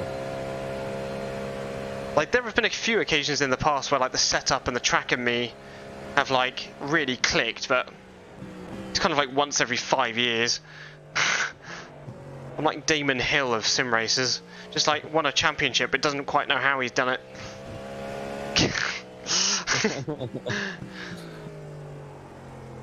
I don't think Damon Hill would ever admit that though. Should read his book, it's quite good. Is it? Yeah, Watching the Wheels is a bloody good book.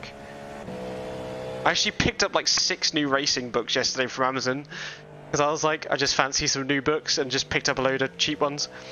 So I picked up Eddie Jordan's book, Nick Fry's book about the Brawn story, because I just finished the documentary.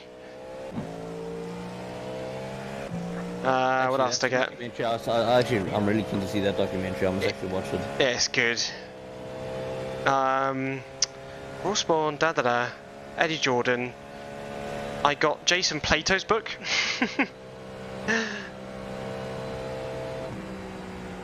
Do you know who Jason Plato is? Yeah, British touring car driver. Okay. The silence made me think that I did the really British thing where I assume that everyone knows what British things are. Yeah, I know it is. So, I think the only 2 I've read, to be fair, racing driver books is Michael Schumacher's autobiography, Hmm. and then Adrian Newey's book. Adrian Newey's book is amazing. bloody good. Yeah, no, that is bloody good. Now, Watching the Wheels is probably the best one I've read. Mark Webber's book was really good. Jensen Button's book was really good. Well, what's Mark Webber's book about? Being the second best Red Bull driver. Yeah, like the tumultuous relationship there, and he even talks about his endurance career at the end, because he wrote it after he retired. So it's like his whole racing career in one book.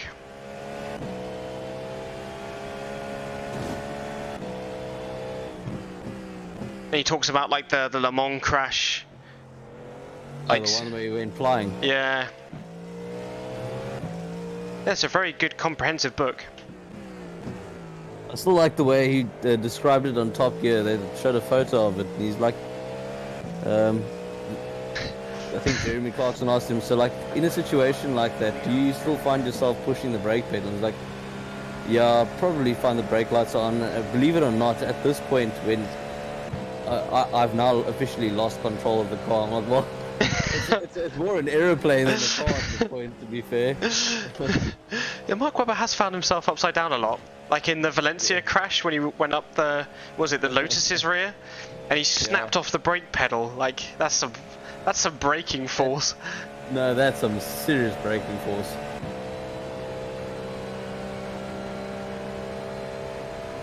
I've never heard of that before. I mean, snapping off a brake pedal. I know. I mean, I would have thought you would have pushed the master cylinder off or something like that before you snap the brake pedal. Red Bull's just built different. The pedal brakes before the car does. That's nerve-wracking. Well, that should be, like, yeah. Oh. Keep to the right. Clear on the left. Maybe that's why no one else besides Max Verstappen can drive a Red Bull, because everyone else is scared of the brake pedal falling off. Max Verstappen just doesn't use the brake pedal. There was there's a lot of these podcast things going around on YouTube, and they did one with Alex Albon, and he was talking about like when he was driving the car, and how Max drives in a very specific way, and like no one really drives like him. So when, you know, because he's like the #1 driver, it's not like it gets designed around him, but when he's pushing, like when he's creating results for the team, they listen to him, of course. And then he wants it more on the nose, more on the nose, more on the nose. And he was like, you know, like every time I get in the car, it's like the equivalent of like turning the DPI up on a mouse, like 1,000 more, 1,000 more. I have heard that, but then other drivers have just said, to be fair, like the car not necessarily not suiting their driving style. Like even Perez, he said the thing with Max is you can get a corner absolutely perfect. Like there's nothing better you can do, and you'll only be like 0.07 of a second faster than Max on any normal. I know, it's crazy. He's just like an absolute perfectionist. That's what child abuse does. Yes, I must admit, his old man is a horrible piece of work. What else have I read? I read Mark Priestley's book. He was an engineer, like a pit engineer. Yeah. In F1 in like I think it was like 2000 to 2008 or something. Like he would go overseas. That's quite good. He was like Kimi Raikkonen's race engineer and stuff in the end. Or like, not race engineer, what do you call it? Like pit engineer? Like where you're in control of the car? I can't remember what you called it. I think it's race engineer. Yeah, maybe.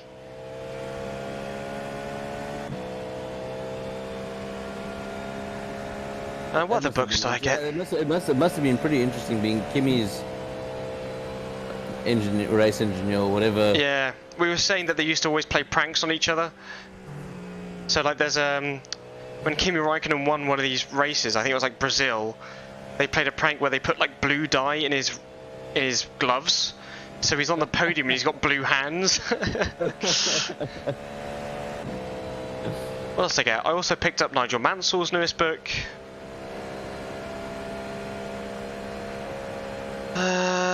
And the History of Williams by Maurice Hamilton.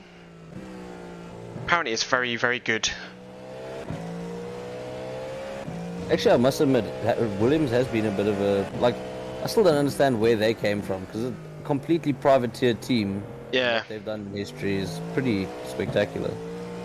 When you I mean, could. against the Ferraris and the McLarens in their, like, big money spending era. Yeah. But the thing is, I think it was in that time period when a lot of like manufacturers were dealing with like how to manage that like larger business and the red tape, and especially like I guess like Enzo Ferrari's like reputation, and he's saying that like all you need is a good engine and stuff. And then you have people like Colin Chapman, and you know of course he wasn't Williams, but then even like the Williams team like doing it out of a shed in the back of a industrial estate, going, well, we don't have the engine, we don't have the best chassis, so what do we do instead? Yeah. You know, especially the the dominance of Williams in the 90s was like, okay, we're going to run with this active suspension because it's going to give us the perfect, you know, aerodynamics for any track. We may not have the best engine or whatever, but we're going to have the perfect aero, and then that just blows everyone else away. But also, they came out with sequential gearboxes, sequential gearboxes before anyone else. Did they? I remember there was, I still remember there's still a lot of footage where Senna's driving the McLaren, and he's still got the old 8-shift gearbox. The McLarens had them for ages, but I think the first F1 car to actually use them was the Ferrari. Could be, they could have been first, but I know they were. I remember when, I think it might have been Mansell. I think it was Mansell and Senna were racing together.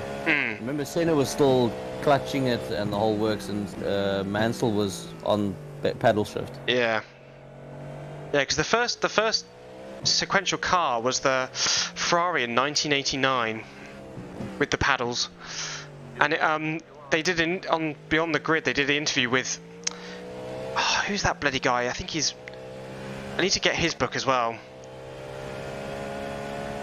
I can't remember his fucking name, but he was saying that like he needed to figure out a different system because he got bored of like wiring H pattern like wire through to the front to the back of the car.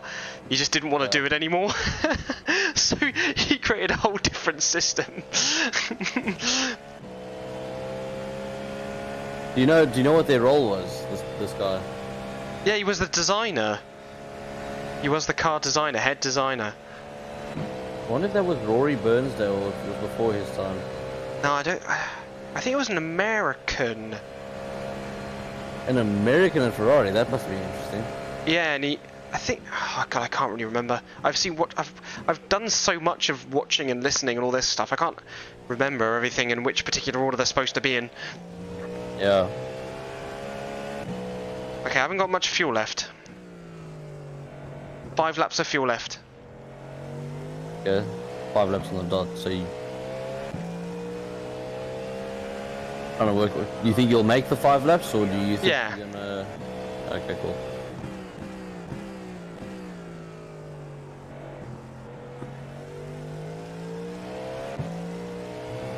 There's a really good podcast that I highly recommend, called Dinner with Racers.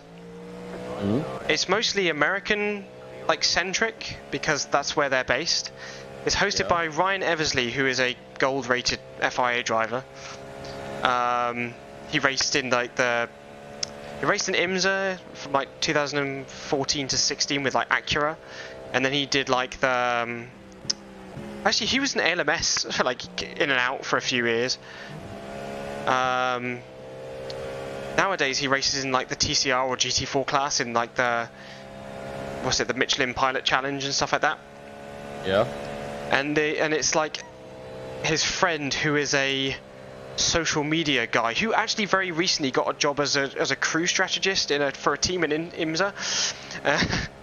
And they go around the US having dinner with like affluential or like cool people in racing. So it'd be like, you know, the one I just listened to, they sat down with Mario Andretti,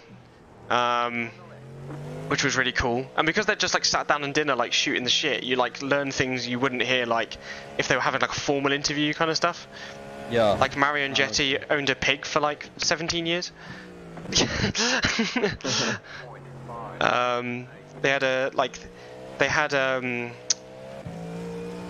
The one I'm listening to now is with Scott Tucker. He's in jail now. And actually they interviewed him in between jury dates. What's he in jail for?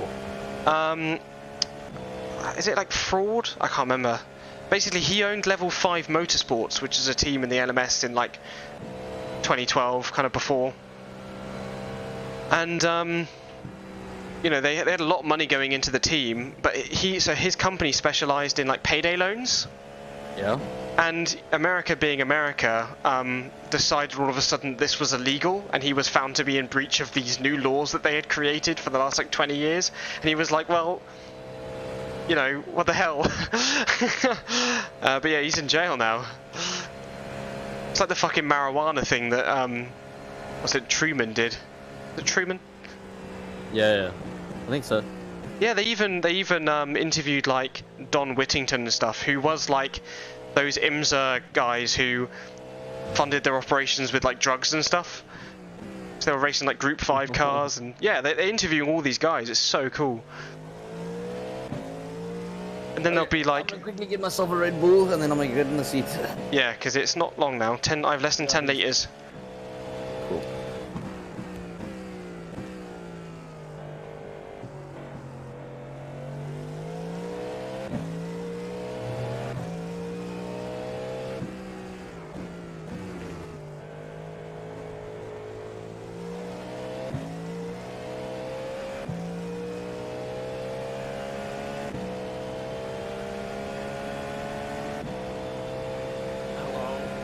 Hello. We're doing good. Interrupted you there. That's right. Just stuck behind this bloody slow blue Porsche again. That's gonna be a slowdown. Oh, my first slowdown.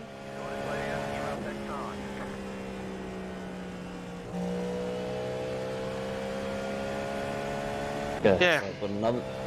They also like interview like engineers, and so they engineered like Jeff Braun, who was Scott Tucker's like engineer of the whole like thing. Yeah. And they did this thing called D-Racer, which is like an SCCA thing for people who want to create their own cars, but it's like something they do in their garage by themselves. Like it just doesn't cost anything. And they ended up spending like millions on it because they just wanted to see what they could do. And it was like most of the people were doing like you know, laps in like the 240s or whatever. And this was like 2014, I think it was. And they did a sub 2-minute lap that was as quick as the DPs that IMSA was doing around Road America at the time, in a car that had a 500cc motorbike engine in it. ECM.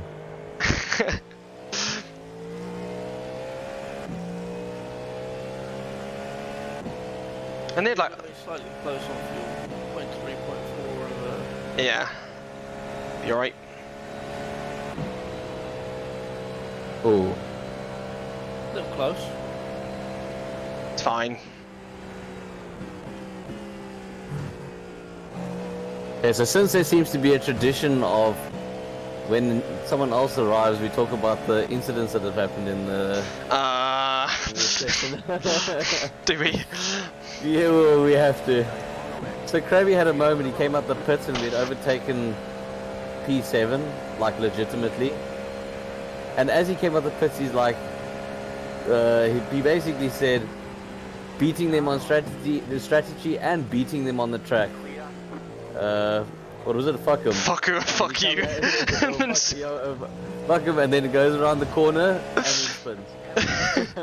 And then they overtook us. I was like beating him on strategy and beating him on race pace. Fuck him, and then spun. Oh my god. What it was is because coming out the pits, my muscle memory like is going down, you know, X many gears from 5th down to 2nd, but because out of the pits you come down from 4th, I went down that many gears, went to 1st, thinking I was in 2nd, put my foot down and spun the car.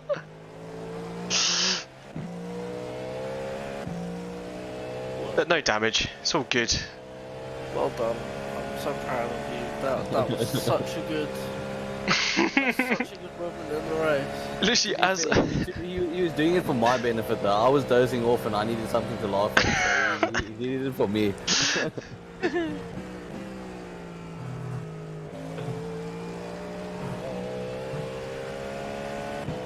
apart from that, there's been lots of shouting in the voice chat. Yeah, I think lots of people have been getting rather itchy. The Barbie car got destroyed No. by a GTP that like fucking doesn't know about racing. They've obviously just watched Drive to Survive once and thinks they know everything.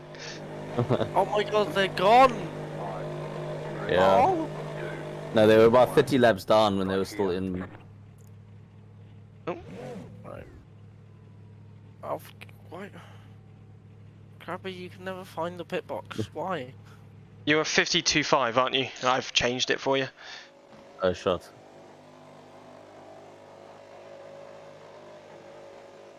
That's it, go. Right. Normally I go too far, now it's too short. Okay, now the weird thing is, okay, cool. You remember last time you had an issue with the pit limiter going off? Yeah. It's on now. Like I didn't switch it on. Yeah, no, it's inconsistent with that. You gotta check it. I'm gonna just check that you don't be killed. Crabby, you've got about 3.5 hours. That's not very long, is it? How's it only 3.5? Ooh, Because we need P7 is coming up. 1 second behind. Side by side. Okay, he's just past you. That's fine. Don't go down first. Good luck. Oh no, they're Thank you. beating us on strategy and on the track. Fuck us. Why do I have like 18 notifications on Discord? What is going on?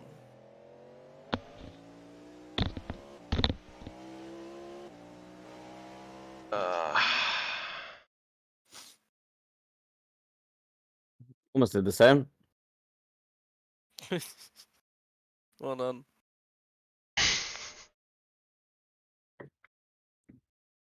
Oh, the tires are really cold. Yeah. See, the track temp's down another degree. So I don't have to be back until 4:45? 5? You see, yeah, you know what's going on. The times are out, so you're back. We want you back around an hour beforehand, so you'll be looking at 7 hours and 30 to go, which is in.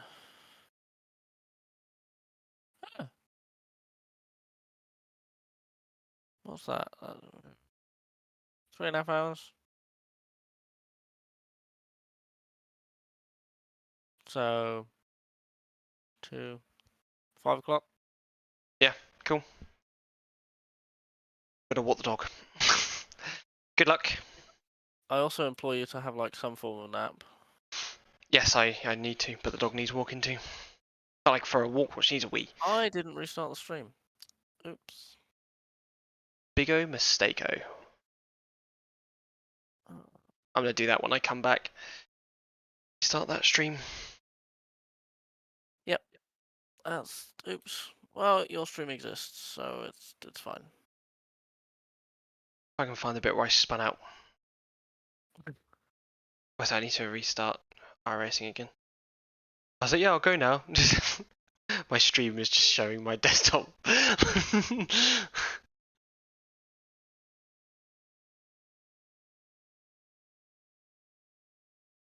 I should have restarted the stream before I went. But I was like, I have to try and sleep now, and this is gonna be awkward. This is gonna be difficult to do.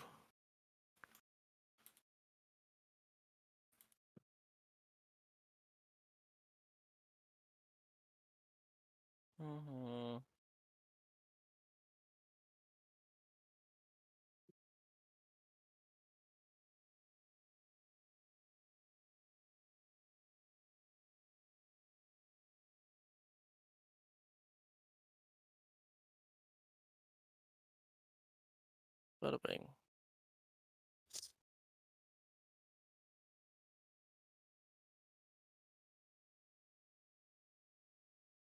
Okay. So that should be back up and running. Apart from losing 13 seconds, that was a pretty solid 2 and a bit hour stint.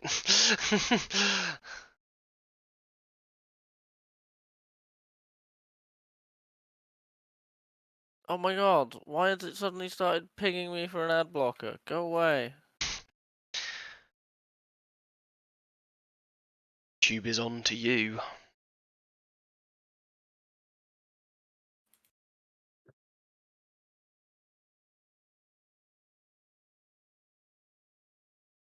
Ha, they've only got one of my ad blockers. Ha. Can't I Dumb add birds. stream? Oh, it's because I'm not on the 20th anymore. Time has moved forward.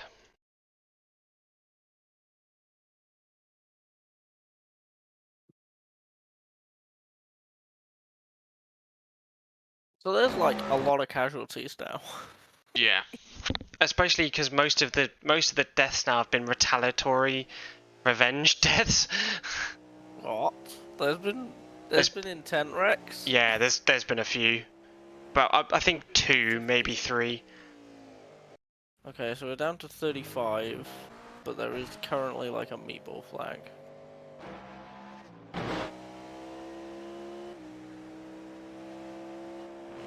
Okay.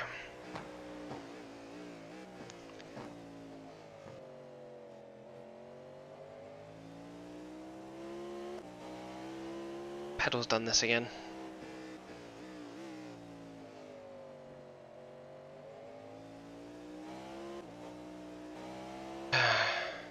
Very annoying. In iRacing, it's detecting brake, but on my Fanatec thing, it's like 0%. Huh. I just have to reset it every so often, and it works. Probably losing like a millimeter of like brake every time that I use it for these endurance events. Yeah, it's actually quite dimpled now, to be fair. Probably have to get some more foam bits at some point.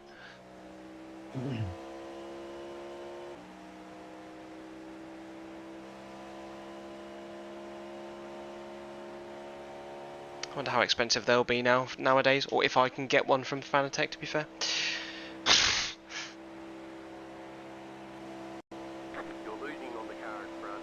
The gap is 5.5 seconds. Right, adios, mi amigos. Cheers. We'll chat later. Bye. See you in a bit.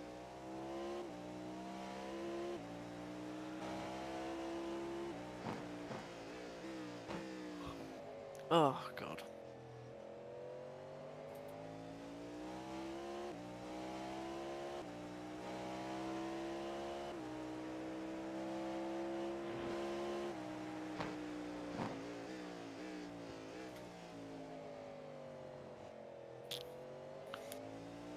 So it's been pretty good in the time that I've been gone then.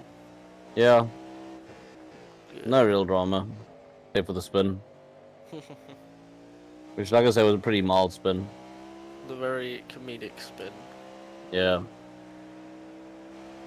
But yeah, there's definitely been a lot of fighting. Like, the person that took the Barbie car out was literally arguing with him, saying, "Oh no, you don't know how to drive. You're like 4 laps down on the lead," and they're like, "Well, yeah, we 4 laps down on the leader because you took us out. We were 1 lap in the lead." And then you did it again. Yeah.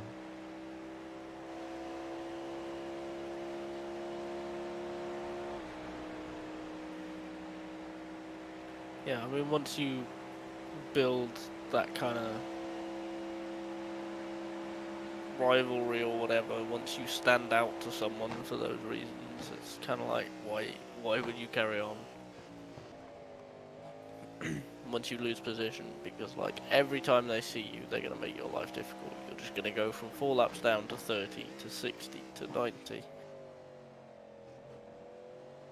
because they're just gonna keep whacking you. Yeah.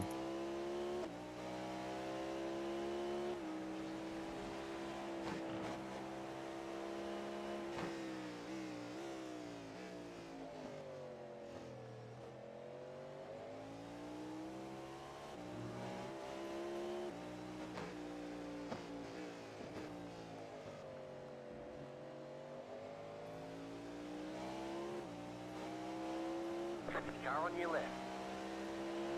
Clear.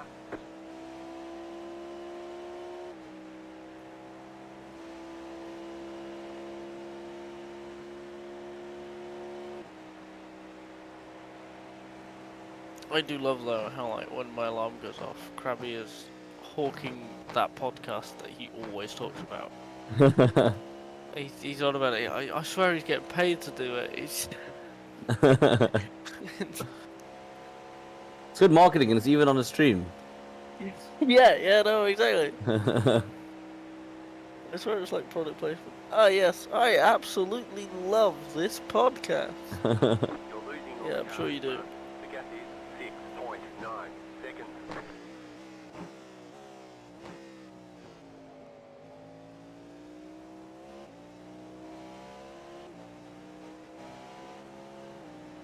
Left side.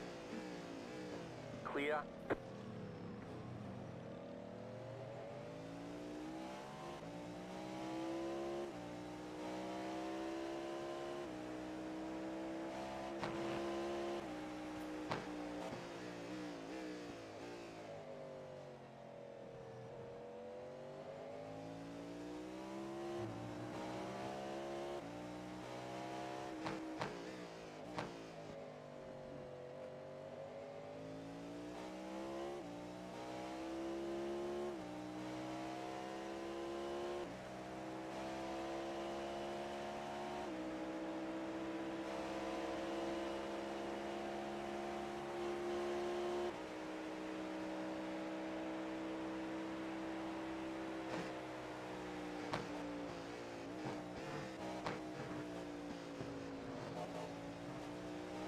Left side.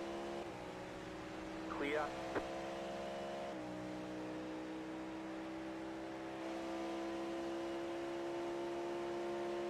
So there's only like 35 cars left. Problem is, all the cars behind us that are going off. You're losing on the car Yeah. front. The gap is 7.4 seconds. Yeah, the top 5 look fairly secure.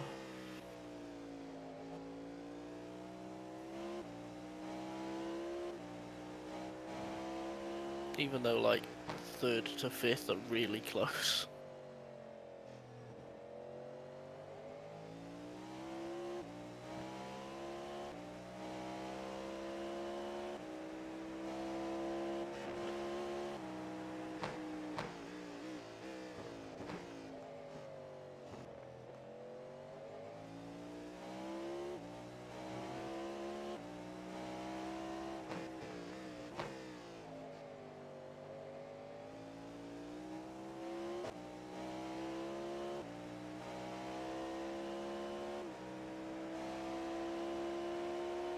Damn it, I'm gonna catch that front car right in the bus stop.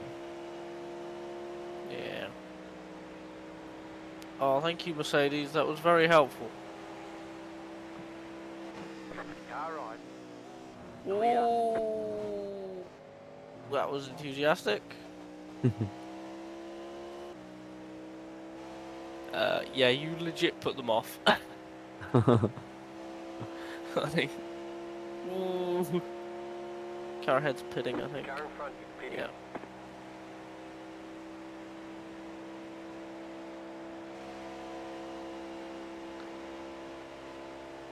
Okay, so because they're doing 27 lap Car behind stints, is pitting. I think that 6th place car.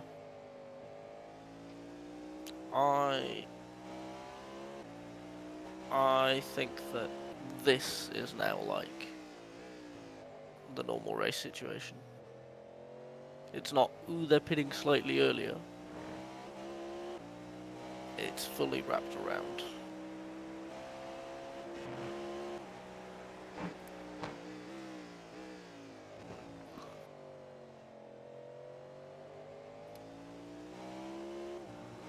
Oh my god, the best lap is a 32.4? You animals.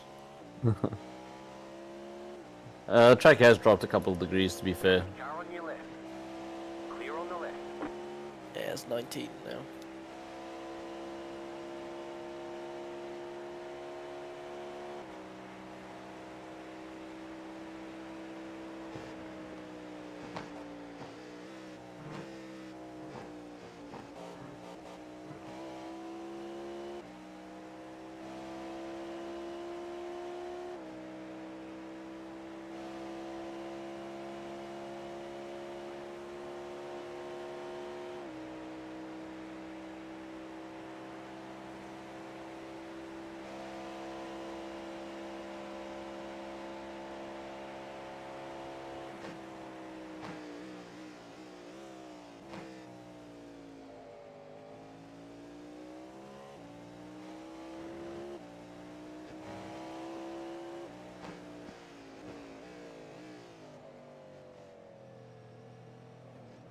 Left side.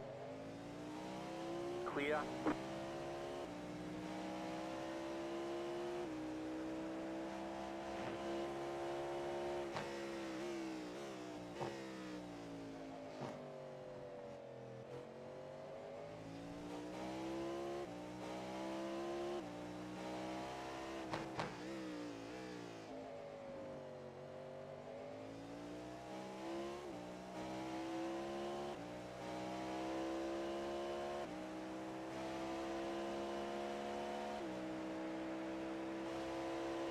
I'm gonna go put the kettle on and grab a snack if that's alright.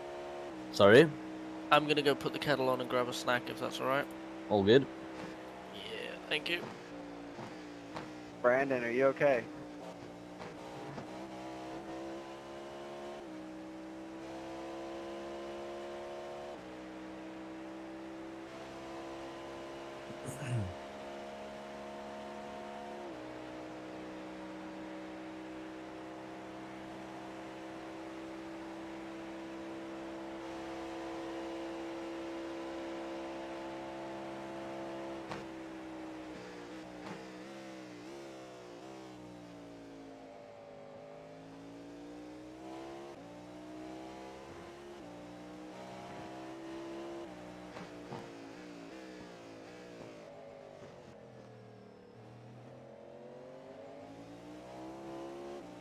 Right side.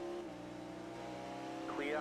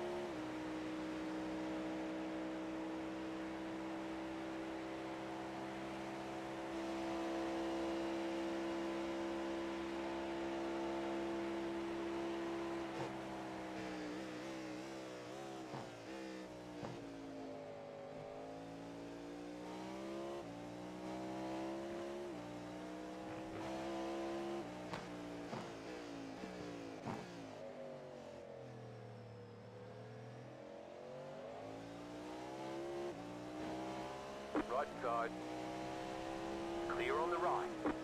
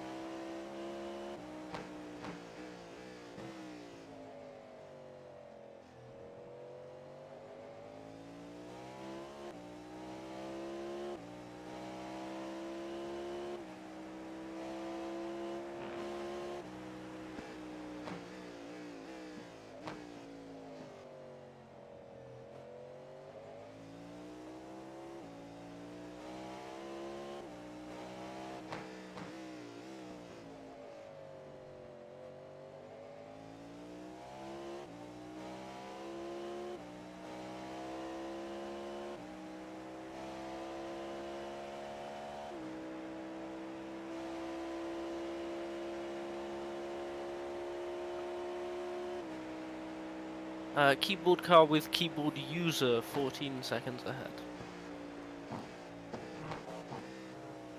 Yeah, that's good to know. And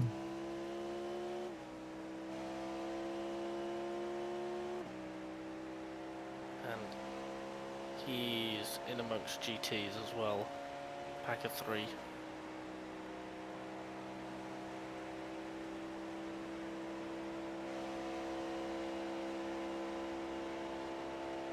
New fast flat for you.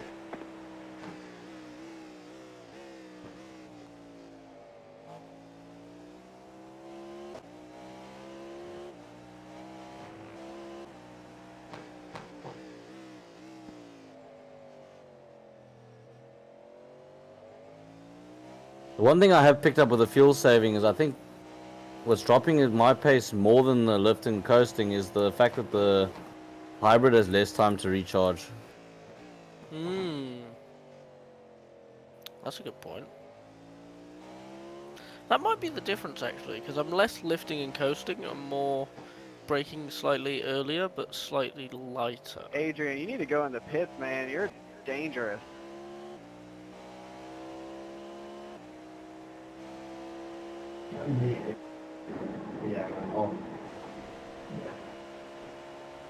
That's not fair. That's their whole team. On the time the same people try. Oh, I got an off track. If I at least practice. Ah, you're fine. At least that's really more on. They've been a menace the whole time.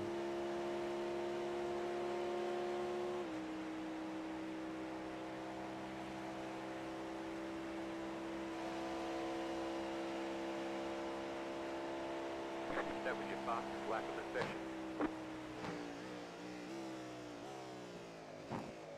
Okay, so the GTs are quite spread out.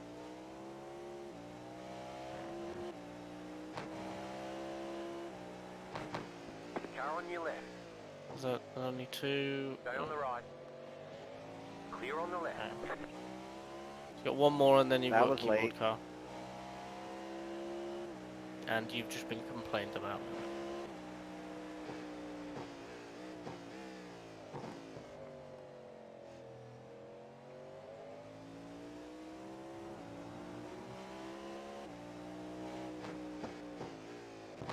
I love it when people like leave an entire car width on the inside know. and go through the corner slower than normal and then complain when you fill the gap. Left side. No, I know. The other thing is also it's not like it was a late dot. I put my car on the inside to show my intention pretty early on. Yeah. They should have known exactly what that was like. Well, you should have known what was going on the whole time.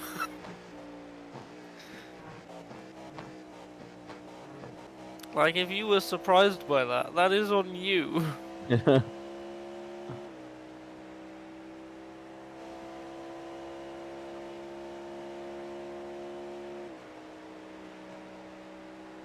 4 seconds keyboard car, and you've got 1 GT between you.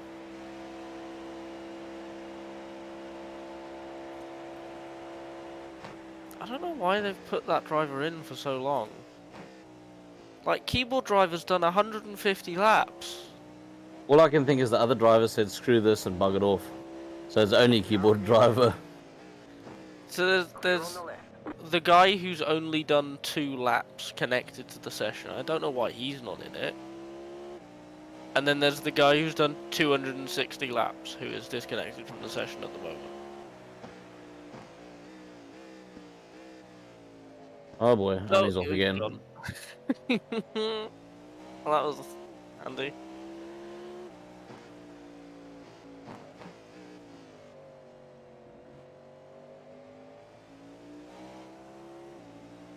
Car on your left. Clear. Oh my god, the lead gap in GT is literally just 5.5 seconds. It's the car in front of you and the car behind you. That's the top 2 in GT.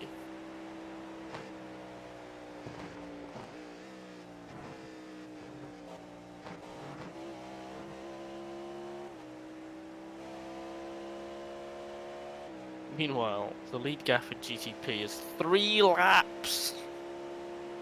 Only way anyone will catch them is if they If they crash have an out. accident. Yeah. How many? Okay, they've still got one of their drivers who we have no idea about.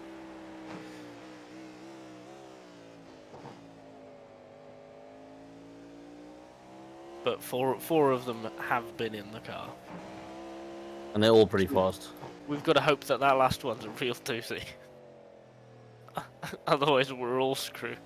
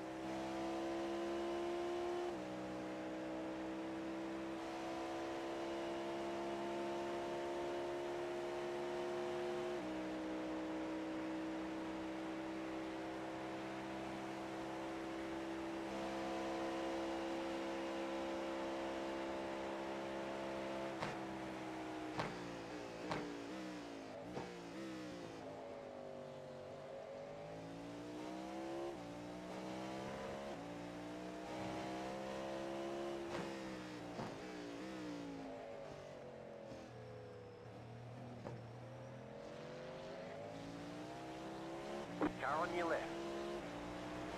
Clear.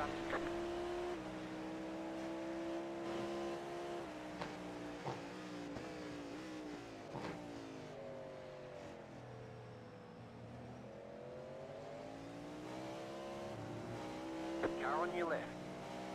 Clear on the left.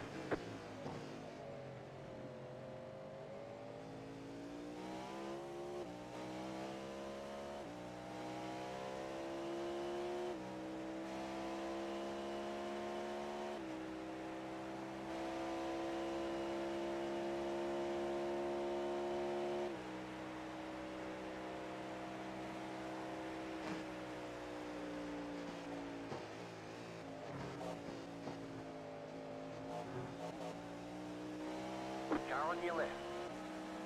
Clear on the left.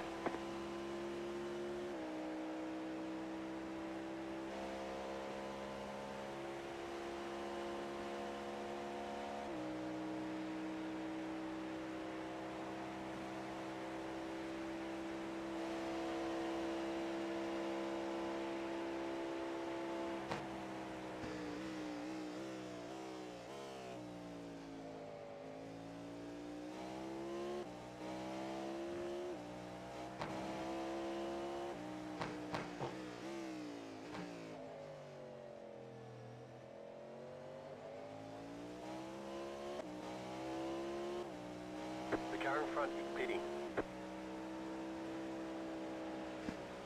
Left side. Stay on the right. Clear on the left.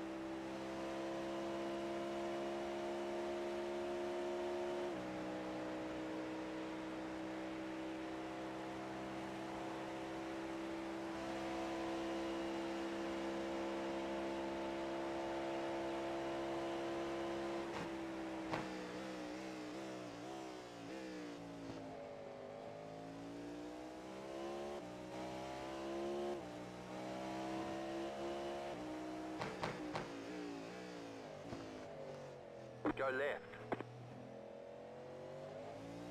You're okay. Alright, clear on the right. You're good.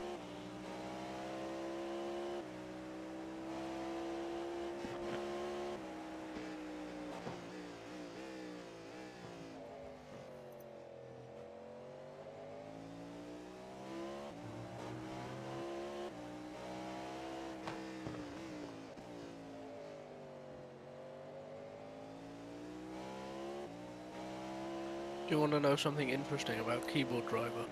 Left What's side, that? clear. Apparently they only run Formula V and MX5. And then Oh, they've so you jumped- haven't taken a look at their profiles? No, someone else has. Oh, is Apparently. it? And then they've jumped into a GTP. It's like not even like they've jumped into a GTD, which would kind of make sense. They've jumped into the top class. Oh, boy.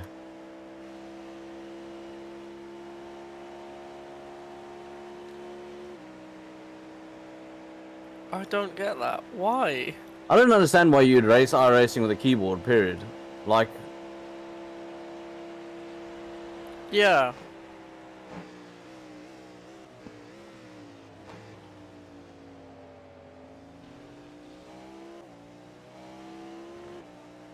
Yeah, I don't understand why you'd Car on your left. The leader's pay getting for loud. Still there. like subscriptions in cars and everything when you have a keyboard and that's it. exactly. Like, why would you put so much money into the everything else side of it when you only have a keyboard?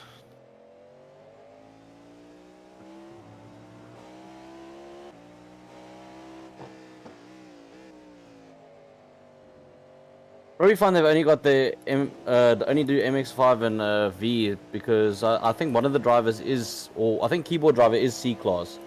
So you probably find he just did a whole bunch of rookie races just to get his C license so he could race in the endurance bed. To be fair, that's exactly what we did 3 years ago. Yeah, but at least we did some half decent practice. Yeah. And Luffy And- went on a keyboard. And to be fair, you had a steering wheel. I think that's a big difference as well. Yeah. Me doing production car challenge like 8 times in 2 days.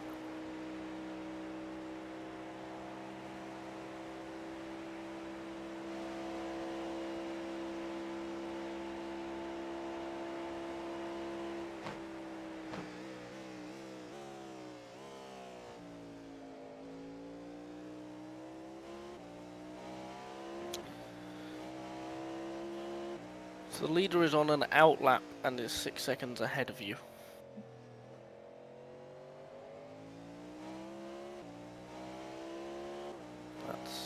That's not the unknown driver, is it?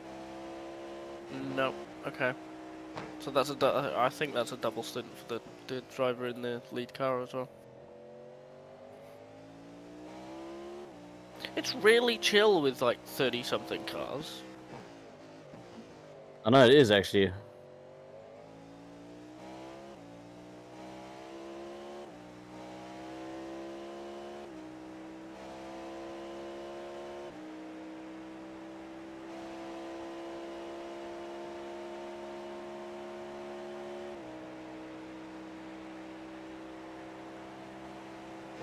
Why are the birds going already? It's 2 AM. What?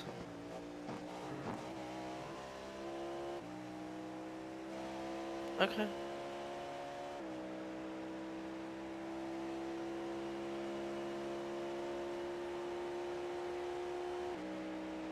Okay, you're coming to the line.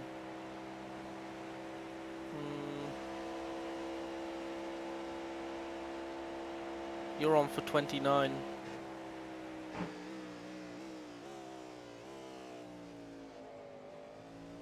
Are you saving extra hard? I wouldn't say extra. Well, a little bit extra.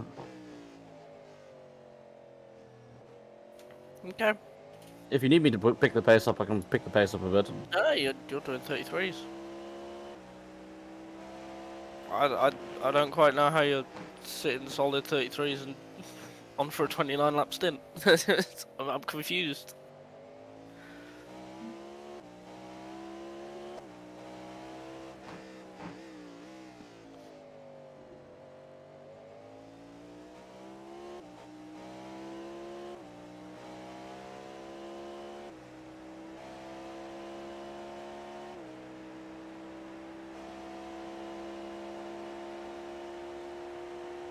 I mean, the only car ahead of you that's faster than you is the leader, and they're doing 32s. So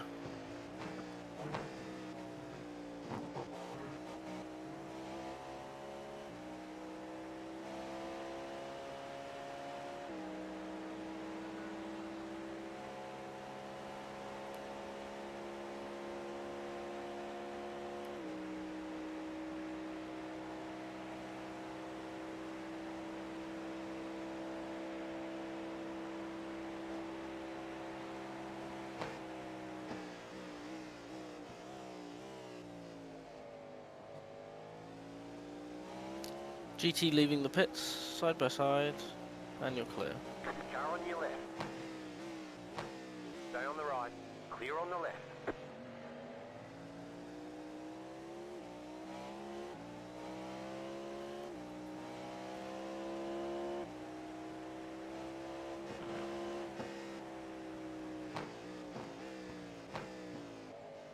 Okay, thank you. Left side. Clear on the left. There are some people on this server who are just like so scared. Like, Because the Crab- keyboard guy, I bet you it's because the keyboard guy. Yeah, I don't blame yeah. them.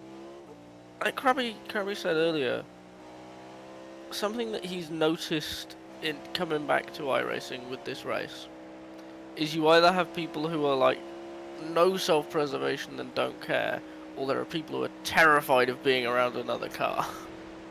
And there's like no in between.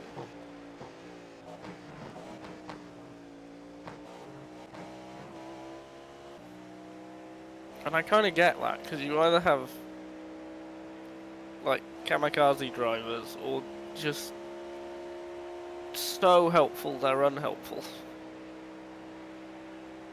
Like helpful Ferrari. Yeah. Like there's that Porsche at number 7.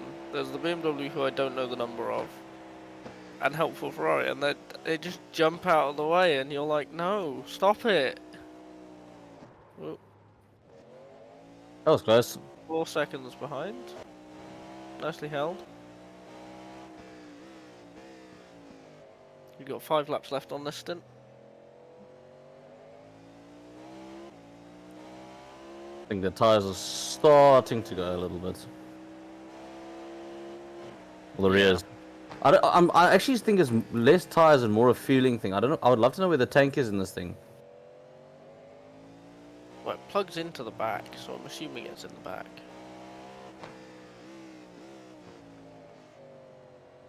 Because I mean, the tyres still come in the pits at a good condition, but it definitely becomes a lot more twitchy on light fuel. Car on your left. Clear on the left.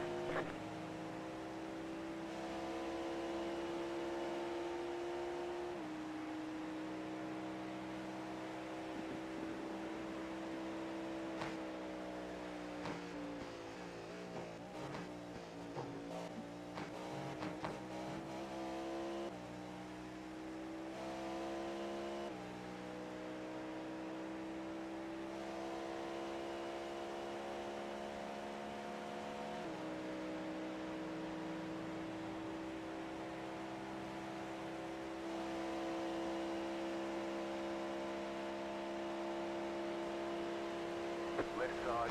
Clear on the left.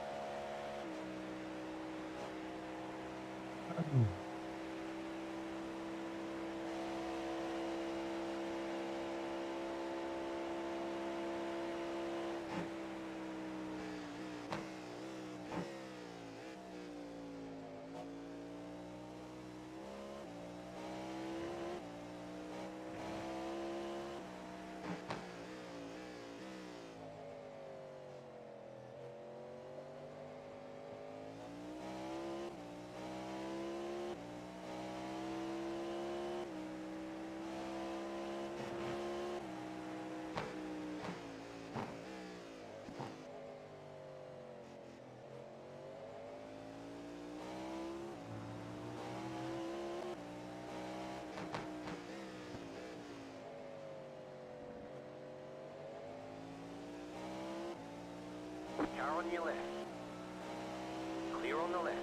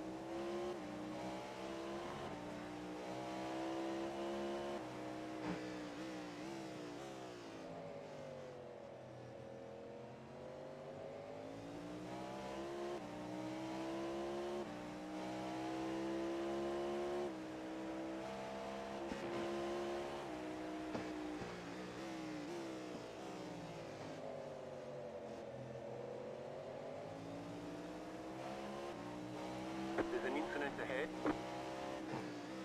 Oh, hello. Whoops. Car Yeah. right. Oh. Clear on the right. Oh, you good? Yeah, no, I think the BMW kind of had a fright and then he slammed on the brakes. Yeah, a little stack up there. Car on your left. Nicely done though. Clear on the left. Left side. Oh, Clear on the left. Not done. Lost.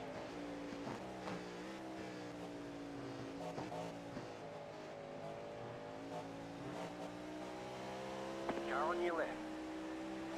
Clear on the left.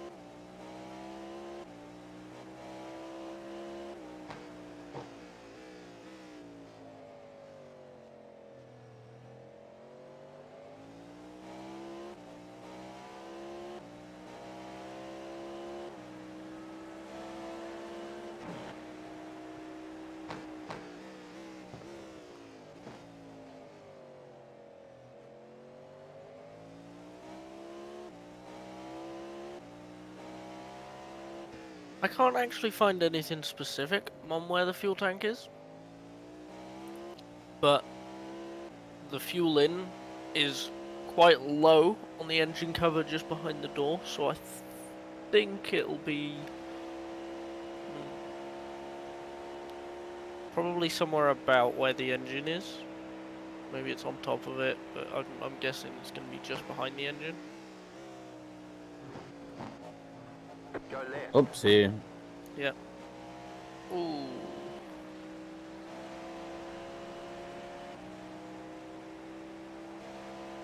Are people getting tired?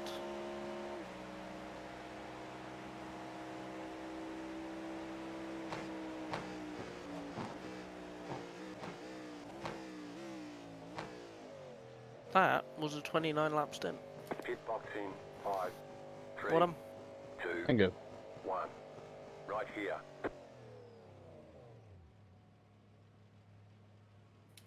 Okay. Tires 79 front left. Both your rears were above 80. So Yeah, I suspect the issue fuel. with the rear is definitely fuel. Yeah. Honestly, though, it's far less noticeable in this than it is most others. No, granted, yeah.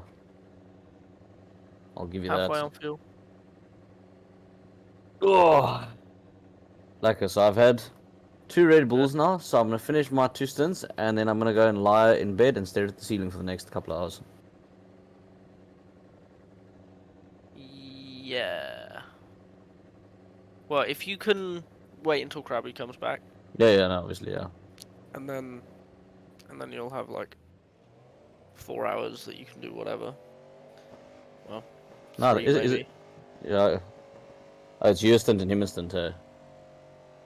So it's me, then Krabby, and then me again, and then Oh, it's is it? the last three stints. Right. Overall leader 2 seconds with another GTP behind him. First and third 1 second. Half a second. Okay. First is on you. Third is right behind. Right behind them.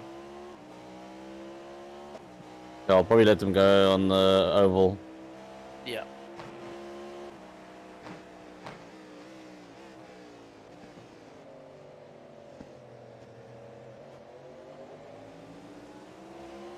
Right side. Stay on the left. Clear.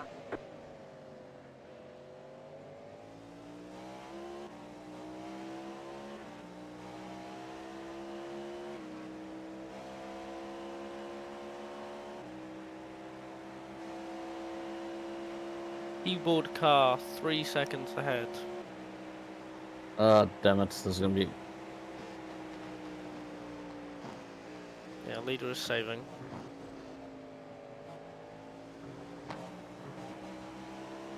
Left side. Clear. Left side. Clear on the left. Okay, leader's got to run now. Leader's gone inside.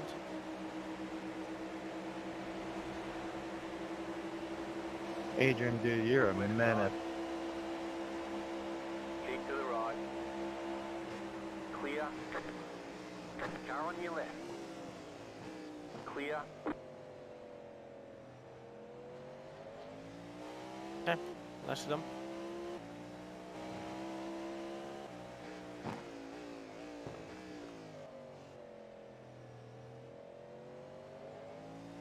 So keyboard car is now 2.5 seconds away.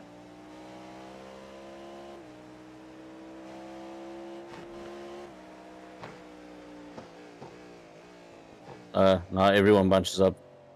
Yep. Oh my god.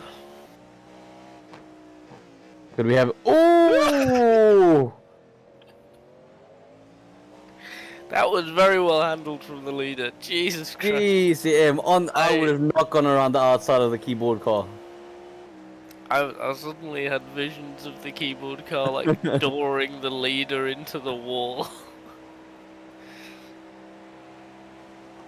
Oh man, that was interesting.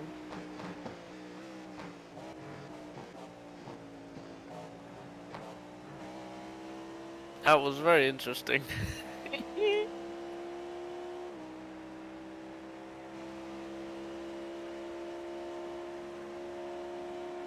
Well, I suppose with keyboard car going around the circuit, the win is still very much up for the grabs. Yeah, no. Every position's very much up for grabs. Yeah.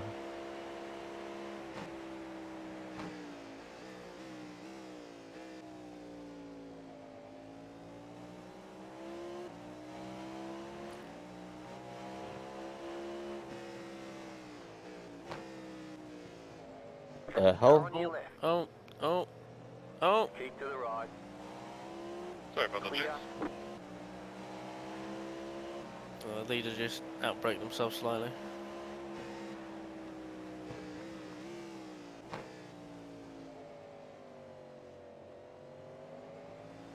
Wait a minute.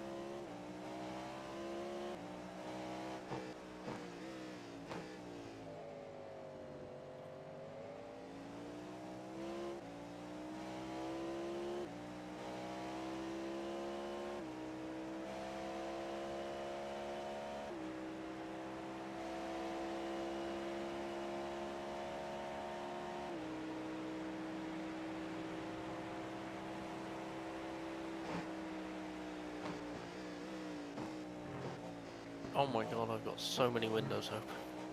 Jesus Christ.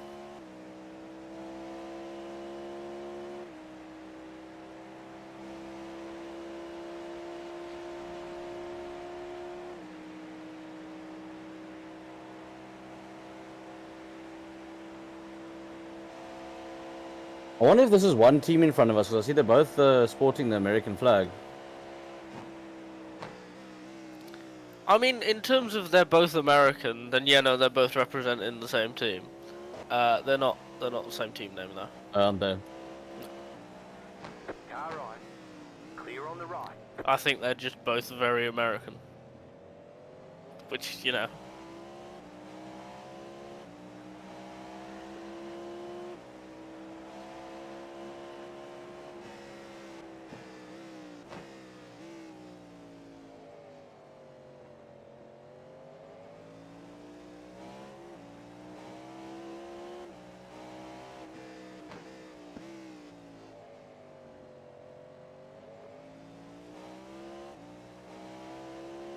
That's the day. My tires still aren't up to temperature. Yep. Aren't you having fun? You're like 3.5 laps into your stint. Someone's just said over the text channel. Crazy, isn't it? I like the part where crew chief warns me about an incident with Fox, the keyboard user.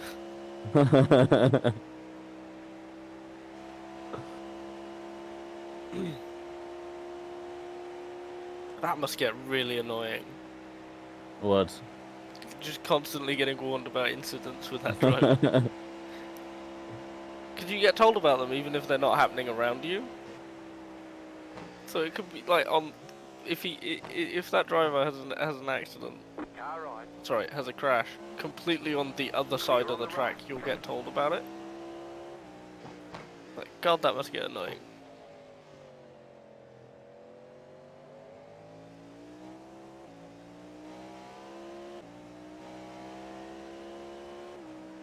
I also really like Scott Lamp II. I love the fact that Lamp is a surname. Like, that exists. I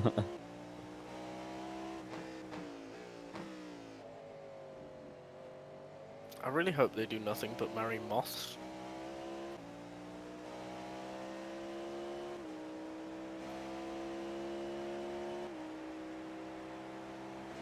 You can ignore 8th place on your relative, by the way. They're offset on strategy. They're pitting in the next 1.5 to 3 laps, depending.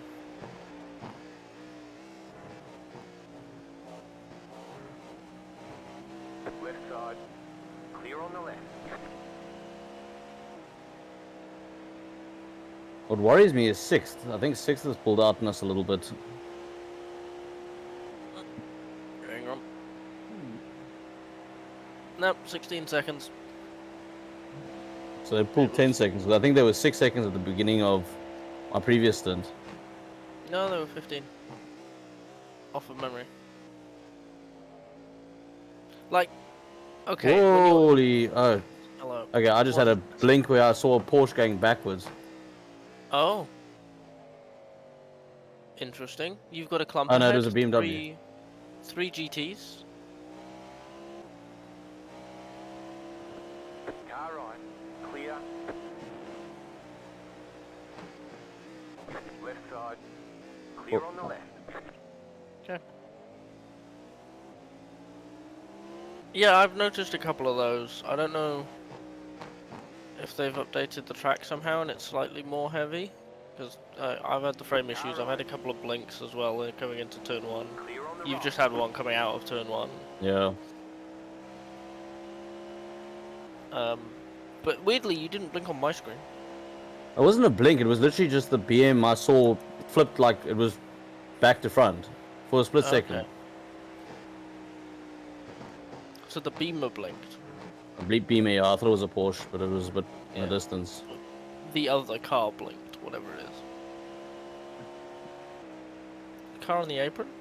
It's a GT. It's the GT leader.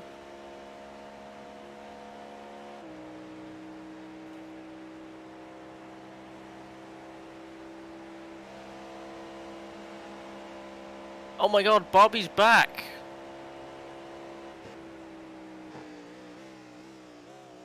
I don't know what What? they're trying to salvage from this race. They're 137 laps down.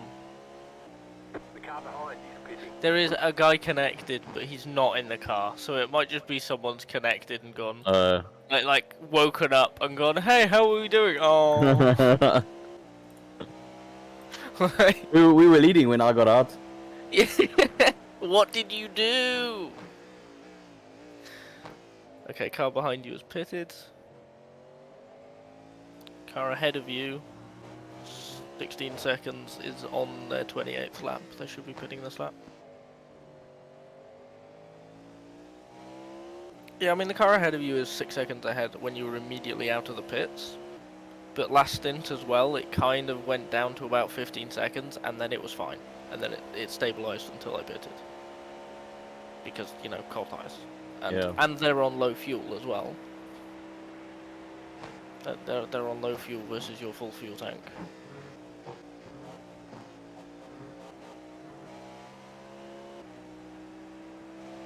The car in front is pitting.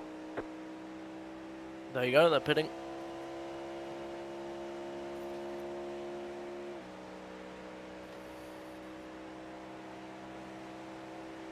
Yeah, and they're averaging mid 34s.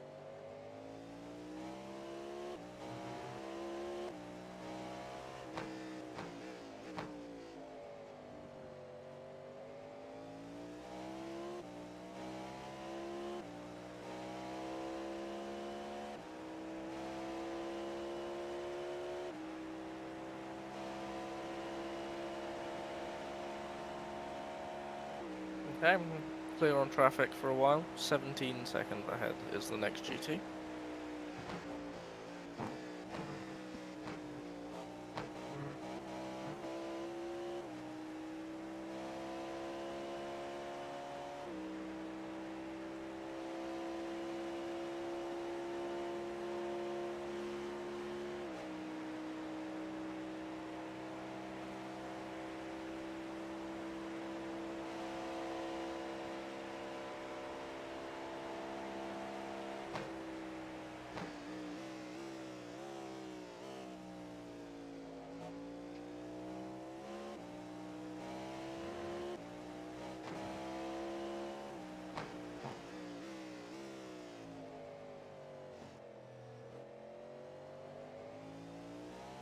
Why is it every time I check the strength of field, it's gone up? Because all the bad drivers are leaving. That's a good point. Yeah, apparently GT is now 2.3k. GTP is now 2k. That's pretty strong. Like, what? You know what split we in? No. I tried to check earlier, it doesn't highlight which server we're in. And my timing screen isn't one of the timing screens that tells you. Which, again, I need a new timing screen, and I've been needing a new timing screen for the last year. I just haven't got around to it.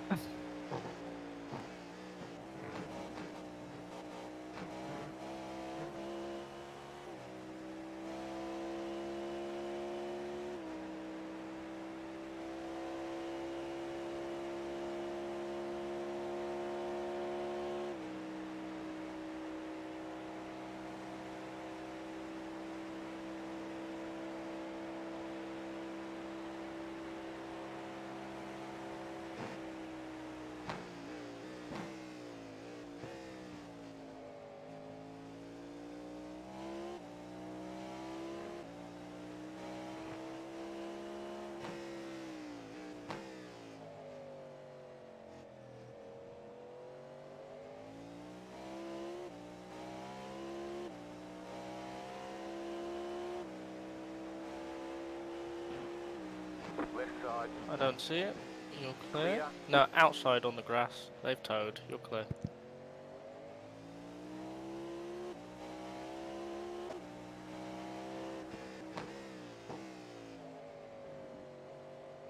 Oh, that's the number 7 car again. Eesh.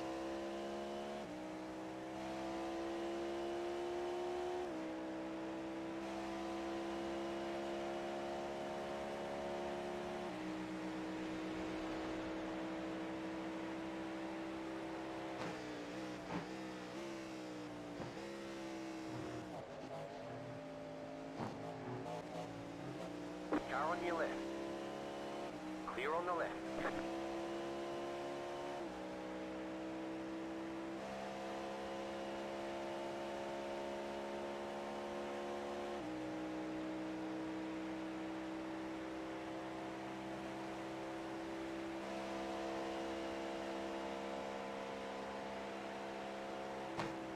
Yeah, the poor sod in the Barbie car who woke up and was like, "What happened?" has now left.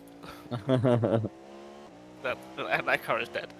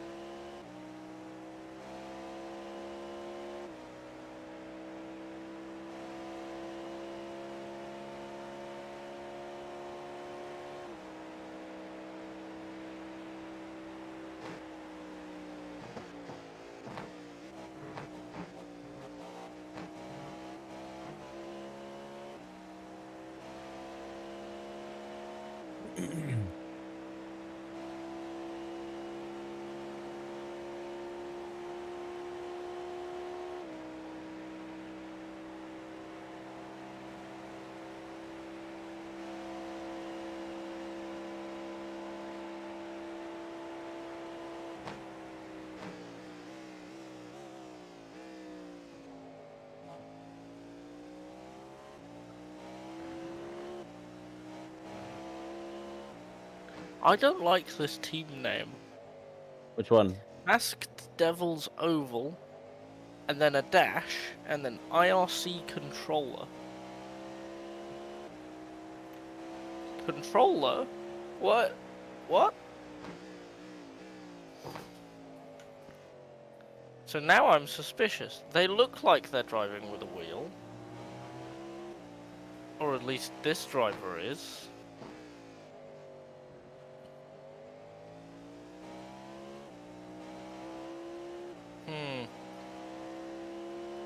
Odd.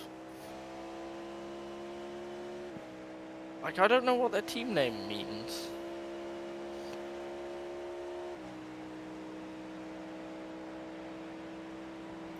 Right side. Clear on the right.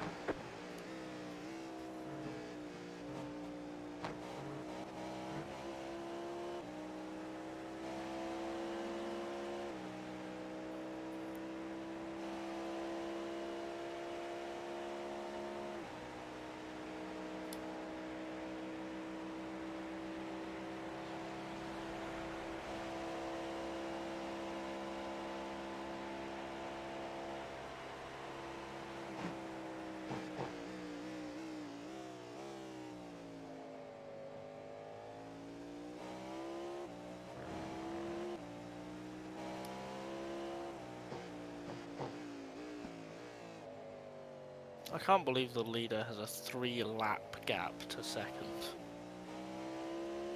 Looks like they're just messing with second now.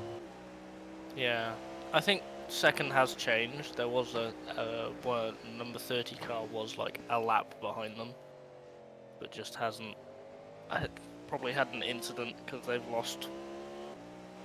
They've gone down to 5th. They've lost 3 laps compared to where they were.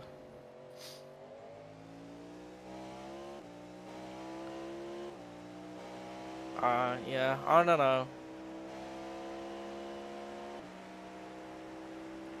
But one thing's for sure, we definitely need we, the collective class, need need an accident to happen to the leader. We need keyboard driver to take one for the team. I mean, he's already taken so many. Yeah. Okay, these two aren't battling, but that's a lap down car trying to overtake fourth for whatever reason.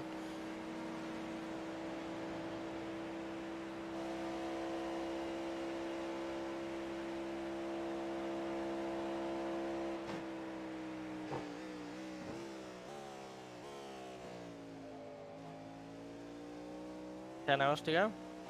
Sorry? Just under 10 hours to go.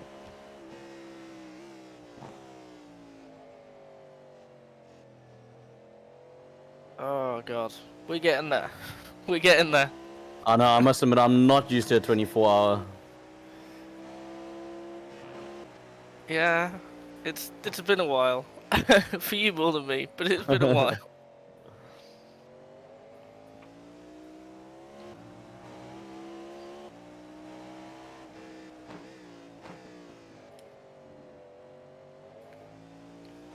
How you finding being back? What, back in 24 or back in racing? Back racing. I'm enjoying it. I was actually saying to Krabby earlier, I'm actually really enjoying this team. Like, Turn 7 was cool and all, but it was a little bit competitive. It was kind of like you had to do a certain amount of practice before you got to the races, and, you know... Yeah, the top car was a bit... Like, the top group of 6 people were a bit sweaty. Yeah. Whereas this is like a lot more chilled, and also you had to do a certain number of races and in the season and all that jazz. But this is a lot more like kind of leisurely, which I'm quite enjoying. Yeah. Yeah, I mean Derek was in Turn 7 with us for a little bit. Yeah, I remember. I think my last race, or one of my last races, I raced with him at Lamar. Yeah, yeah.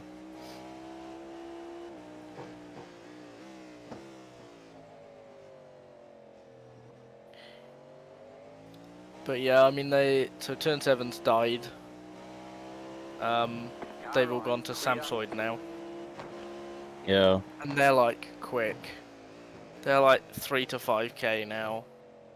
Like Ryan, even though Ryan is first year at uni, I think. So he went away and didn't drive for the first semester. Came back for like 2 weeks. And he's just gone away again. Even though he's had like that time out, he's super quick, and he's like 3.5k now or something.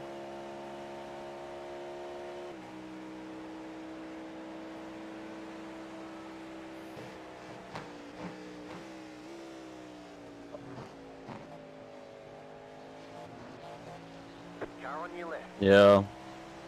The thing is, I mean, it's fine and all if you've got time to dedicate laps to it. Yeah, but... yeah. That was kind of the thing, wasn't it? It's fine if you can practice for it. Yeah. But at the end of the day, I think none of the 3 of us have done more than 5 stints practice. Yeah, no, exactly. Yeah, I don't know if that's something to boast about, to be fair. Yeah, but it's just like we've got jobs. Yeah, no, exactly. I'm not being funny. But I've got jobs and I do like archery and stuff. Like I'm trying to sort out going to uni again. I don't have that much time for pretend racing cars. I wish I did. I wish I could be unemployed like sustainably, so that I could do the thing that I did the first time we did Daytona, because that was great. Yeah, I must admit, I do miss being like the fastest car on the track. Yeah, like this isn't by choice. but you know, we're trying our best. I suspect that's why Turn 7 had like the core group of fast people, and then most of everyone else like cycled. I see Iro was racing at Sim Party or something like that this weekend. Oh, God, I haven't seen anything about Iro in years. Because he was damn quick as well, wasn't he? Yeah. Yeah, I haven't seen anything about Eero in a good while.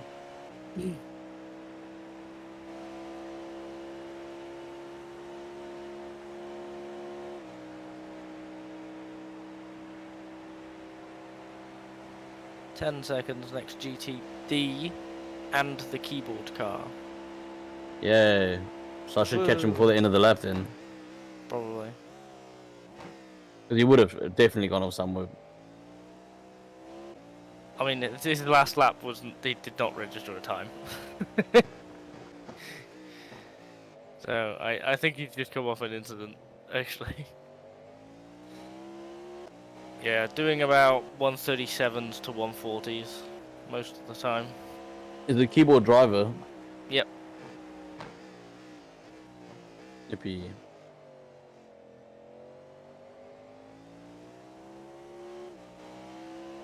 I mean, if the keyboard driver has a clean lap, hopefully you'll catch them about now, but next lap. Which would be, you know, nice. The oval. Then again, saying that, watching this guy try and drive on the oval is terrifying.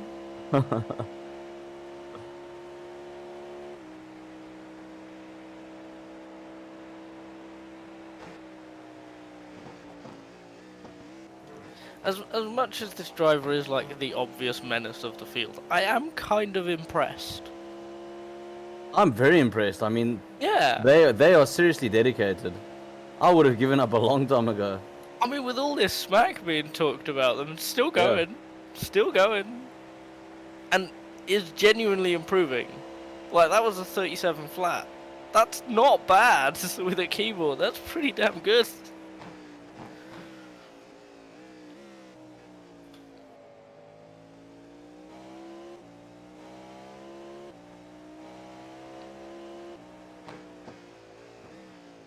Like, in the context of this race, not great. But as like a personal achievement thing, how? How are you doing this?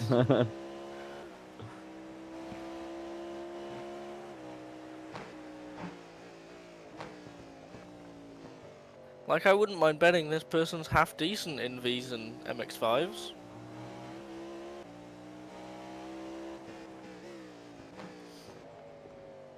Oh, besides that, give the man a steering wheel and see what he can do. I mean, the guy's got 2K I rating. How? Yeah, he's got 2K. Guy's I rating is almost as high as mine. Well, that's a bit of a kick to the ego. And I'm talking about my ego. He's a better rated driver than I am by a long shot. Yeah, yeah. But again, I wouldn't mind betting he's fairly bloody decent in MX-5s and Vs. And if that's all he does, then, you know, he's gonna start stacking I rating, isn't he? Could you imagine turning up to the top split of, like, Vs and MX-5s? And this guy's driving, and he's competitive.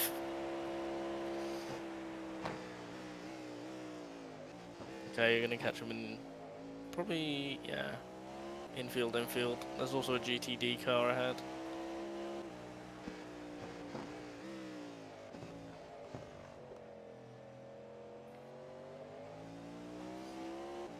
I think this is going to be a throwaway of a lap.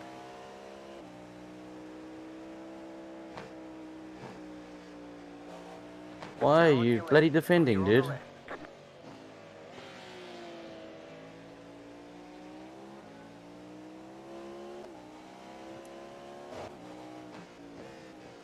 Right side. Yeah. Clear. And then he lets you through. I'm gonna send a thank you. Yeah, feel I'd like say so. He deserves it. No, give him the thank you, yeah. Maybe it'll promote him to let us through in future reference, preferably on the inside of the corner. Yeah. Not on the outside because I'm a little bit scared of the outside.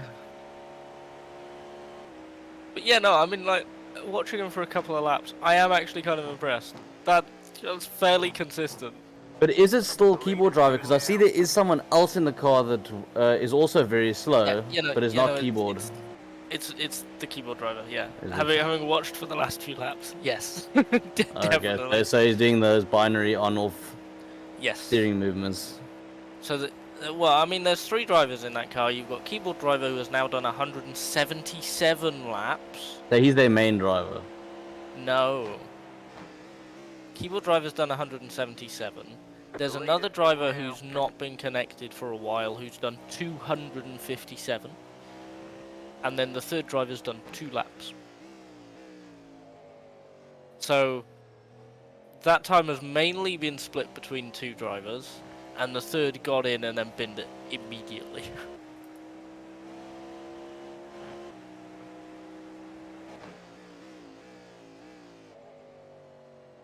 "11 seconds next GTD.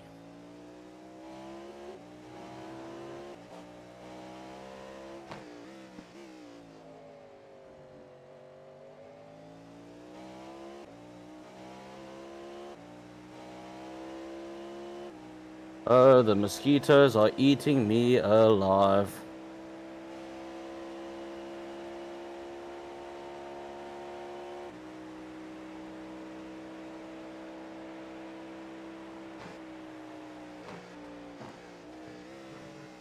I do love how we're always like in complete opposites. It's like my country is baking alive and you're there going, I'm racing in a jumper. And then now I'm like, I've spent like 3 hours in this room but under a blanket, and now I'm not under a blanket, so I'm like a bit cold. And like outside it's like freezing. And you're there going, mosquitoes and warmth. Ah!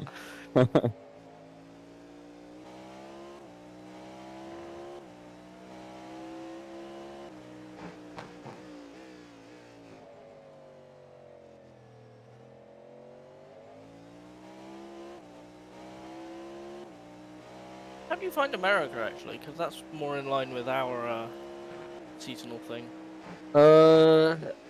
It depended on the state, to be honest with you. Texas, hotter than Satan's arsehole. Right side. Clear. Like, it kind of averaged Texas, especially Dallas, it averaged around like in... Okay, so you get about 2 weeks of winter in Texas. Yeah. The rest of it's summer, and summer is averaging between 43 and 44 degrees Celsius. Yeah. And that's the thing that messed with me, was it was not like in South Africa at the very least, it's like one day is hot and then the next day is kind of like in the 20s, and then it'll be like 40, and then you know it's a bit all over the place. Yeah, Texas is whereas just constant. Texas is relentless. It's Yeah. if it's 1 degree difference from one day to the next, it's a jump. Yeah, I've seen some of the things where like it's because of global warming, it's like 58 degrees or something, and it's melting. Yeah, down, well, you're like, oh, okay, then. yeah. Well, the hottest day I had was 53 when I was in Dallas, and that was just insane. And I mean, I work in outside jobs, so Oof. it was okay. Well, thank you. I don't know whether you're going wide or you're letting me through, but yeah. So I work blue collar outdoor work, so I was cooking my chops off. I lost about 15 kilos when I was living in America, and I know you're supposed to do you're supposed to go the opposite direction when you live in America. That is. I mean, it does explain a lot about Americans, to be fair. It explains a lot of why they do what they do. Oh Jesus. Yeah, because I knew you were in Texas. I didn't know you were elsewhere, but Jesus Yeah. Christ. Yeah, no, when you went to the more northern states, then it became a little bit more bearable in summer. It was kind of like mid-30s. Pretty damn humid, though. But, I mean, it was kind of a lot more Which bearable. northern state? Went up to basically... The most north I went was Ohio. That's pretty north, to be fair. Yeah, so that was a lot more pleasant.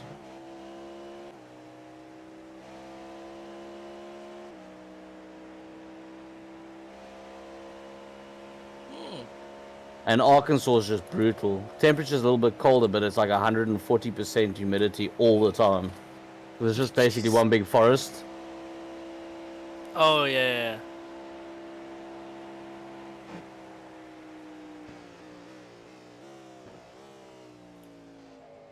Yeah, no, it's like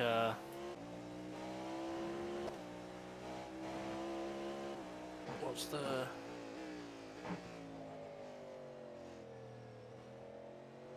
No, sorry, Arkansas? Well, it's Arkansas.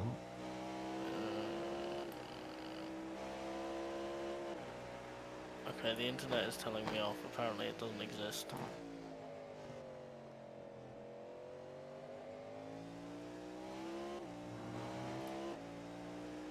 It's literally just right, or just east of Texas.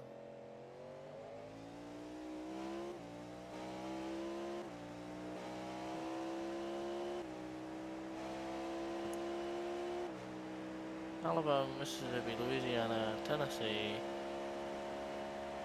Kind of like the northeast corner. Yeah, no, that's Arkansas. State of Arkansas. Yeah, I mean that looks like mostly swampland or something. Yeah. Oof. I never did Florida. Apparently Florida's pretty hot. But I must admit, if I got the Florida is opportunity... pretty warm. Florida Yeah. is the one place I've experienced of. Yeah, no, I went to Florida in like January and it was like 28. Is it? yeah, no. So it's like all the Americans are in like jumpers and stuff, and there's this British family walking around in like shorts and t-shirt, borderline fainting. It was really funny. I must admit, I know they've got also 2 clowns going for president, but if I got the opportunity, I'd go back to America in a heartbeat. I mean, we talk about your £1,600 per month. I mean, there I think minimum wage is like $3,000 a month, and gas station workers earn up like north of $4,000 a month. I mean, shit, when I was there, I was earning like between $7,000 and $10,000 a month. As a blue collar worker. It depends with America, like, because rent can be really high. Alright, rent can be like $2,000 a month or something. And the problem that a lot of people have is they can't get out of part-time work, so they end up like part-time fast food worker, and because they don't hit the minimum for being qualified as a full-time worker, they're actually on like $7 an hour. The cheapest one I heard was McDonald's, and McDonald's was $11 an hour, unless you work as a waiter or waitress. That's because they've unionized. Yeah. That's why. But wages have gone up a lot recently because of the push for unionization, which is amazing and wonderful, and they should keep doing it. But like, the only people that like obviously get paid less are waiters and waitresses. They don't get paid a basic wage. They just get paid tips. Yes. But to be honest, they make a good living on tips. I mean, I was dating a girl when I was in Texas, and she was earning. Well, I mean, she owned a house. Yay, dickhead. Nice. You're fine. Barely a contact, so. Yeah. Yeah, I mean the thing with tips is it's so volatile, isn't it? Yeah. Your income is not guaranteed by any means. No, yeah. I know the winter months are a bit brutal. Yeah, which is why tipping culture is such a thing in America, because you're basically deciding whether the person is going to get paid for what they've done. Yeah. Which is just terrifying, and it should not be on the customer at all. No. I mean, to be fair, the restaurant owners and things like that they do take the piss. Yeah. It's a bit. It's not like it's cheap to eat out either. I mean, the basic cost of the food and things like that, it's also expensive.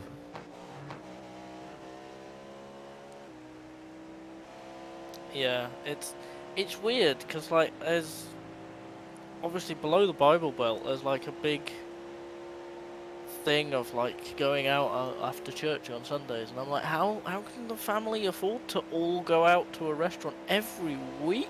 It's the pay. What? To be honest, to be honest with you, the way America's kind of structured, and I actually kind of agree with it, is your basic living foods and things like that are cheap as chips, but like properly cheap as chips. So it's designed that basically your McDonald's worker can have a house to live in and can afford to eat and all that.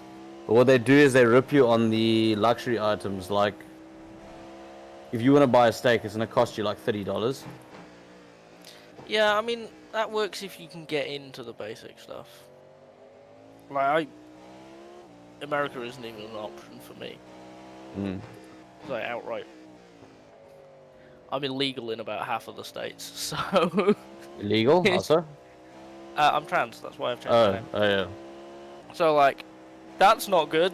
I look at that and I'm like, no, thank you. Fair But enough. then again, I look at the currently I look at the Conservative Party in the UK at the moment, and I'm like, no, thank you. Might have to emigrate to Spain. We'll see how that goes. Spain, Germany, one of them. So like, yeah, you know, I look at America and I'm like, yeah, no, that's great if you can get into it, but like, Yeah. I would really struggle to get one of these jobs that. No, no. Or like hold down one of these jobs is the thing. Like if you can get into one of these jobs and get that Yeah. income where you can provide for those basics that are cheaper ships, amazing. But if you're in like, what was it they call it, a low income housing environment where your pipes are lead, like that's the thing that gets me is like if you're lucky enough to be just above that stability line, you're great, but the people who are below it are like completely screwed. Like Vegas is a mess. Yeah. No, I mean, all you see is the strip, but all the poverty that's going on just behind that strip. All of the workers are underpaid to hell, so like actually living in Vegas is terrifying. Yeah. Right, so this is 3 laps including this one. That'll be the end of your second stint.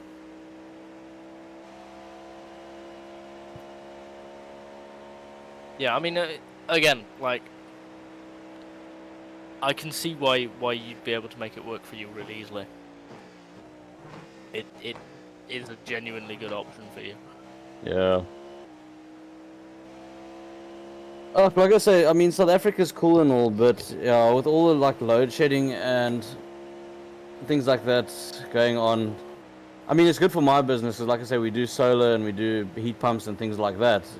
So I suppose that's good. But the problem is the rand is worth such peanuts these days because normal business can't operate. Like I say, it's not like businesses are exempt. It's not even hospitals are exempt. Yeah. So they got a time they got to book their surgeries.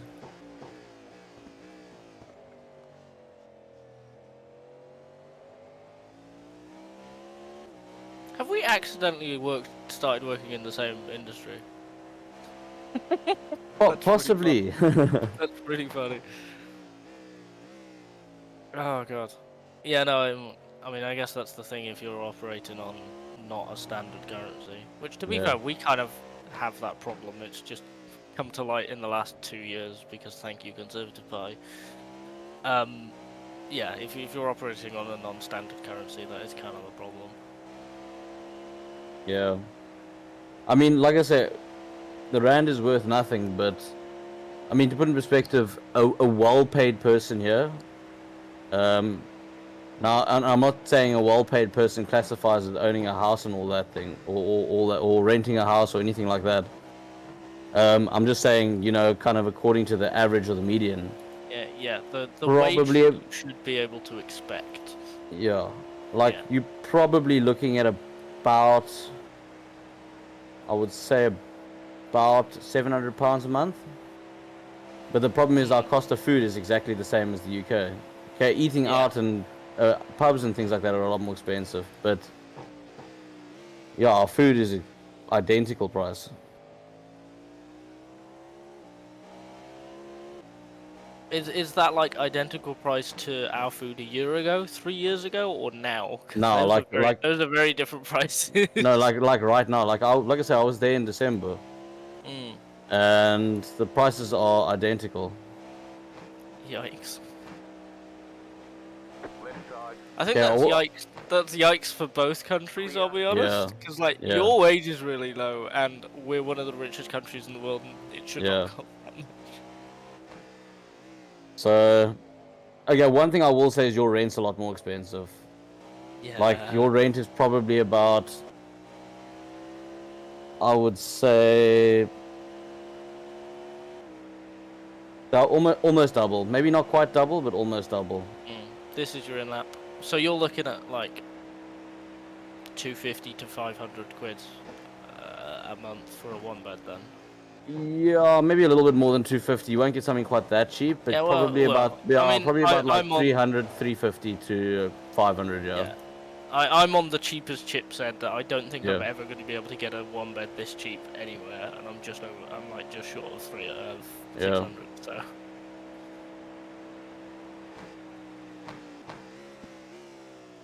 nicely done. Pit box in 5, 3, 2, 1. Right here. Ugh, I couldn't see the bloody thing. That's fine. Krabby did that like every single time.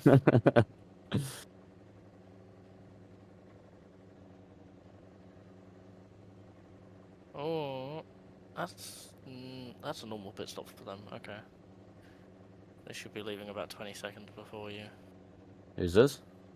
The car behind you that blocked your view of the pit box.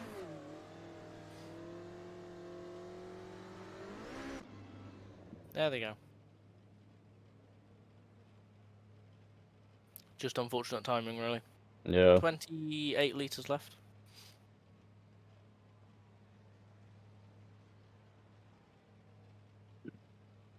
$10 litres.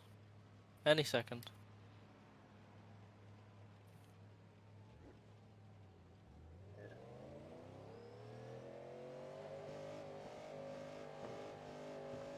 Four seconds to a GT. 3, 2, 1. Passing you now. Next one is 2 seconds.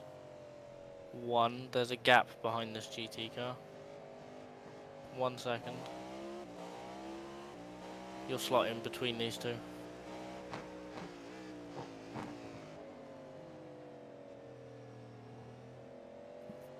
Yeah. You've got third overall, 15 seconds behind you. 6th and 7th are 15 seconds ahead of you. They're battling. And they're on the same strategy as each other as well, so they're going to keep getting in each other's way. Right side. They're due to pit in Clear. 4 and 5 laps respectively.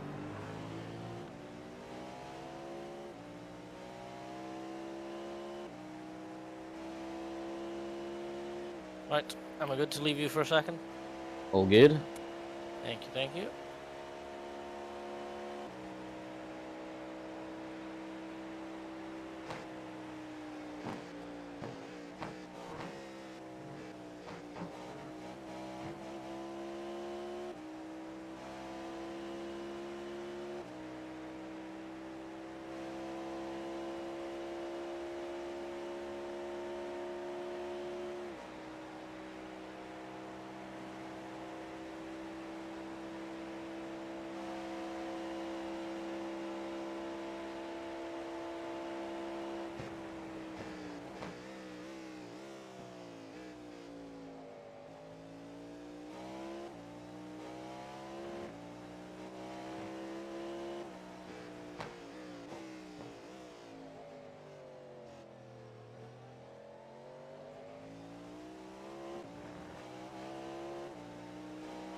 Right side. Clear.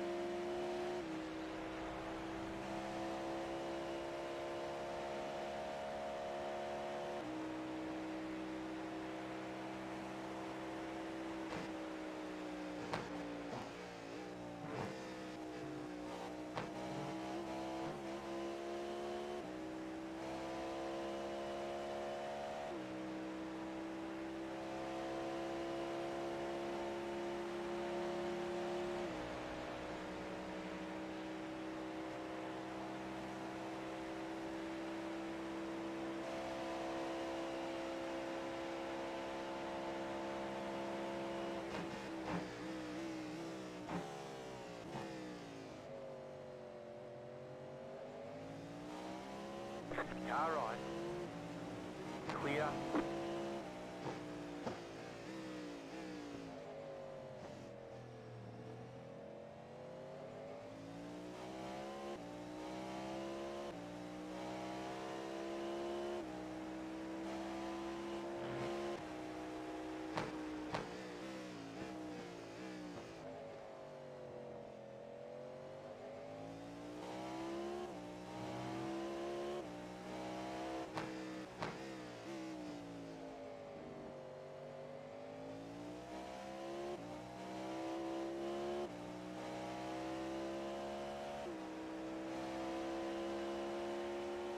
Hello again.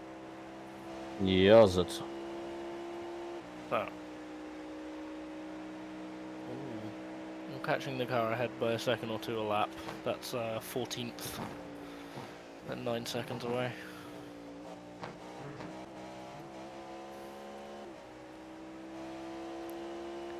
And 7th is being dropped by 6th as well.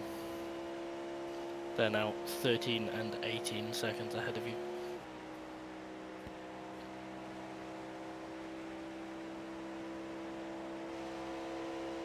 Oh, I see fourth on. Oh no, never mind. Is fourth on the same lap as us now? Is my race lab selling me a dummy? 4th is 4 minutes and 20 seconds ahead of us, so your race lab is just being a dummy. Okay, cool. The only 2 cars on our lap are 6th and 7th. 4th is pitting, so I don't know if that's what's made your race labs go a bit wobbly. Look, I think my race lab's just gone wonky. It doesn't work in endurance races for some reason. Oh, lovely. Because according to my race labs, we're running third. Oh. It might be because you're not rendering all the cars. Could be. It probably is. It doesn't read direct from the race director data. It just calculates it itself based on what it can see. Because my timing screen does the same. And at the start of the race, we were like, it said we were 4 positions ahead of where we were. It does that fairly often. It's correct at the moment, which, like, I'm impressed. But it does also say that you're C-class, so I'm also not impressed. The car in front is pitting. 6th is pitting. Sorry, yeah, no, 6th. How have we dropped down to 8th though? Have we? Because I don't remember being 8th. It was always 6th and 7th. I might have dropped us down to 8th when I did the thing. 4th is leaving the pits ahead of you. Yeah, we were on our own lap in 6th. We were a lap ahead and a lap behind. And when I had my crash, we went from 6th to 8th, but we were on the same lap as the 2 cars ahead of us. So we were in this situation basically. It's just that the other 2 on our lap pit so early in the stint, especially the car that's just pit. I mean, you're only on lap 5, and they're already pitting. So that's you're probably spending too much time getting your tires up to temperature to notice your position. Yeah, maybe.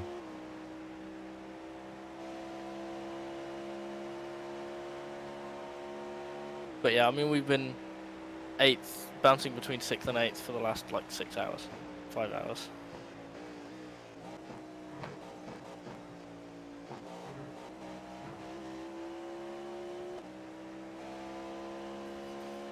I'm still so annoyed about that spin. Huh? I'm still so annoyed about that spin. That was so dumb.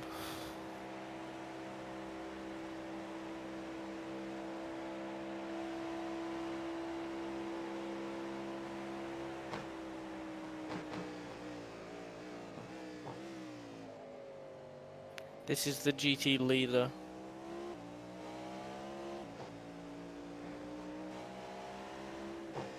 Left side. Clear on the left. There's 3 cars on the lead lap in GT. How is that getting more competitive as time goes on?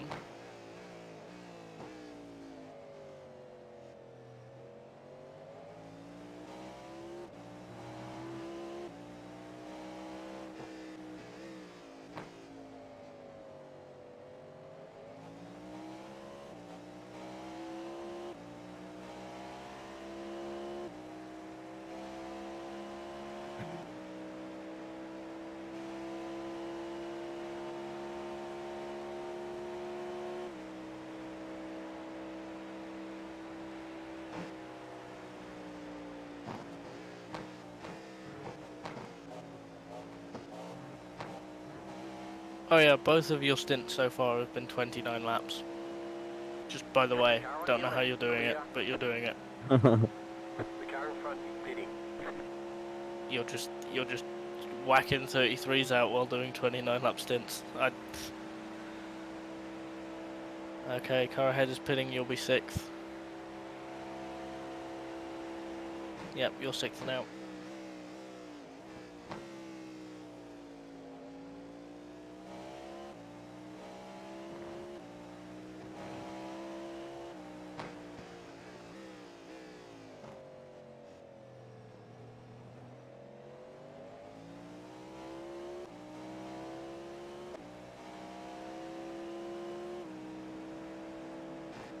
Left side.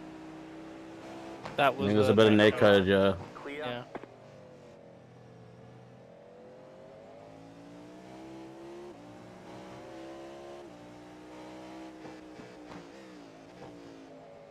Okay, so the white and blue car, 2 cars ahead, is a bit slow. He's always been slow though. Yeah, 34s, 35s.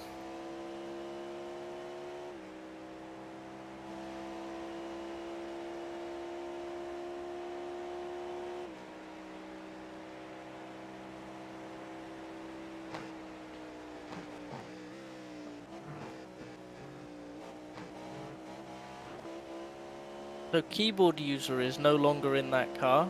It's the driver who's done like 2 laps. They're now in the car. Okay, cool. And have been for like 8 laps, to be fair. I'm gonna go see what they're like. I'm gonna see if they're another keyboard user.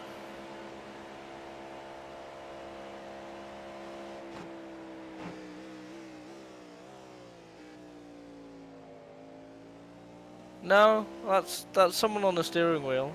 I mean, they're doing 35s and 6s. So they're not the fastest, Car on and your left. keyboard user is only a second a lap slower. Clear on the left. Oh god. Oh whoa, he's gone wide. That was bad. Clear. Yeah, this guy is as dangerous, just not for good reason.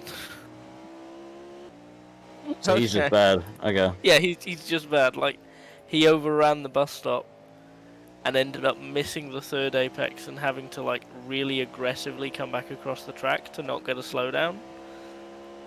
And the GTP behind had to be really switched on as to what he was doing.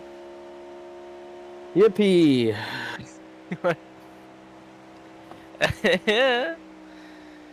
So where the keyboard user has 2000 iRating, this guy has 1.29.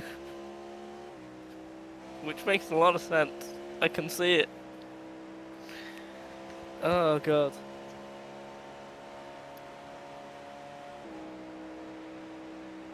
I really admire the other driver in that car who's not in the session at the moment. Because that driver can do like 34s, no problem. And yet is in a team like that. And continues to be in a team like that, for whatever reason. Patient, man. Yeah, yeah, very patient.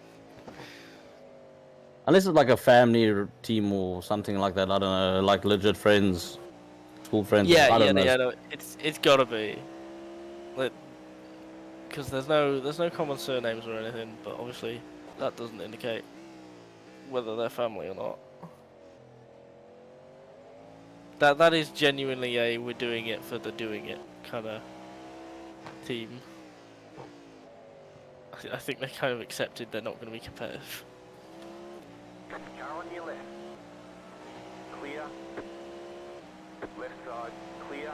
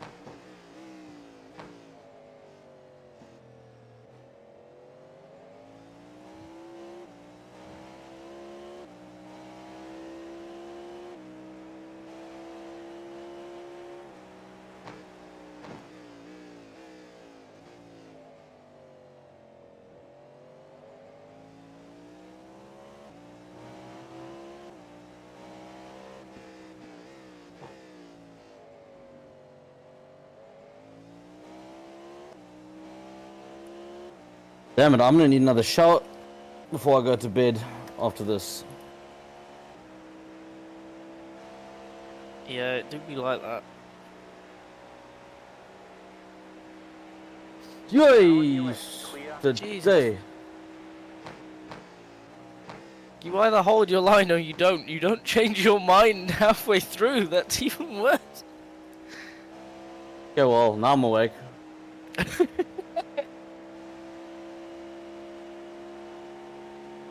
What an alarm clock to have at 5:30 in the morning. Oh god. Yeah, that was interesting.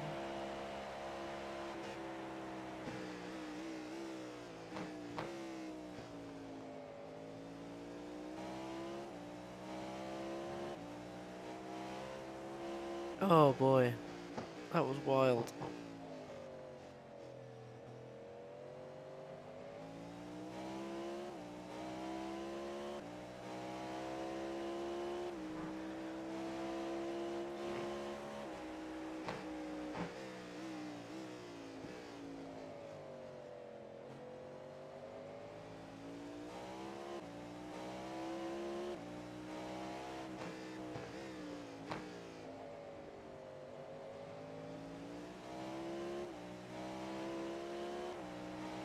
Car right.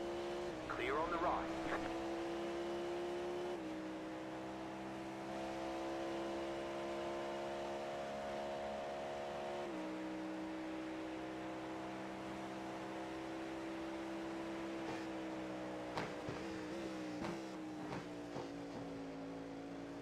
Oh, left side, left, in the grass. You're clear.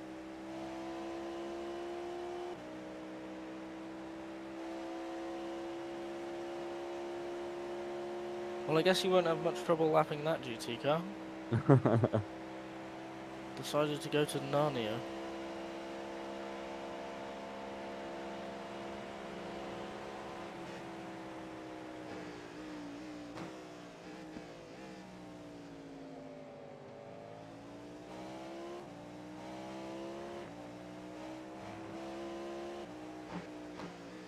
The track is definitely getting quiet now. Hmm. Yeah. I don't know that we've lost any more than before. 9, 12, now. So we got 15, number 27. Oh god. That third driver's done 12 laps and they've got a meatball. How is it? That driver did 2 laps and got a meatball first time round, and then did 12 laps and got a meatball again. Well, he's improving at least. It seems like they're doing a lot of they're practicing in the race, yeah. Yeah. And the keyboard driver isn't the problematic one. What is going on?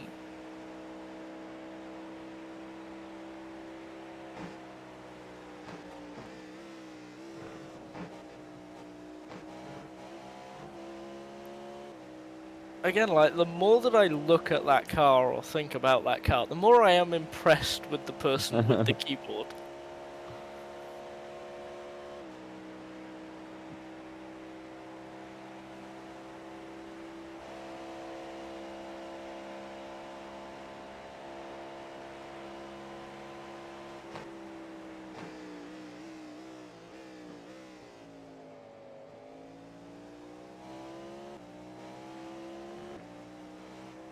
Two seconds to GTs, there's a pair of them.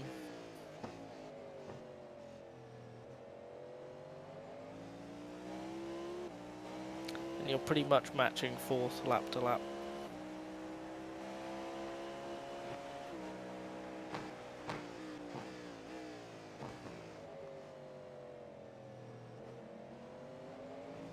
Pick a direction, man. Car right. Clear on the right.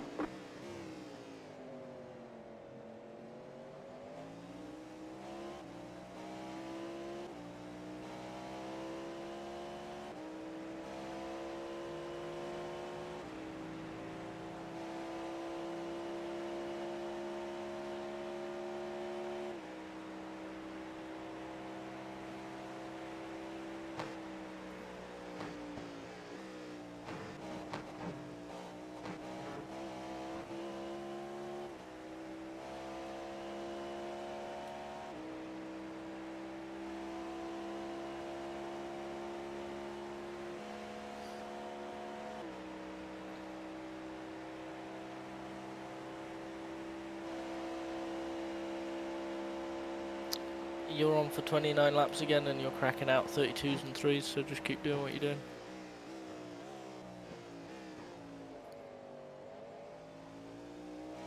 Which preferably isn't sliding like that. It's all about getting the temperature in the tire.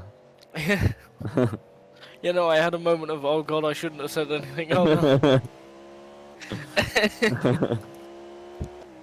that was a very, we're beating them on track and on strategy moment.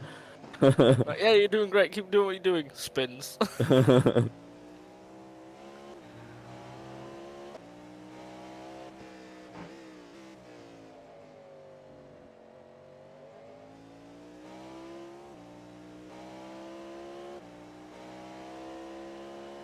Yo, I'm sweating bullets.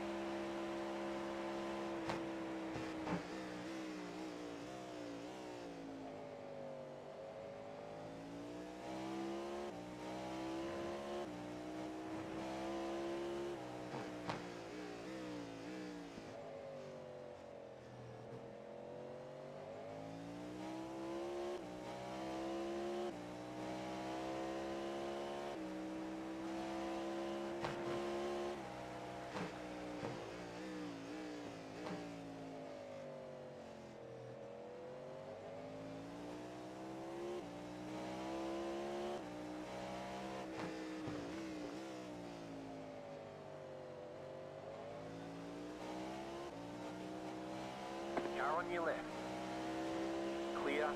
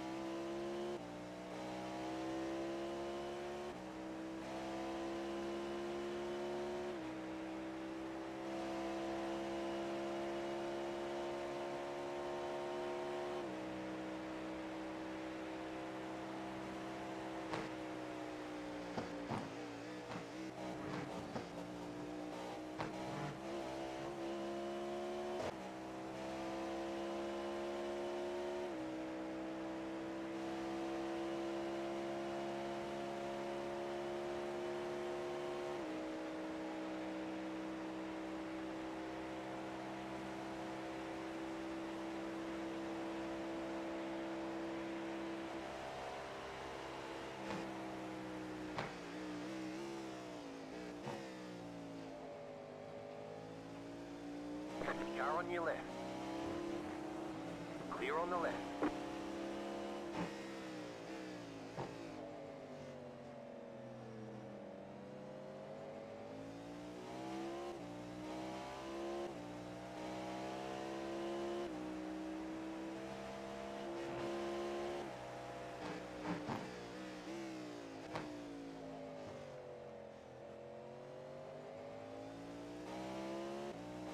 The car in P10 just set the fastest lap.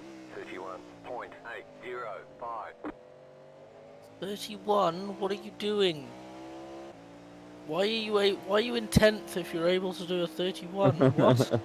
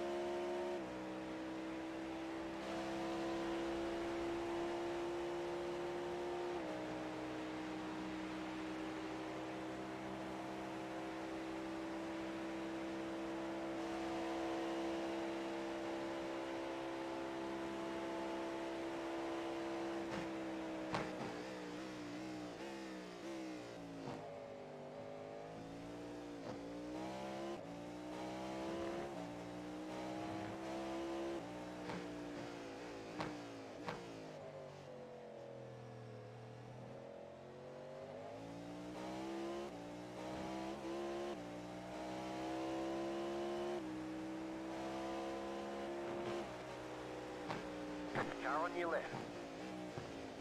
Clear on the left.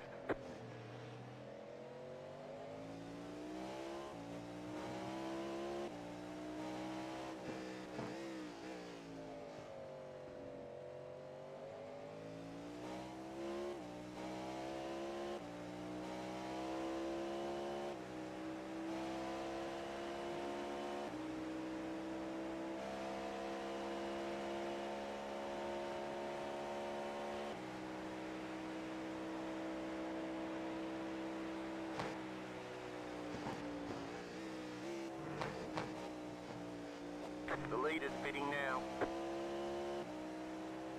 The leader is indeed pitting now.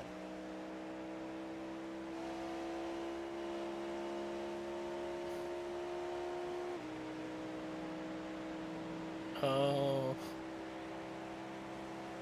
Oh, one of the Barbie drivers is back. I'm sorry, buddy. I know you've not done any laps yet, but they've not told you they're out of the race.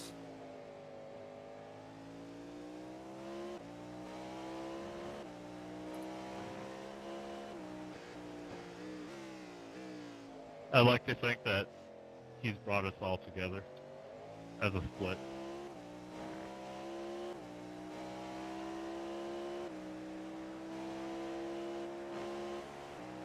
I like how people are like constantly complaining about the keyboard car. It's not even the keyboard driver that's done it. Like, the poor sod's just doing his best. And his teammate, oh god, they're like, oh, you'll never guess who's got a black flag. No, it's not who you think it is. Actually, you're all wrong.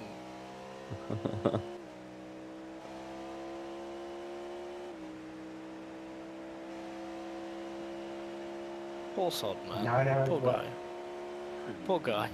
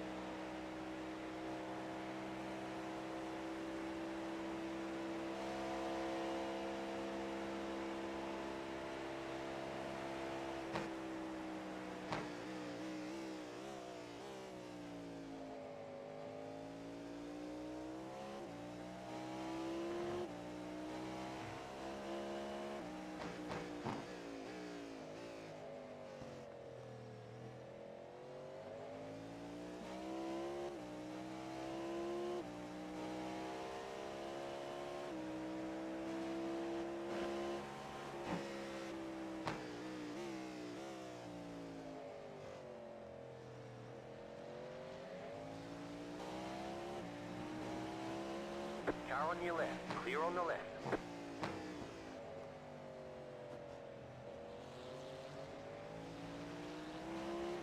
Left side. Clear on the left. Okay, so the guy that is yet to drive in the lead car is a 2.9k oval driver, 1.5k road. So I have no idea what that driver's going to be like. Probably pretty good, to be honest with you. It seems like sandbagging to me then. Yeah, What license has he got? A. B. B. A for oval, B for road. Yeah, I mean that that team seems fairly well put together.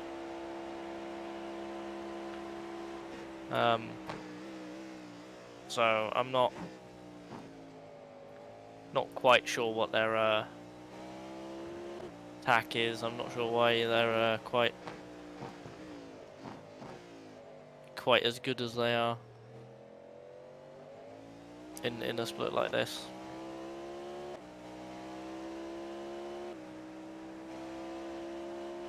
Car stop on the left. Left, outside now, inside, rejoining. You see it? That's Yep. fifth. Does it look like he got any damage or? I can Clear on the see. right. No. We have just unlapped ourselves from them though.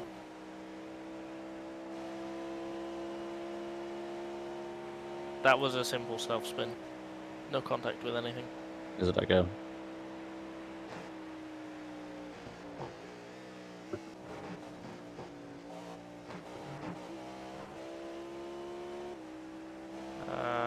Typically 34s and 5s though, so you should be able to pull away. Because you're typically doing 3s.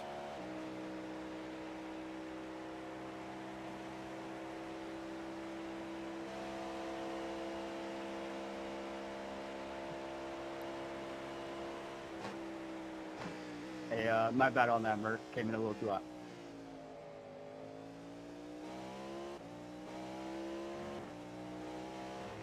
Okay, 8 laps left. Cool. Can you do me a favor? Can you work out a rough calculation of what time I would need to be back? Just obviously because you're gonna be in the car and you got the best kind of idea of how that spreadsheet works. Okay, so you got 8 laps, minute and a half. So we're actually 12 hours to the 12 minutes to the good. So that last triple starts with 2 hours and 3 minutes to go at the moment. So I'd want you to be back.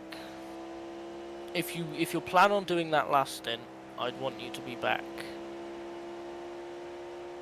probably with about 3 hours to go, which is about 6 hours time from now. And Okay, you're cool. 2 hours ahead, so you're 5:45 at the moment. Yeah. So you'd be looking at 11:45, Okay, cool. Okay, that's perfect. which is 9:45 our time.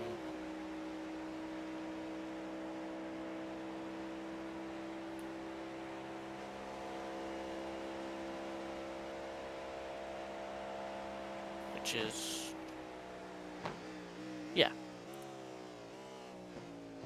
so you'd be looking at about 11:45 latest.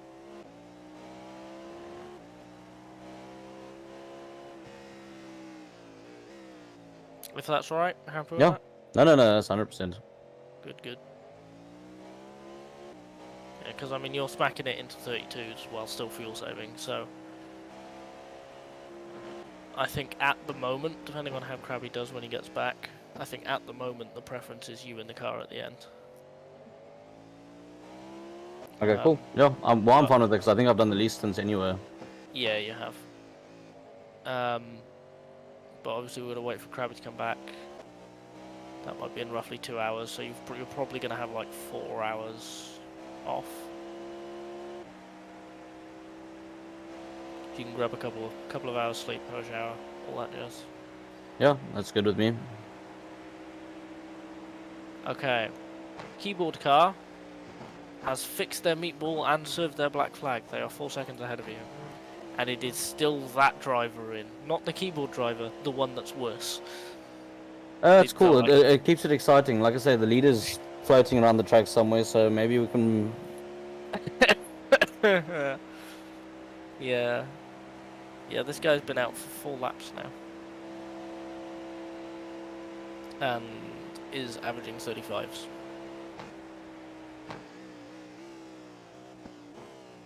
You got a toy car on the right. Outside, he's gone off. Nice. Like, who was that? Keyboard car? No, that's not No, keyboard car. that's Is keyboard car. That's it? Is keyboard it? car. Okay. Just with a different, not keyboard driver in it.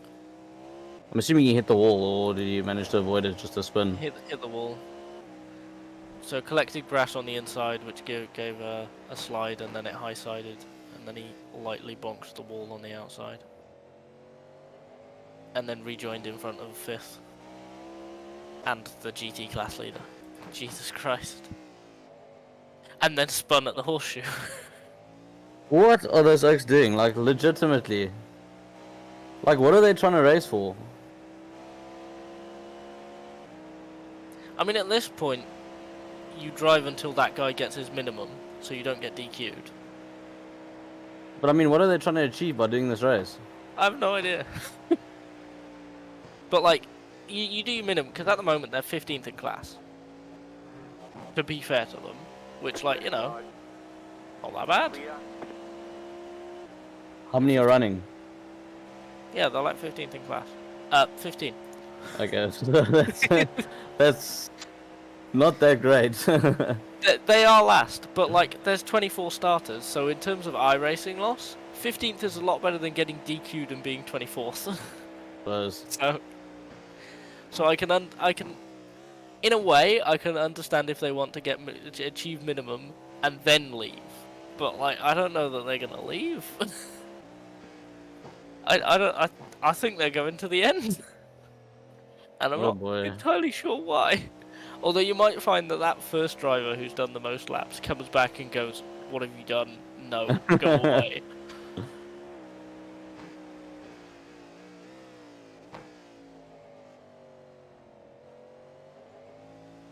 Like, oh god, just wow. They're definitely the characters of the race. I'm saying that much.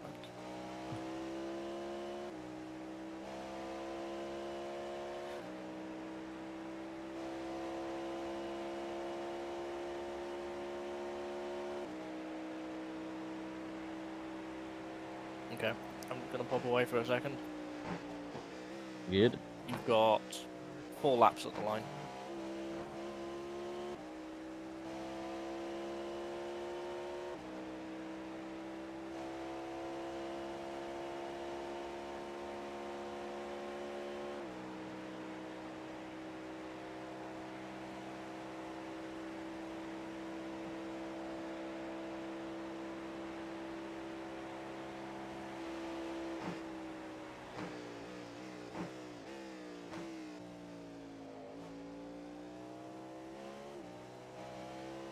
Bit of a set start.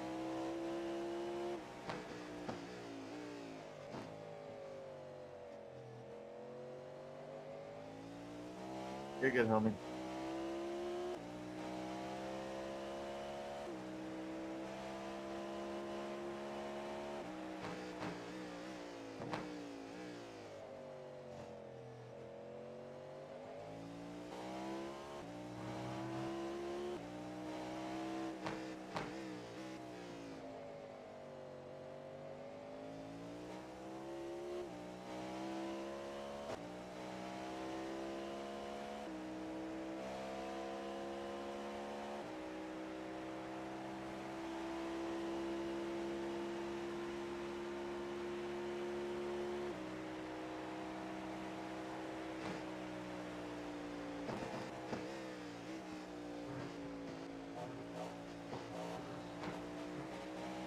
Left side.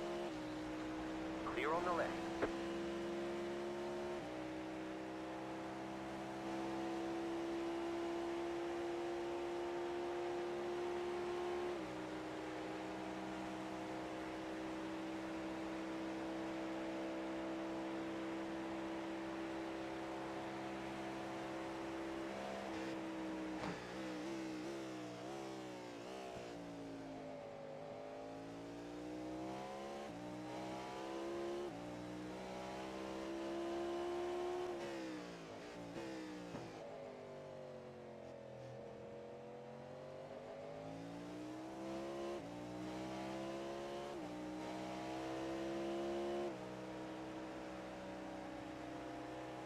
Left side. Clear.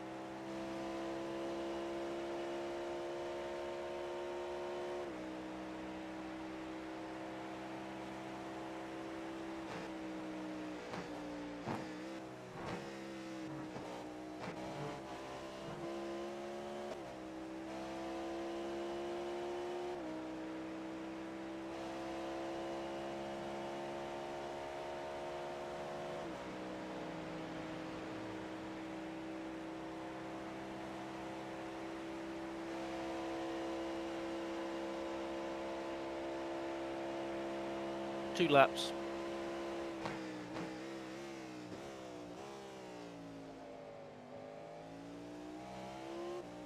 I love how the dynamic line thing like forms a racing line, and then turn one, there's just rubber everywhere. Like there is no line.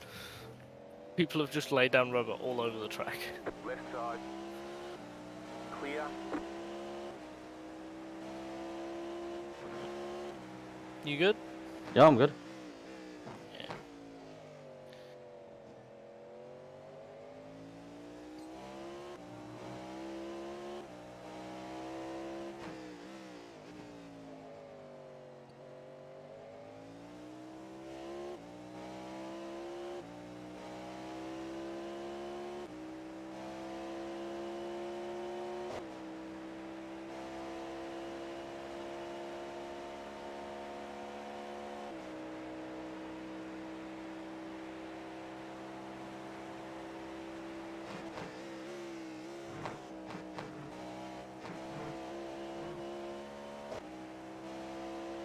Cheers.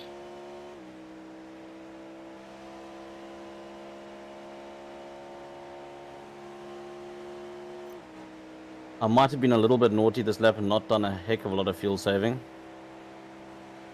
You can be fine. Yeah, you got 4 liters. Flat for you. Left side. Clear. A 32-1. What? You know what? If I got like into the first sector and I saw that delta, I'd do that as well. Well, I was actually 2 tenths down in up till about sector 2. I kind of made it all up. Oh, okay. Coming onto the oval. So you decided it's my last time lap for a good in low temperatures. I Pretty, don't care anymore. pretty much.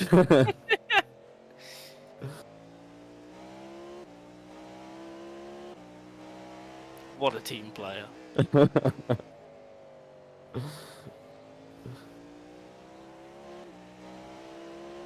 on your left.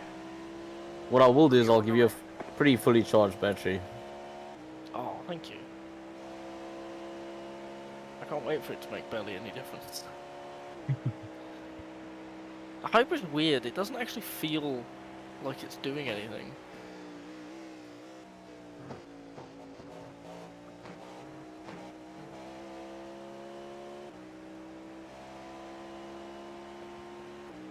Yeah, just remember to change your brake bars. Bias, yeah.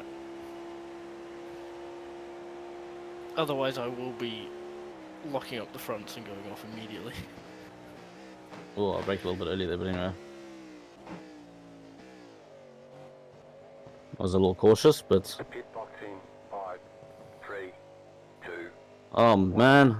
Behind the Right car, here. behind it immediately. There you go. Oh.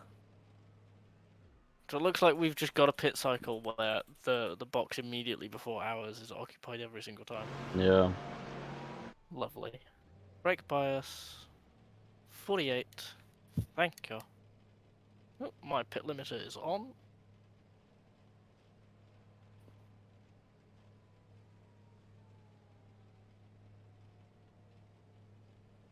Oh. Well done. Thank Very you. good job. I'm going to get myself on the couch. Oh, actually, let me just watch you on the exit.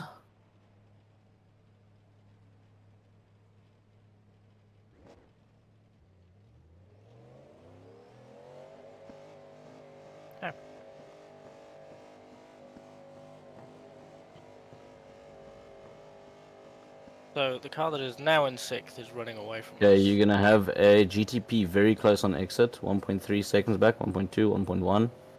You're pretty much gonna come out level pegging with him, maybe just behind. Right side. Okay. And there's level pegging. Okay, you're behind them, and then there's GT3 behind you.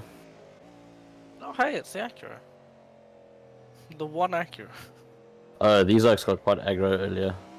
So he drove straight into the back of someone going into turn 1, and then he crapped all over the guy that he drove into.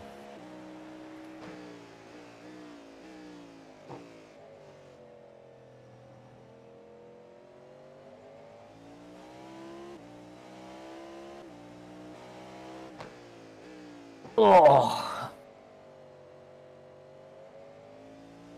Okay. So you've pulled, in that stint, you've pulled 10 seconds on the number 16 car. But the number 399 has Pulled from pulled 10, 15 seconds on us. But the number 299, 399, whatever it was, is worse than us every On single fuel. stint on fuel. So their position is getting worse and worse and worse. Clear on the left. We should, in a couple of stints, they are due to pit this lap, I think. Okay, so they're basically not so yeah, this lap. pretty much. They're on their in lap now. They've passed the start-finish line, so they are pretty much a pit stop behind us now. You're Yeah. losing on the car in front. The gap is 7.8 seconds. So they're... Oh, tires, hello. The 16 Porsche, they're also losing out to them. The 16 Porsche are at a disadvantage to us, but it's not getting worse. They're just kinda holding.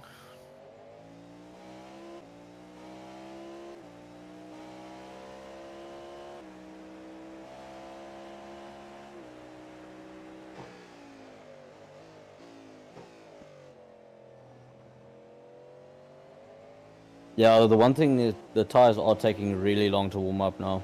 It's taking probably like 5-6 laps. Yeah. It's I think the big difference as well is the first time into turn 1, after a lap, they've done barely any warming, whereas in the daytime they are like kinda warm. Yeah.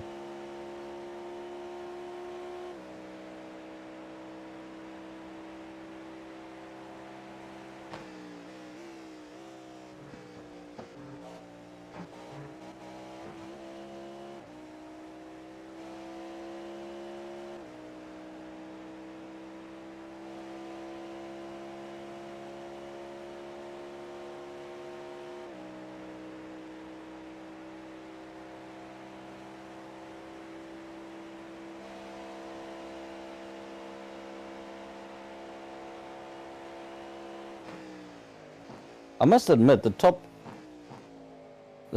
8, I don't know about 9th, but definitely the top 8 has been a very clean race so far. Knock on wood. Well, knock on wood for us. Yeah, knock on wood for us. And everyone else, do Top, whatever. the top 7 haven't had any incidents. I mean, they basically had a perfect race. Nothing's happened to them. I'm sure nothing will happen to them as well for the rest of the race. The top 6, we're in 7th now. Well, my relative's saying we're 8th at the moment. Yeah, because we're the 6th pitted. Oh, they just stopped. Yeah, they're in the pits now. We've just overtaken them. Oh, damn it. Okay. Well, so I just jinxed the shit out of us. Yeah. Yeah, thanks, Thomas.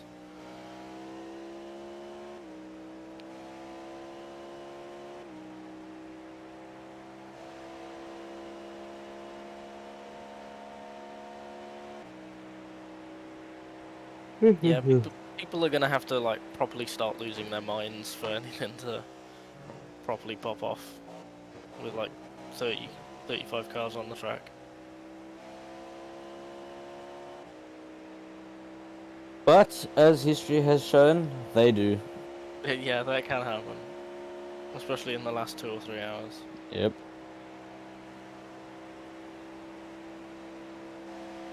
Okay, where are you going? What are you doing? You're going up. Cool. Right side. Stay on the left. Clear.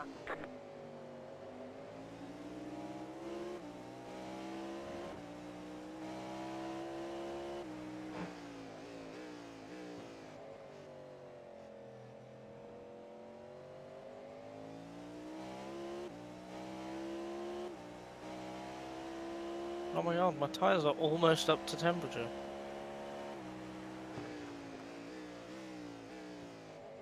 This 20 car looks like it's struggling now.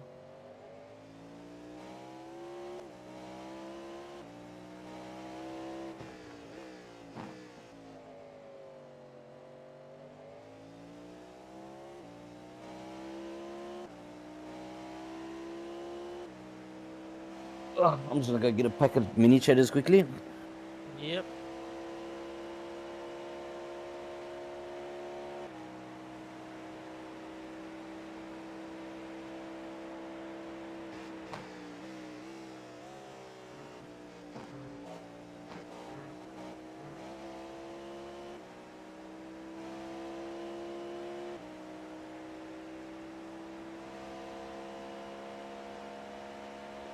The car in front is pitting.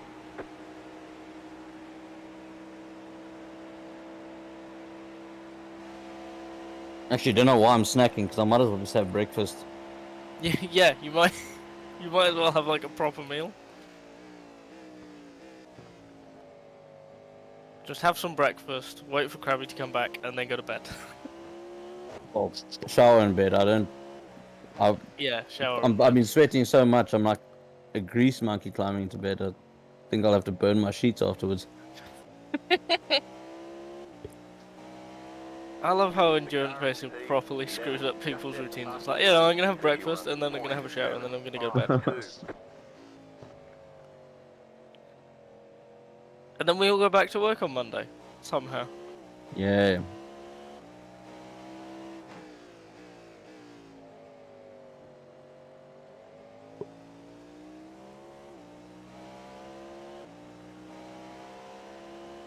I actually wish I could have one extra day of holiday or weekend, because the problem is I didn't really have much of a holiday. I mean, I was basically trekking all around UK up until last week Saturday.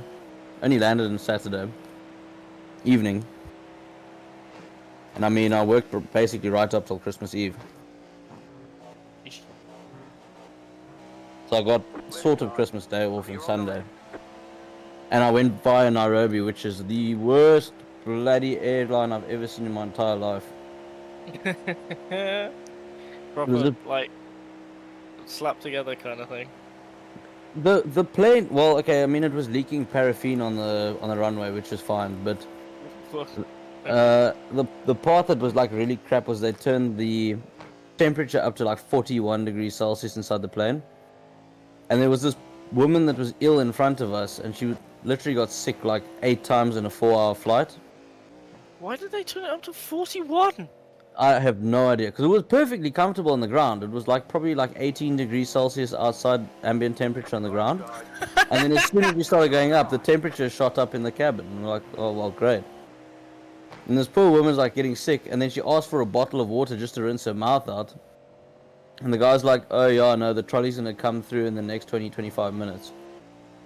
Like, just get her a damn bottle of water. I'm sorry, I will not walk to the front of the plane and grab a bottle off of the trolley. That is too much work for me. If I was that woman, I would have got sick on his shoes. Yeah, out of spite. Exactly.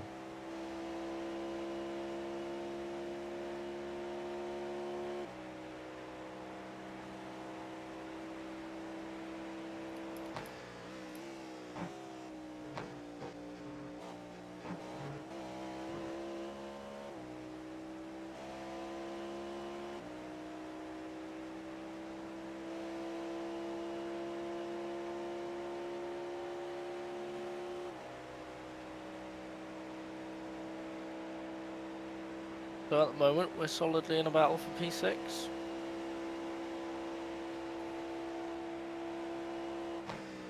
And I think P5 still have their slow driver in. Yeah, I mean, there's only a lap to them. We'll see how that Mm. goes. But the 399 is the threat because they are quicker than us. Yeah. So like they could, even though at the moment they're going to be making an extra stop, and I think they'll need to refuel more for the last stop as well. They could actually make up that deficit on pace alone. Mm. We'll have to see. I somewhat that doubt it. means- I mean, I can't see all the drivers being that quick. Yeah, I was going to say that means that all their drivers that are going to be Mm. in the car for the rest of the race have to keep up that pace, Yeah. which is unlikely.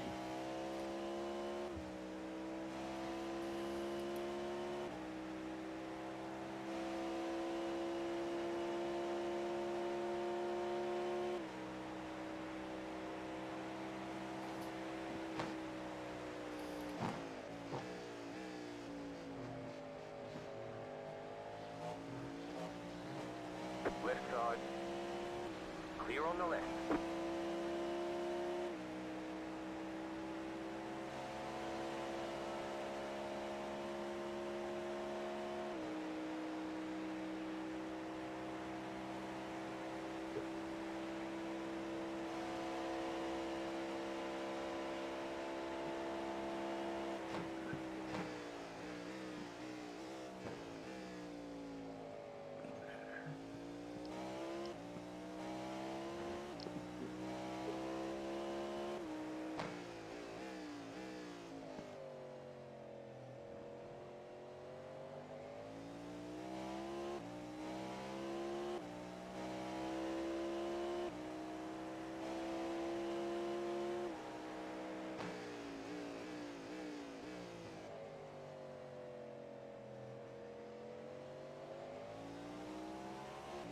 Right side.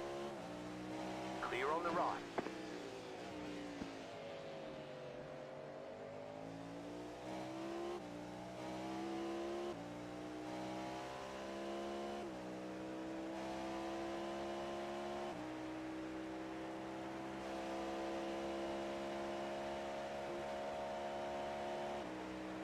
Oh, I'm catching traffic in such bad places.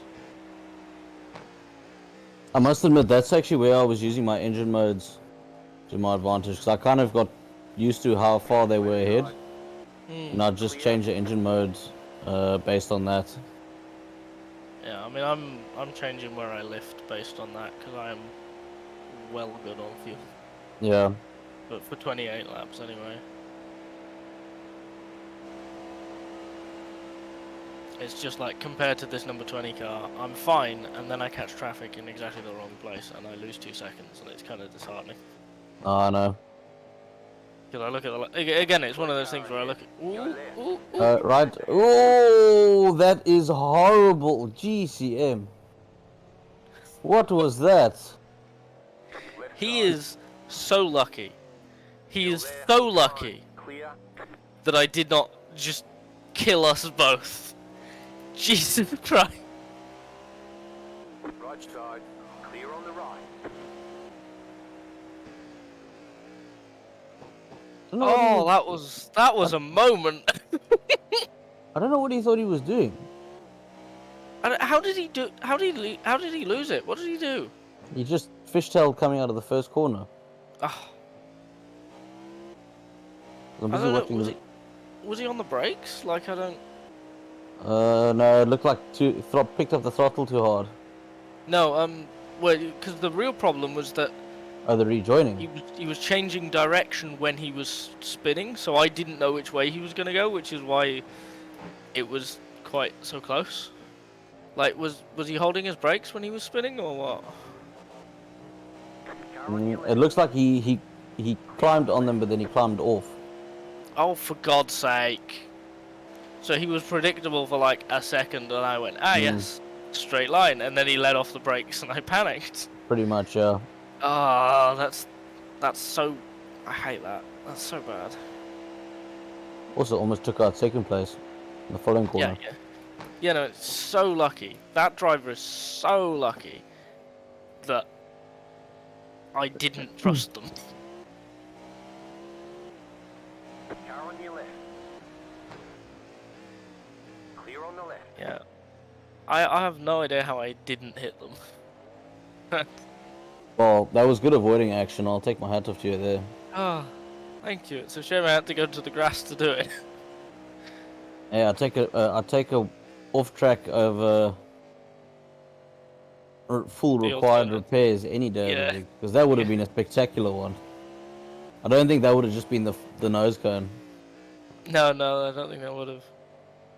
Either I'd have tried to avoid it and smacked the back of the car and knocked the rear axle out, or I'd not tried to avoid it, assumed that he was not going to be where he was when I got there, and just destroyed us both.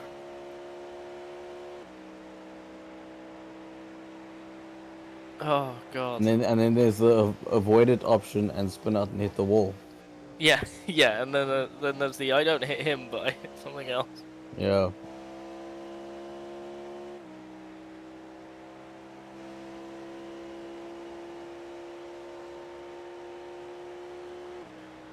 Whew, okay. So that was interesting. You see, it's good. It happened at the beginning of your stint. It's woken you up. Now you're feeling energetic for the rest of the stint. Yeah, I'm so energetic. It is 12 minutes past 4 in the morning. I've had like 2 hours sleep. I'm so energetic. Red Bull. I've had no sleep. The sun's up, and I've- I am on like a swan. I've got like a little can of Monster just there for my second triple. How is it? Yeah. Yes. I suppose the worst part is your second triple. Will the sun even be up? Because I can't remember if it's before or after 10. In real life or in the game? 'Cause In I real think, life. Sun comes up at about 7 AM. 7.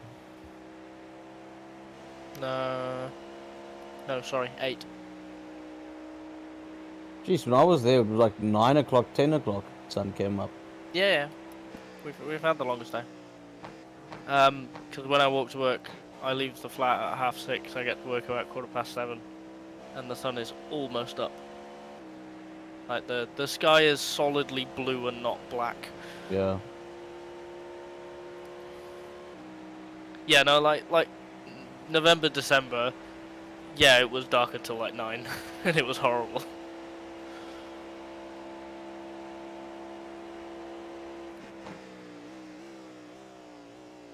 Because I think once the sun's up, it's kind of like your natural, or your body's natural instinct to be awake kind of takes over. Yeah. Like for me, I always get hit around like the 2 o'clock, 3 o'clock area. Like when I'm blank now. When Krabby was driving, I was seriously counting sheep. Like I don't know. There was a couple of stages where I think I was talking complete and utter gibberish. And it's all on 2 different streams. Yep. Yeah. It does kind of get like that sometimes. But then he did his little pirouette thing, and then I kind of woke up after that. He did his little comedy bit.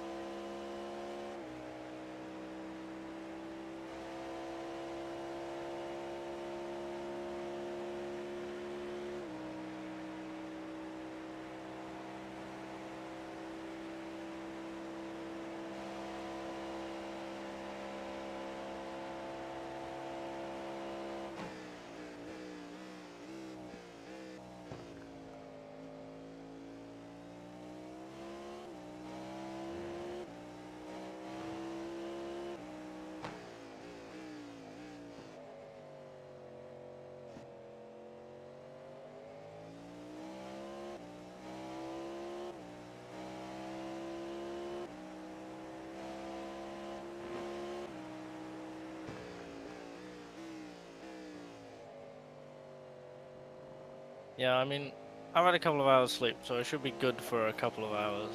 I should be good for the first stint. It's the second stint where I'm going to be struggling. But like I said, once the sun's up, it kind of helps. It's the dark hours that kind of, like I said, tend to get me. I'm kind of weird. Not really. Is it? Yeah, I mean, I think half the problem is that, like, every day in the week, I'll get, like, 4 hours sleep maximum. So the weekend is, I get 10 hours sleep and catch up. Yeah. Obviously, that happened on Friday. God, I went to bed at, like, 10. Which was, it's, like, really early for me. I woke up at 8 and I felt amazing. Because I just 10 hours sleep where I've been having 4 in the rest of the week. That felt so good. I can't remember the last time I slept for 10 hours. Yeah, no, exactly. It's that kind of massive difference. I'm like, oh my god, this is amazing. But yeah, like, the thing that I have is because my sleep varies so much from like week to weekend, and also my sleep on any given weekend varies depending on what I'm doing. Because you know, sometimes I go out and I don't get back till 5 AM and then I sleep until 2. It's just like that sometimes. Sometimes I do that 2 nights in a row. It is what it is. Like, if I'm on a night out or something, I will be awake past the point that my alarm for work goes off in the week. So I don't really have a relationship to daytime, because in work, when I walk to work, it's dark, and when I walk home, it's dark. I don't really see the sun much. Okay, valid point. And the rest of the like my working day, I'm in a warehouse. So. Well, like I said, I'm very much tied into the light. That's why I'm not even sure I'm going to sleep now, and I'll probably go. To be fair, I am quite looking forward to just lying down. Yeah, kind of even flat. like a rest that isn't a full-on sleep. Yeah. But then I guess it's your outside job. Yeah, exactly. Our driver's the same. The guy who usually does the deliveries is the same. GCM, what's this Oaken P10 doing?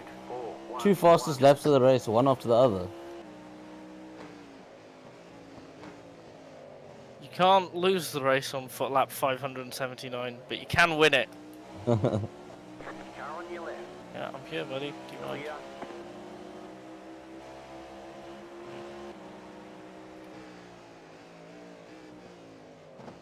This is a big old clump. Car right. Clear on the right.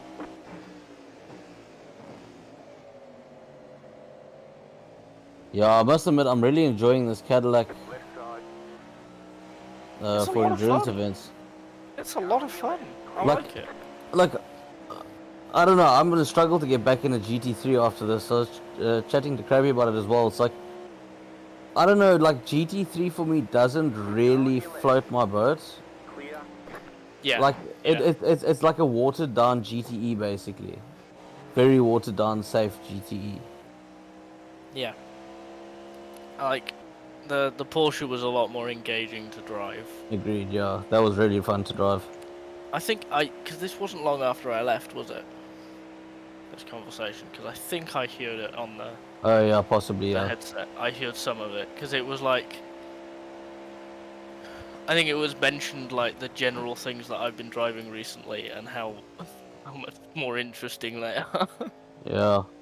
Because like going Did I from a hit you? 'Cause I 50s hit car that or before, like I don't Krabby's think I did. 2000s LMP things, or like the Lotus 49s or whatever, to The net code gone. a GT3 is quite a shock. Yeah. Because I think you said like the things that I look forward to are Well, like there the might Road be an America invisible car. race, which is Camel GT, and the Bathurst 1000. Yeah. Yeah, no, you're right. They are the most interesting to like just to drive. Yeah, I think so. What I was referring to was, obviously your dad doesn't like prototypes because of the downforce. Yeah. And I was saying that's kind of where you guys quite enjoy doing your kind of more basic races that don't. Because I said, Jano, like he prefers GT3, but then Krabby was kind of saying along the lines of, yeah, I know, but GT3. Well, why does he prefer GT3? Because GT3 also has downforce, but it's obviously just a lot more subtle on a GT3. Yeah. GT3 is a lot more about mechanical grip. Yeah. And I think he also doesn't want to deal with trying to predict what other drivers are going to do when lapping them. Because, like, Yeah. this is a very different experience. Because instead of just holding our line and having cars go around us, Yeah. we are having that more engaging thing of, is Look this for car the going to gap. hold their line or not? Where do I go? Yeah. And I think he doesn't want to deal with that. Which, like, yeah, no, fair enough. Given the iRacing community, I kind of understand why you wouldn't want to do that. Yeah. And like he knows the GT3 very well, and you can have good racing in the GT3. It's just like being in this kind of situation where you're just turning laps Yeah. in a GT3 is not that interesting. It's that, but it's also Hold like. your line!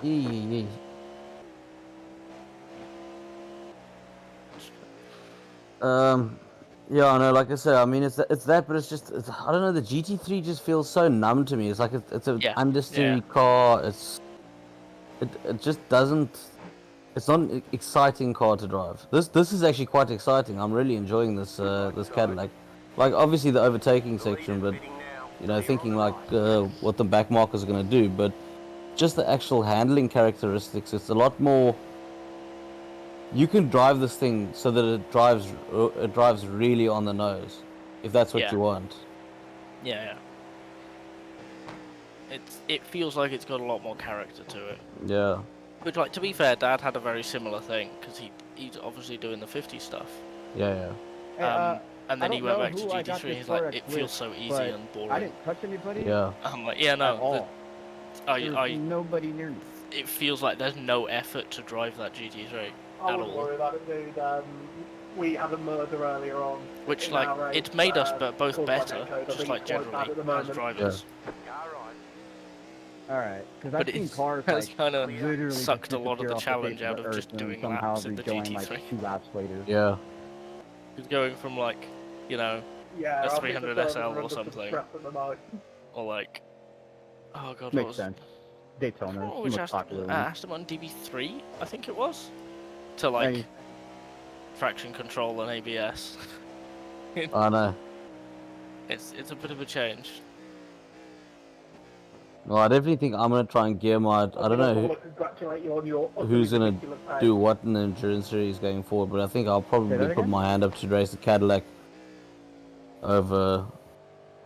Because I think the only GT3 I got now is the Ferrari. Yeah, Your laps I mean that's are the only looking GT3 very we've got. amazing. Yeah. Very impressed. Just wanted to Dad doesn't congratulate actually you own on the that. Ferrari. That's why he's not taking part in this. He was like, Oh, I'm not thank buying you. a car for Daytona, apparently, which I don't like. I that don't much. have any Yeah. Which, like, experience fair in enough. endurance racing, according to the 2016.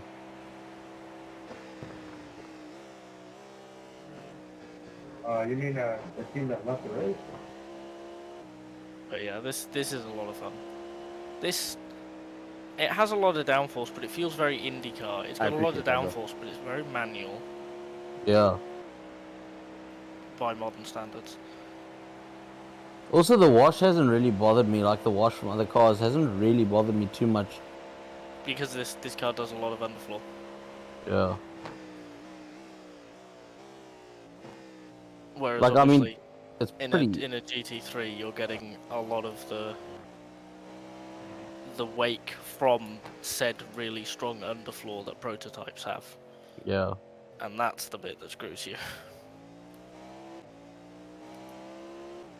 Because isn't that the reason your dad doesn't like the whole downforce concept? Is you got X amount of grip when you're in clean air, but when you're following someone, you got Y. It's why he doesn't like racing something like F1. Is because the cars are so delicate and you can't get close to anyone and you can't follow and etc. I don't know. I think there's also a thing with these cars of the hybrid system and the weird braking system as well. Which, like, yeah, because we were discussing it like summer last year, and there is kind of a level of apprehension with it. because the braking is weird. Yeah, fair enough. And a hybrid is a little bit odd. And to be fair, the AI kind of struggle with spinning in this car, and I think it's hybrid because it's all like third-ish gear. And I've seen a lot of people struggle with it as well. A lot of people spinning in medium speed. And that kind of feels very like they're struggling with hybrid for me. Yeah. And I know that I can just jump into a car and do a thing. Dad needs a little more practice and a little more time. And he doesn't really drive this type of car generally either, so it would need more practice. Yeah.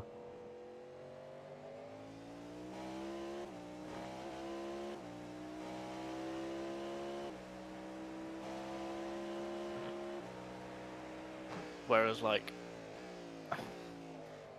before the end of the year and all of the seasons stopping, I was doing the 50 series with Dad, and we were doing endurance events in GT3, Aussie V8, the Audi 90 GTO.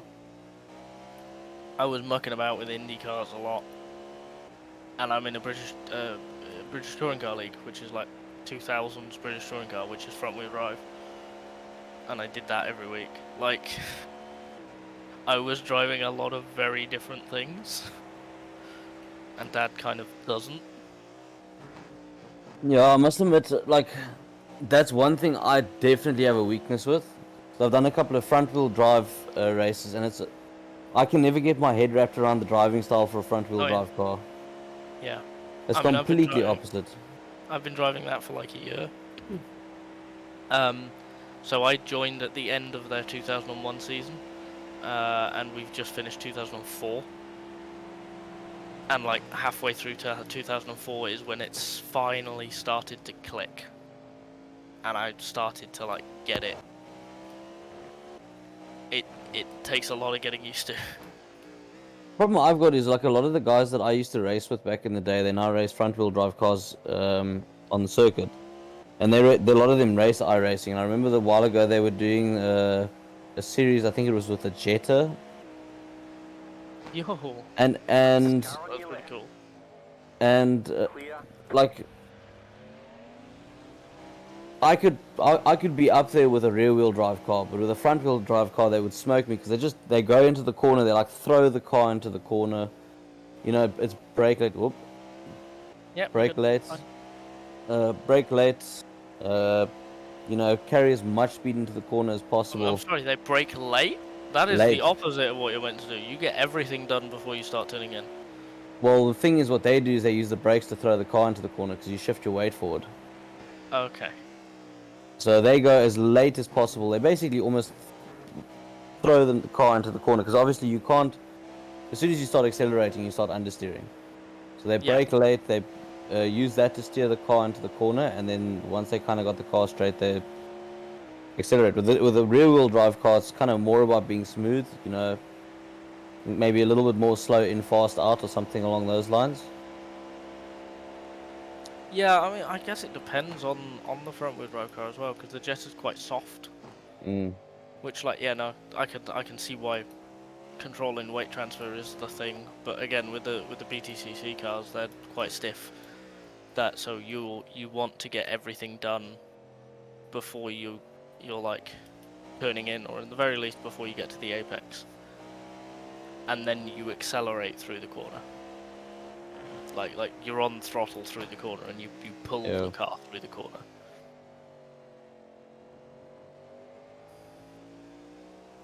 Whereas like rear-wheel drive cars are actually pretty similar, even if they're very softly sprung. Like going between this stuff and the 50s, the big difference is the brakes and the gearbox. The actual cornering is like, it's the same, it's just gooier, but it's the same general kind of concept. Yeah.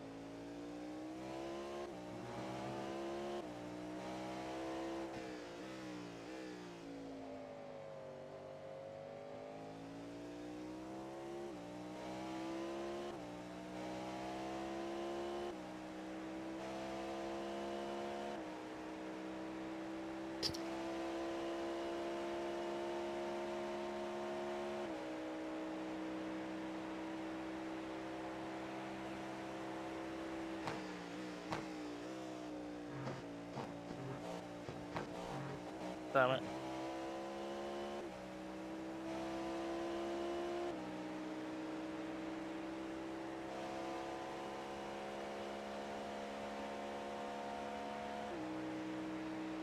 I would quite like to see front-wheel drive stuff take like a more prominent position in racing, because it's kind of just touring cars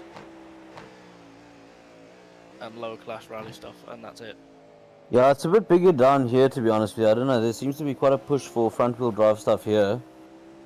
Yeah, but I mean like on the international stuff. Yeah. Anything quick is always rear-wheel drive. Oh, I think there's a reason for that. Yeah, but if everything's a BOP formula anyway. Clear on the right. Last front-wheel drive car that I saw that was quick, like properly quick, was that Nissan that ran the mile. Your LM. Yeah. Yeah, but the thing is, okay, yes, it was quick. I still remember they made it bloody fast on a straight stripe, but damn, it was useless to a corner. Yeah. Yeah, no, like I'm not talking. I don't expect like a prototype to be front-wheel drive, because like I understand why that doesn't work. But like GT3, GT4, what's stopping you? I'd say GT4. GT3 I think might be a little bit tricky. A little too quick, yeah. Like Yeah. GT4 definitely, yeah. Yeah, no, GT4 definitely. Left side. Because TCR isn't that much slower than GT4. Yeah, I think so. So like, why? Why you know, just have a bit of fun with it? Put like a Fiat Uno in GT4 spec. See what happens. Oh, that would be amazing. I would pay money to see that. That would be so good. And it has to be like that kind of off turquoise color. Oh yeah. Of course, and it's got to have a ladder on top. Exactly.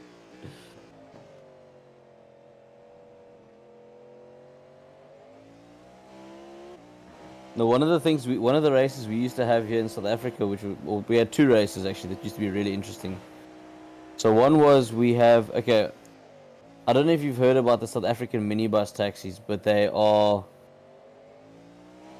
Oh, they're like minivans. Yeah, exactly. Yeah.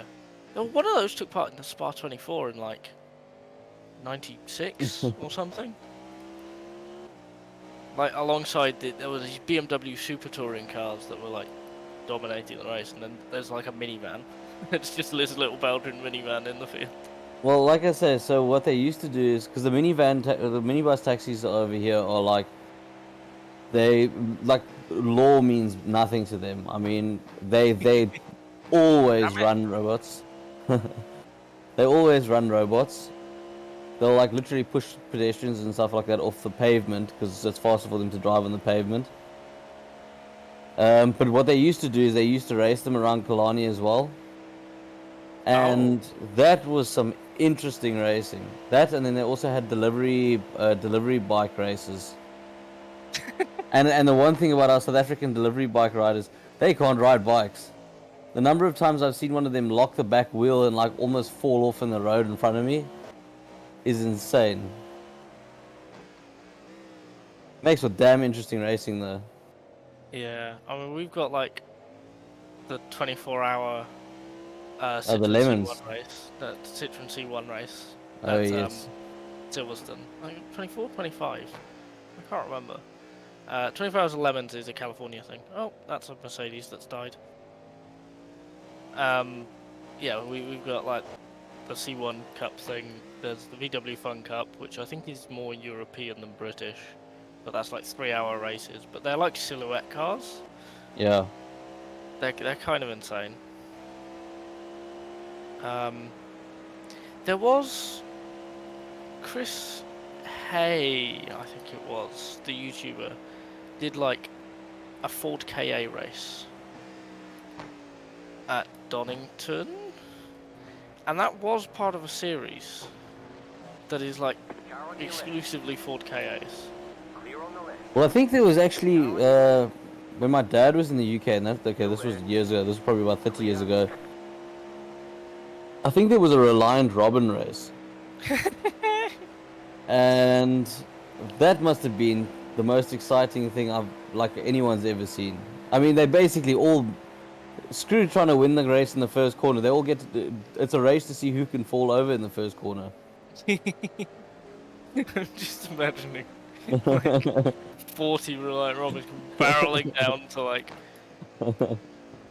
the really tight first corner at Silverstone, and then all of them try and turn in, and all of them just like roll over onto their doors. And it's actually a race to see like how fast you can rewrite your car every single like corner. It's the new World's Strongest Man competition.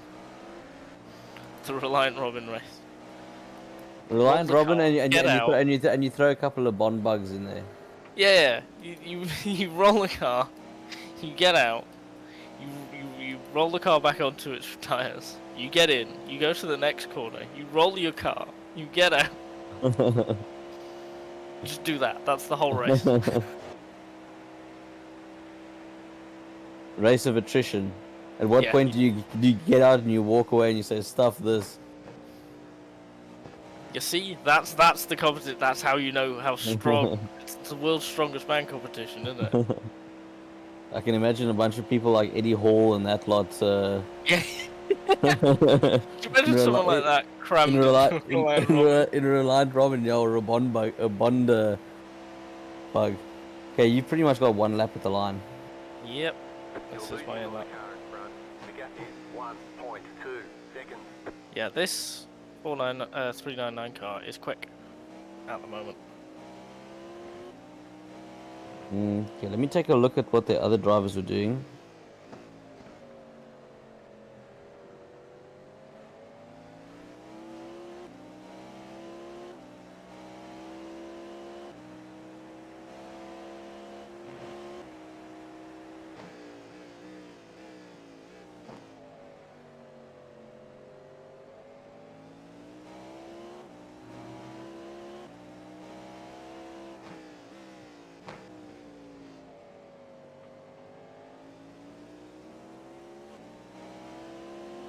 Left side. Okay, so this is definitely the fast driver in this car. Because basically this team consists of this guy who's fast as hell. He's doing 32.6s. Then there's a guy that's pretty average, to be honest with you. He's averaging pretty much identical what we do, 33s, and then occasionally dips. Well, he kind of floats between 33s and 34s, depending on traffic. Yeah, that's me, and I'm the slowest of us three. And then there's another guy who's actually pretty slow, to be honest with you. He does more 34s, 35s. He does occasionally pop into the 33s, but it's like one every like 5-6 laps type thing. That sounds like someone who's bad in traffic more than anything. Yeah. Pit box in 5, 3, Oh, yeah, it's behind the same car again. 1. Right here. Yeah. Stint 1 done. 86 front left. I'm using barely any of the tyres. I'm so sad strategy isn't a thing. I could triple these so easily.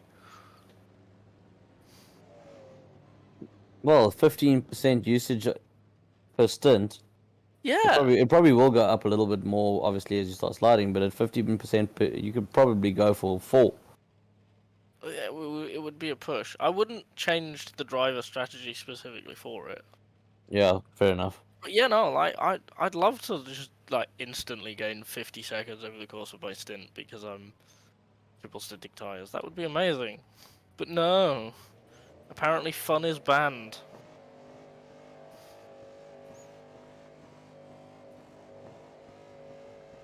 What am I looking like on exit? I shall let you know once you're around the corner. Okay, so far clear. You got nothing. Yeah, you'll be clear. Cool.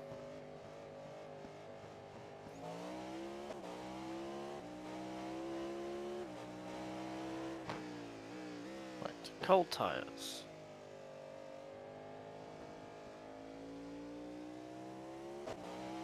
What time did I say to Krabby? I have absolutely no idea. 5, half 5 or something.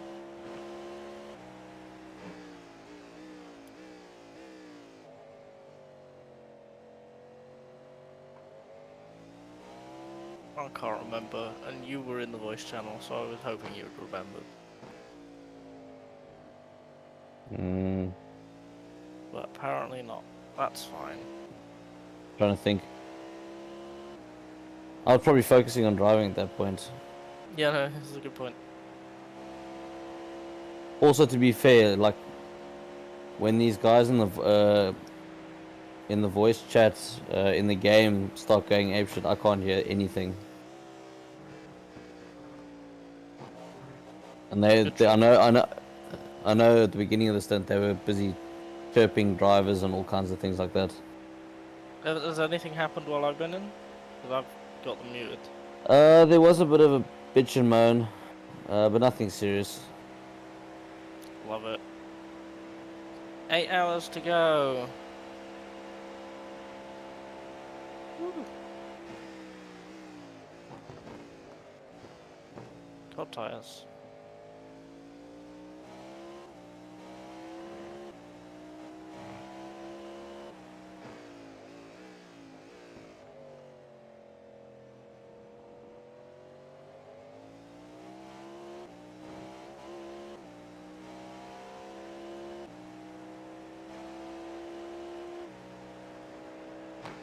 Left side.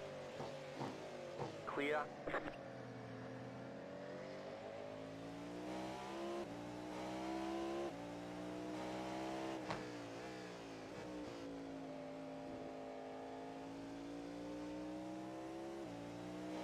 Yeah, okay. So then they're now only pitting a lap after us. Because he's now directly in front of me again. So this is their out lap. Damn, so we actually are racing them on pace. Yes. But there's 8 hours to go. And they're like a lap at least worse off than us, a stint. And there's like 10 stints left. So they're going to be 10 laps worse off on fuel. Which is about 15 minutes. Maybe a little over.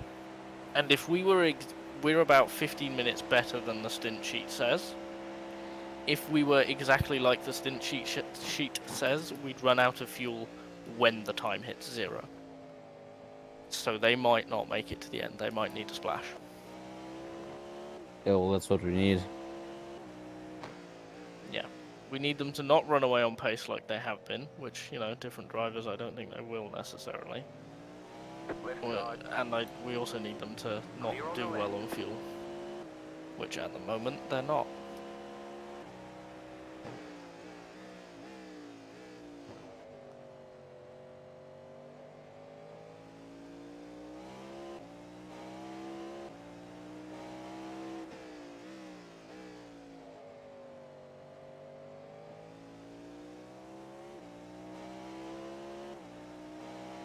And 6th is pitting now.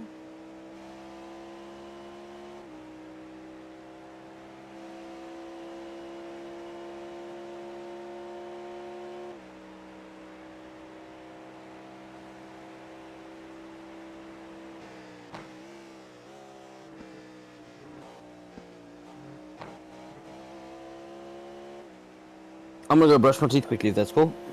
Yep, no problem.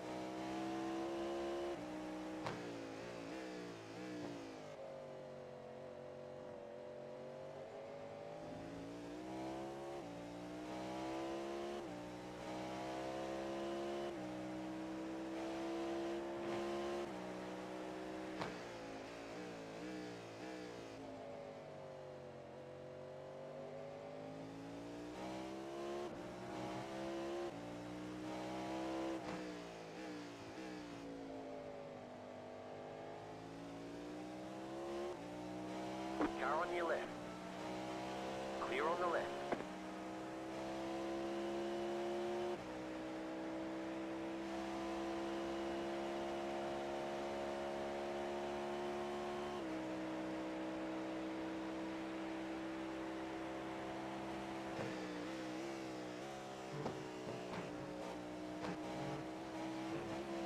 on your left. Clear on the left.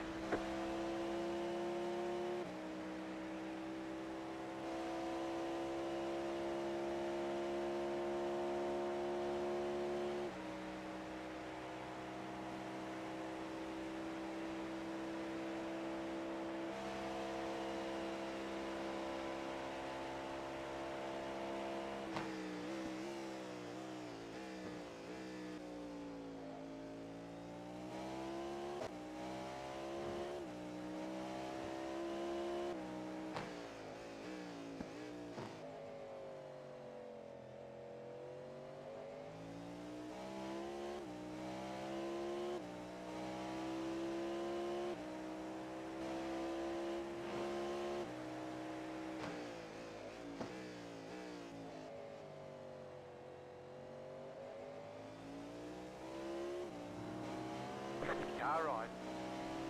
Clear on the right.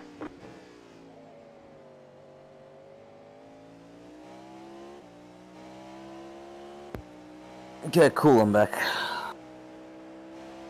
Alright.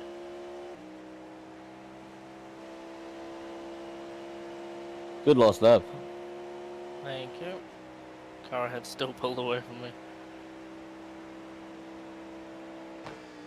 Yeah, that driver is fast.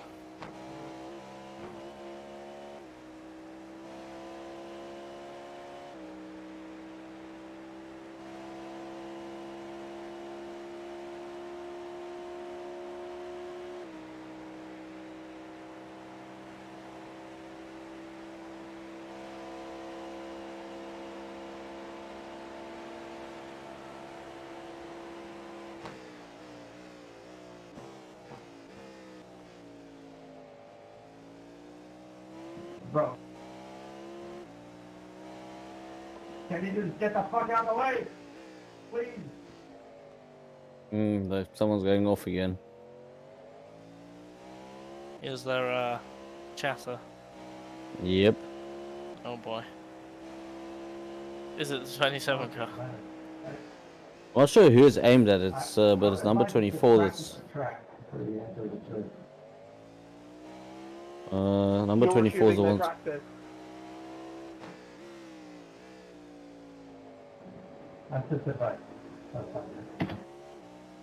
I'm gonna see if I can figure out what happened there. Oh, it's Robin Tug Racing.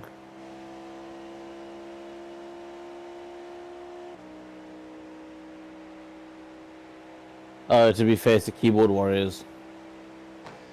It is the 27. Oh, I mean, yeah, I don't know what he was doing. He was right, and he was right, and he was left, and he was right, and he was left, going to the second horseshoe. It is Lugo. I don't know which one that is. I think that's just the... I get the feeling that's just a really bad one. No? Yeah, it's the same guy that's been in the last while. Oh yeah, okay. Yeah, no, that's the really bad one who isn't on a keyboard. Although, say that. To be fair, he has... it's Kendrick Cole, it's the fast one, okay. Yes. I mean, he has been getting a couple of 35s, to be fair. Yeah, but this is the guy who doesn't... who has a wheel and has meatballed the car at least twice since since I came back, since I woke up. On their own. Like... I'll just be warned, you're getting close to them. I think he's basically entering turn 1. 10 seconds ahead, yeah.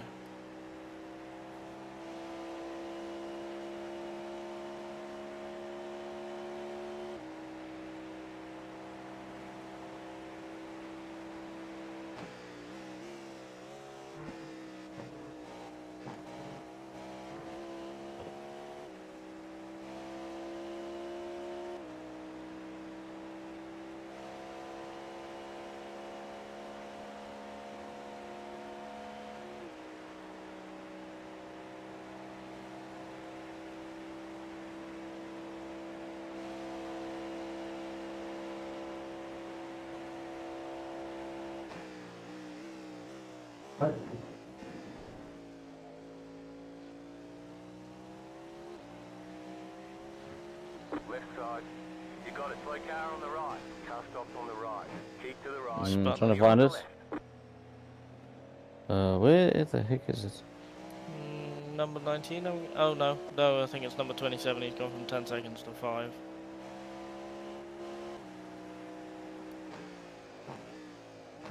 Number 27, yeah.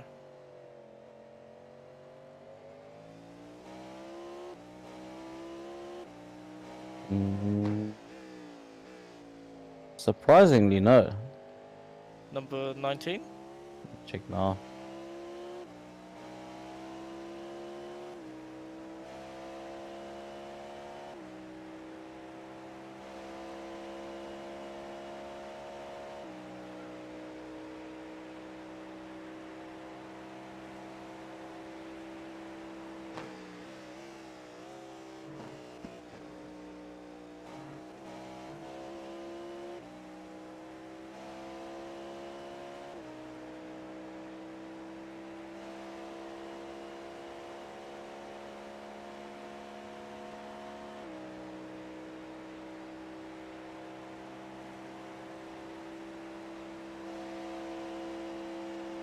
You're losing on the car in front. The gap is 5.5 seconds.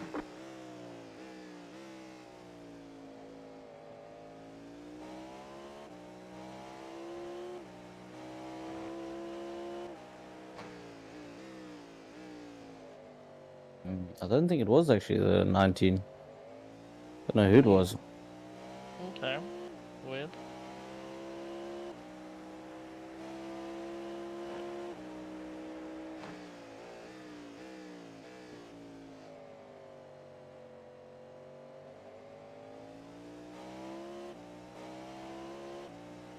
Yeah, I mean the thing with Lugo is like not that slow. I'm not catching them that quickly. They're just very incident prone.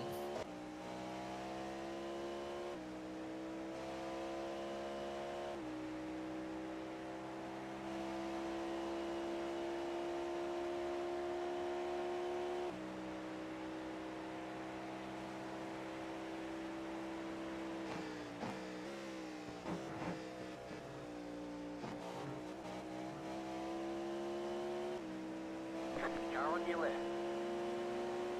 Clear on the left.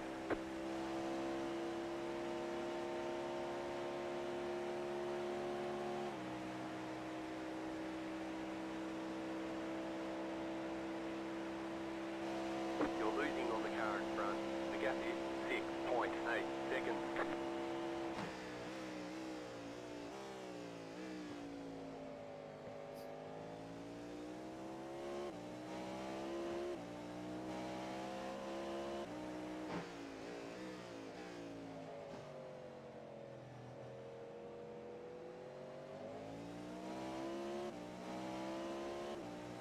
Okay.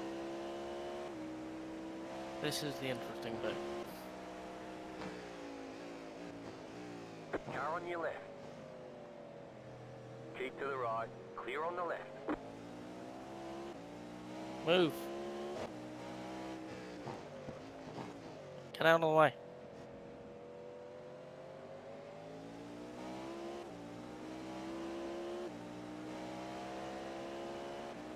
Left side. Clear on the left. Car on your left. Jesus. Stay on the right.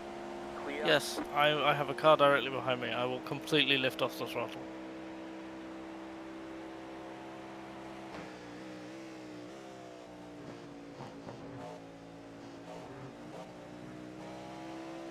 Car on your left.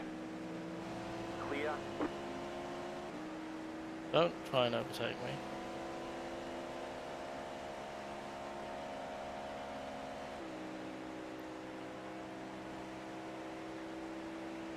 You're losing on the car in front. The gap is 9.8 seconds.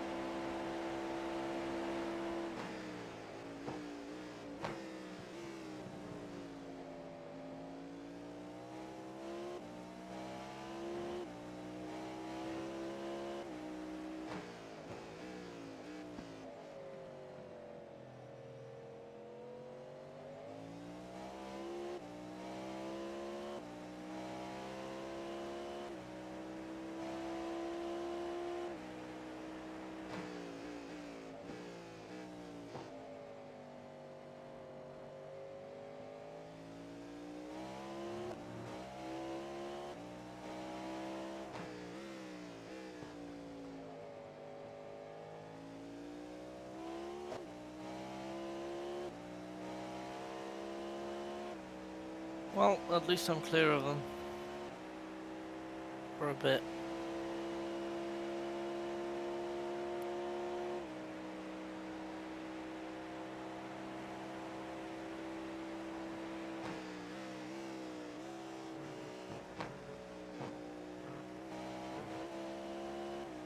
You still there, Thomas? Yeah. Yeah. Making sure. You sound ready to drop. I feel ready to drop. Red Bull, I think's worn off, and I'm busy crashing. Yeah, fair enough. Probably should be here by the end of this stint, and then you can go and recover. Looking forward to it. What did I say? 9 o'clock? I think it was. Did you say? Guillermo, no dejes tanta Oh well, I hope not que 9 aquí o'clock, because that podamos means I only got an hour. No, 9 o'clock your my time. time, which was yeah. 11 o'clock my time. Yeah, that's okay. No. No, sorry, I said 9:45, so it's 11:45 your time. Was when Cool. the last stint starts, so that's before then. So, Okay, cool. So say 11. yeah.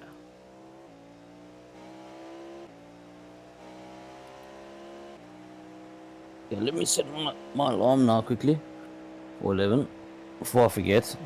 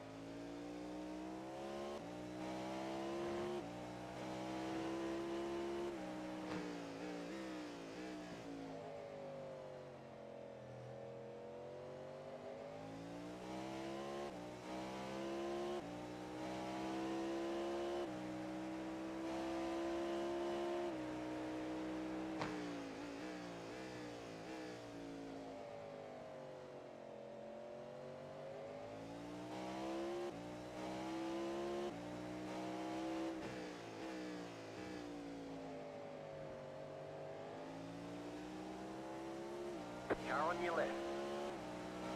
Clear on the left. Left side. Clear.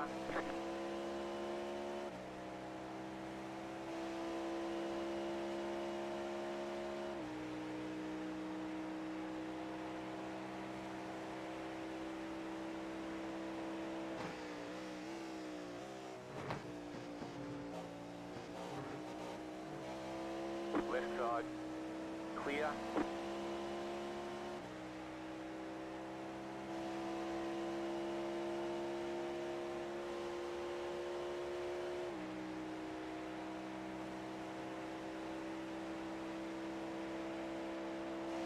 You're losing on the car in front.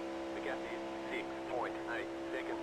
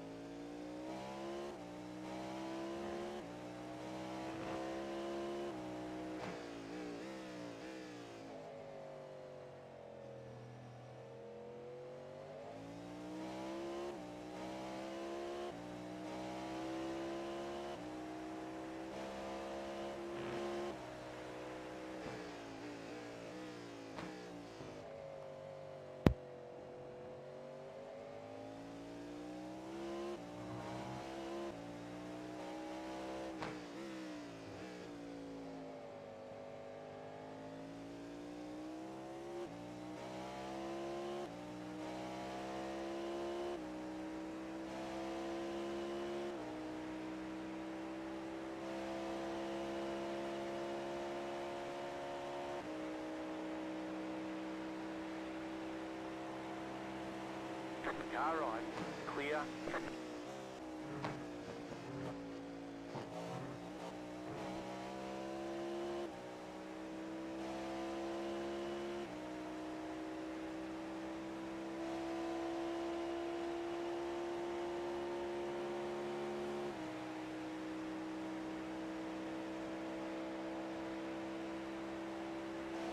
You're losing on the car in front. The gap is 8 seconds.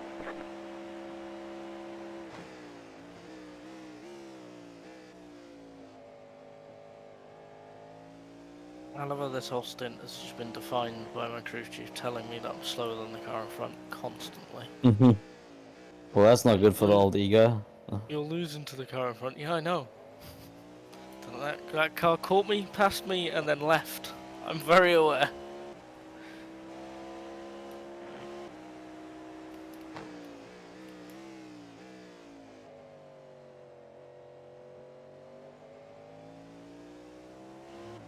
Thank you, crew chief, for making me aware of just how inadequate compared to this other driver I am. I must admit, actually, you're not losing him too badly, yeah? It's not that bad, but I have lost a position. We were ahead on strategy before I got in. Hello. Hello. My hero. Morning. Fresh Morning. and ready. Honestly, the sleep was so small that it's like, was it even worth it? Yeah. I think I feel worse now than I did before. Alright, are you ready to swap? Yeah. Cool. Go Go on then, on. Thomas. You're losing on the Cheers, good luck, I'll chat to you guys later. Yeah, yeah. Yeah, speak to you later. behind you, pitting. So 3 hours later, we're still in 7th. We're in a straight fight at the moment. Ah. 6 is 9 seconds away. Oh, that's literally the same amount of time they were before. Yeah, no, so they've nullified our strategy advantage through pace. Ah. Their lead driver is just quick, but I don't think that the other two are going to hold that pace. Okay. Okay, I can't look at the relative yet because my wheel is not on, so I need to do.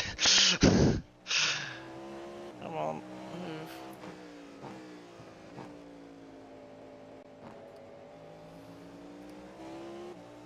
Yeah, other than a very near miss, nothing much has happened.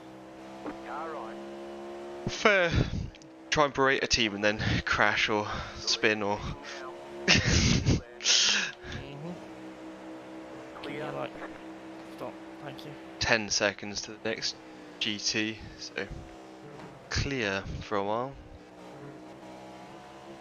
Surprised no one else ahead of us has gone off in the last 3 hours.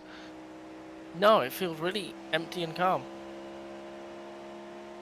Many cars are out now. There are a couple of people having single car spins and stuff, Hmm. but they tend to be the ones who are already far down the field. Single car spins in your area. Four. You are tired, huh? There's only 8 GTPs out. No. Race. What? Oh, out of the race, yeah. Yeah. You know, we're still at like 35-ish cars. In future, I was like, yeah, 3 people is fine. Nope. No? I knew you'd say that. Because, like, 3 people is difficult. It's Yeah. doable, but it's difficult. I was like, are you sure? You went, yeah, it'll be fine. I think Okay. normally I feel more tired earlier with more because there's a lot more waiting. Left side. Yeah. Whereas, like, Clear. usually with 4 people, you can split it into a day crew and a night crew. Yeah. But I can And, like, the see day crew can why. just outright have like 10 hours off. Yeah. I can see why, like, during broadband and stuff, he has like a 5-man team whenever he whenever he races, because yeah. I'm gonna call that the 5-day work week team. Maybe we need 5 people. 4 is good. 4 works. Yeah, 4. 3 is a push.